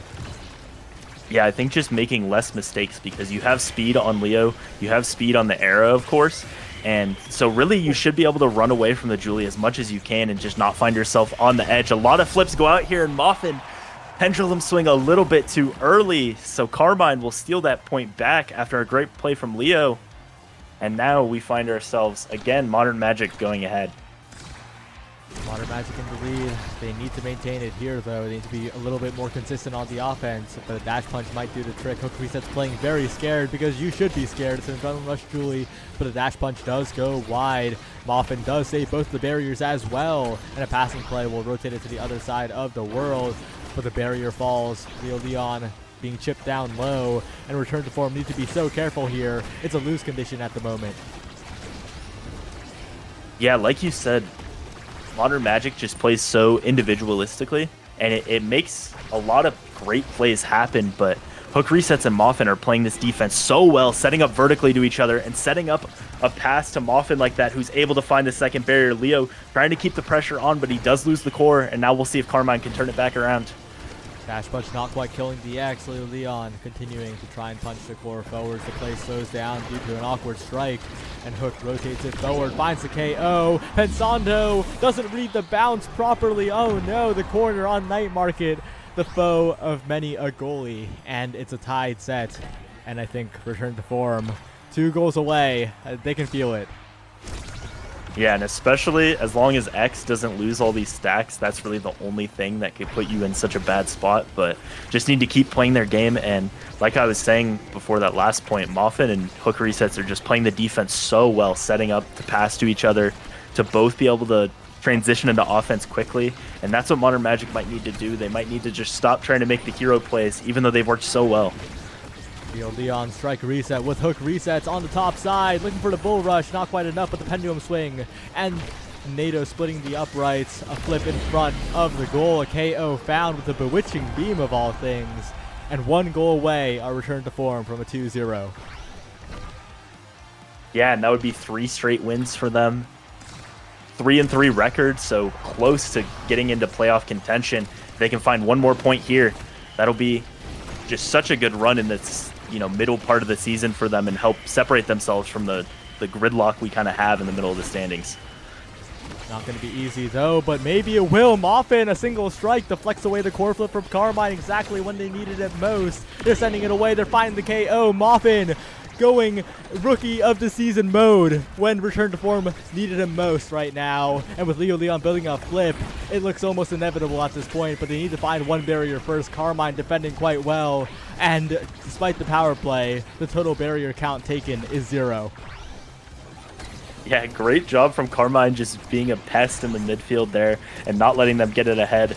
And yeah, Moffin just so much size, so much power, able to do anything that he wants this point. And Carmine looks to be dead, but not quite, somehow running across the lane and staying alive. So Modern Magic somehow staying in this point. Both barriers still standing. 1 finally falls, but Modern Magic Oh, both going down. Leo, Leon, flip available. A great shot, but a great save by Moffin with the whiplash right around Carmine. Zach Smack trying to interrupt in the middle, but it's all Leo Leon right now. So close to building up that core flip. Built it up here with the catalyst, but has to waste it in the fireball sentry and the flame flurry. A strike reset to Pensando, a flip available. Does remember to use it. To the top side it goes, and Moffin not quite catching it. And return to form now. Now it's a Modern Magic with 1 goal away from continuing the game. Yeah, and if they get that goal, they'll most likely get a third spark onto Juliet. So return to form, like we said, it seemed inevitable, but all of a sudden it's really scary if they don't find it here. So they need to lock in for 1 more point. And Moffin, unfortunate missed strike on that last one, but if they can get this here, it won't matter at all. Playing very well in the defense so far, earning a barrier, but 1 barrier going down thanks to Carmine's offense. Fireball Sentry looking incredibly frightful on the top side, and Leo Leon needs to be so careful. A KO here could mean curtains on this set, could mean curtains on a good chance at taking this one, but Leo still surviving, almost driving here as Carmine has to abandon the KO dreams for a moment. Really good bull rush as well to help defend. A bell ringer on the defense, and Moffin will be there to strike it away. Pendulum swing though, not quite enough, and Carmine's hands are good yet again as the goals opened up in the favor of Modern Magic. Yeah, we'll see if they can keep control. Leo can't seem to find the second barrier, and Carmine's pressuring the KO onto hook resets, but he's done a great job staying alive this entire set, continuing to do that. But these firewall sentries are just... Leo has had to use like 3 or 4 flips in a row just staying alive and not able to use them on offense. We'll see if they can get it to him here. And he does find that second barrier. So now this could be it for return to form. Leo looking for the dribble, looking for the bell ringer up the hook resets and return to form. 3 losses in the first 3 games of the season, 3 wins in the next 3. True to their name, they're on the path to playoffs. Yeah, they set up the whole script for their season when they chose their name. I guess they did this on purpose. They knew they'd lose 3 and then they'd win 3. We'll see what the last few chapters of this book are, but a great last 3 weeks for return to form. They found a win over Sad Boys. They found a win today. That game almost got away from them, just like the first one did. Kind of the same pattern, but they just played fantastically, played together really well on defense, and just stopped getting KO'd quite as much by Carmine, and that just took away the win condition that they had found in the adrenaline rush. Yeah, and Modern Magic, of course, a solid showing as ever, but again, amazing individual performances, but the team play did leave a little bit to be desired. And that's only really shown because the individual performances are so stellar, right? We see crazy flashy plays from Carmine, Zach Smack getting that KO from half the screen away, basically, and of course Pensando holding it down. But it feels like they're just missing the one thing in terms of synergy that could make them a playoff team. But for now, they fall down to 2 and 4. Really, really difficult to make it to the playoffs from here, but not impossible. Yeah, not impossible at all. I mean, even earlier today, I think before the EKC game, Bun Bun Bonanza was still in, and they have 0 wins. So definitely still possible for Modern Magic. They need to inject something into their game, possibly some magic to turn their season around. But return to form, just looking fantastic, playing so well together on defense. Like we said, just the team play aspect was so clear there. Of they were setting each other up, they were playing together. And yeah, great showing from them. And now their season is, kind of right back where you started. You're even, and now you can go into positive territory, get to 4 and 3, and we'll see how they close this out. Well, that's all from us in terms of games for today. There's a post show up next. And that was it from me, Saya, the guy you see pretty often, and Weston, candidate for Rookie Caster of the season. We'll see you soon. Don't go anywhere.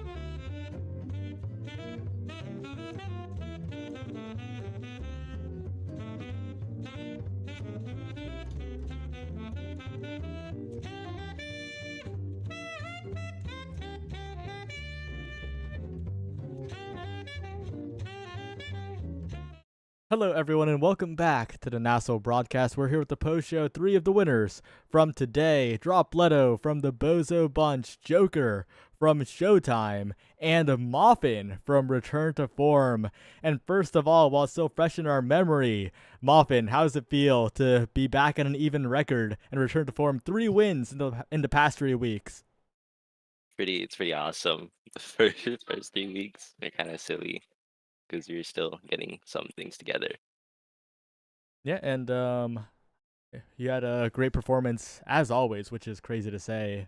Like just saying as always and it being right. Like you've really been consistent so far this season, and I guess you have a pretty unique character pool, right? How is that like in terms of like how you think about the game? Like, you just go into a game thinking, oh, like this is a Rasmus angle. Oh, I'm gonna steal this guy's Rasmus, or what? I feel like picking what I feel like it's like randomly. The picnic is on. All right, and Joker, Showtime, taking down the undefeated Cosmic Calamities. Shianzu's back. How does that feel? It feels good. Like, I'm always down to play midfield. You know me, man. But forward's my home, bro. And it's good to have my guy back feeding me the ball so I can score some goals and do my job. And of course, Barcode holding it down as well. So yeah, it feels good. And we feel stronger than ever. So yeah. And sitting at 4-2, a lot of teams in that spot at this point in the season. 5 entire wait, can I count? No, it's 4. 4 entire teams in that second place spot here. What are your thoughts going into the later weeks? Like, how do you think that will be shape up in like a very vague way? I think it's gonna be pretty competitive for those winner side spots. We got to just take care of business. If we win 2 games, it's not, I don't even know if it's guaranteed if we win 2 of those games and get 6 wins. I think we got to like win 3 just to confirm it. And if we win 3, we can go 7-2, and maybe even get first seed depending on if Calm drops the game and we have a tiebreaker on them now. So yeah, that's the goal. So we're just gonna do what we can, win all the games we can, and try to get winner side for sure. And then first seed's an extra little bonus if like we have first seed, we can like win awards and stuff like that for that. So like MVP. All right, Dropletto, Bozo Bunch, also sitting at that 4-2 spot today. How'd you feel in those games against Bing? I was feeling really confident today. After some little unfortunate scrims last night against someone that's actually on the talk here, we decided, what if we just drafted movement speed? And oh, whoop-de-doo, it's so strong right now. It's a little miserable actually if you're not picking haste, but once we figured it out, game's been feeling real nice and fresh to us. Yeah, going in again on some of that movement speed talk, I guess, what are some awakenings that you would like to see added or removed, perhaps? Could we please remove Chrono Boost from the pool? It is so miserable, like watching Akai get Chrono Boost and Octavia get Chrono Boost, and now get any of the haste critters, including Mako, by the way. I hate seeing that character get like haste in a net because that's like I can't do anything about that one either. But as long as one of them are gone, I could be happy. I don't care what's put in probably, as long as it's not Tempo Swing. Everything else is okay. No quick strikes either, bro. No quick strikes either. That's my thoughts. I just want to see quick strikes in the pool. That game, or the game just feels bad whenever it's in the pool, especially because Egoist and Catalyst, those 2 are in the pool right now as well. So I'd like to see some speed awakenings removed as well, just like how Drop is saying. I don't care really which ones. And yeah, as long as some speed gets removed, then I'm chilling. And Moffin, I feel like it's always sorry I didn't finish, but it's always like possible to get kills in like any meta, but right now you can just like run so fast, it's like hard. So yeah, I'd rather there be stagger and then add more KO stuff with the stagger than just straight up speed, because how are you even supposed to hit anybody? But yeah, my bad, go ahead. Yeah, and Moffin actually in a bit of a reverse perspective, right? Because you're the one who has to deal with all the speed as a goalie. So what are your thoughts? I might keep clearing into the enemies. I don't. It's kind of an issue when I go up against speed. All right. Well, starting with Drop. Anyone you want to shout out? Anything you want to say before we end the broadcast? No super real shout outs today. Shout out to Breads for making the single calm in game 1 that made us start winning. Guys, could you start playing mid more often? Yeah, sure. And boom, instantly just like that. Things were going nice smooth sailing from there. And of course, Grant for also performing as he always does. All right, Joker. I mean, of course, shout out my teammates. Always gotta shout them out. Shout out to people who help us warm up. Shout out to the subs who filled in while Jonesy was gone. I mean, shout out to every NASL player, bro. Like, it's always fun competing against you guys. Calm was shout out to you guys as well. It was like fun playing against you guys. And yeah, shout out to Best Scene Slot for hosting. I always gotta shout you guys out. I'm grateful. All right, Muffin. Any last words? I got pulled here. I don't know. I'd like to shout out my team. They're pretty awesome. I love playing with them. And the people we warmed up with helped a lot. Right, and with that, thanks for watching Nassel as always. We have a bit of a break coming up, thankfully. So, Nassel will be back in a little bit, not next week. I didn't check the schedule. I should check the schedule. Anyway, it's like 3 weeks, I think. Like 3 11th. weeks? Oh, yeah. Oh wow. No New Year's. No New Year's. Year.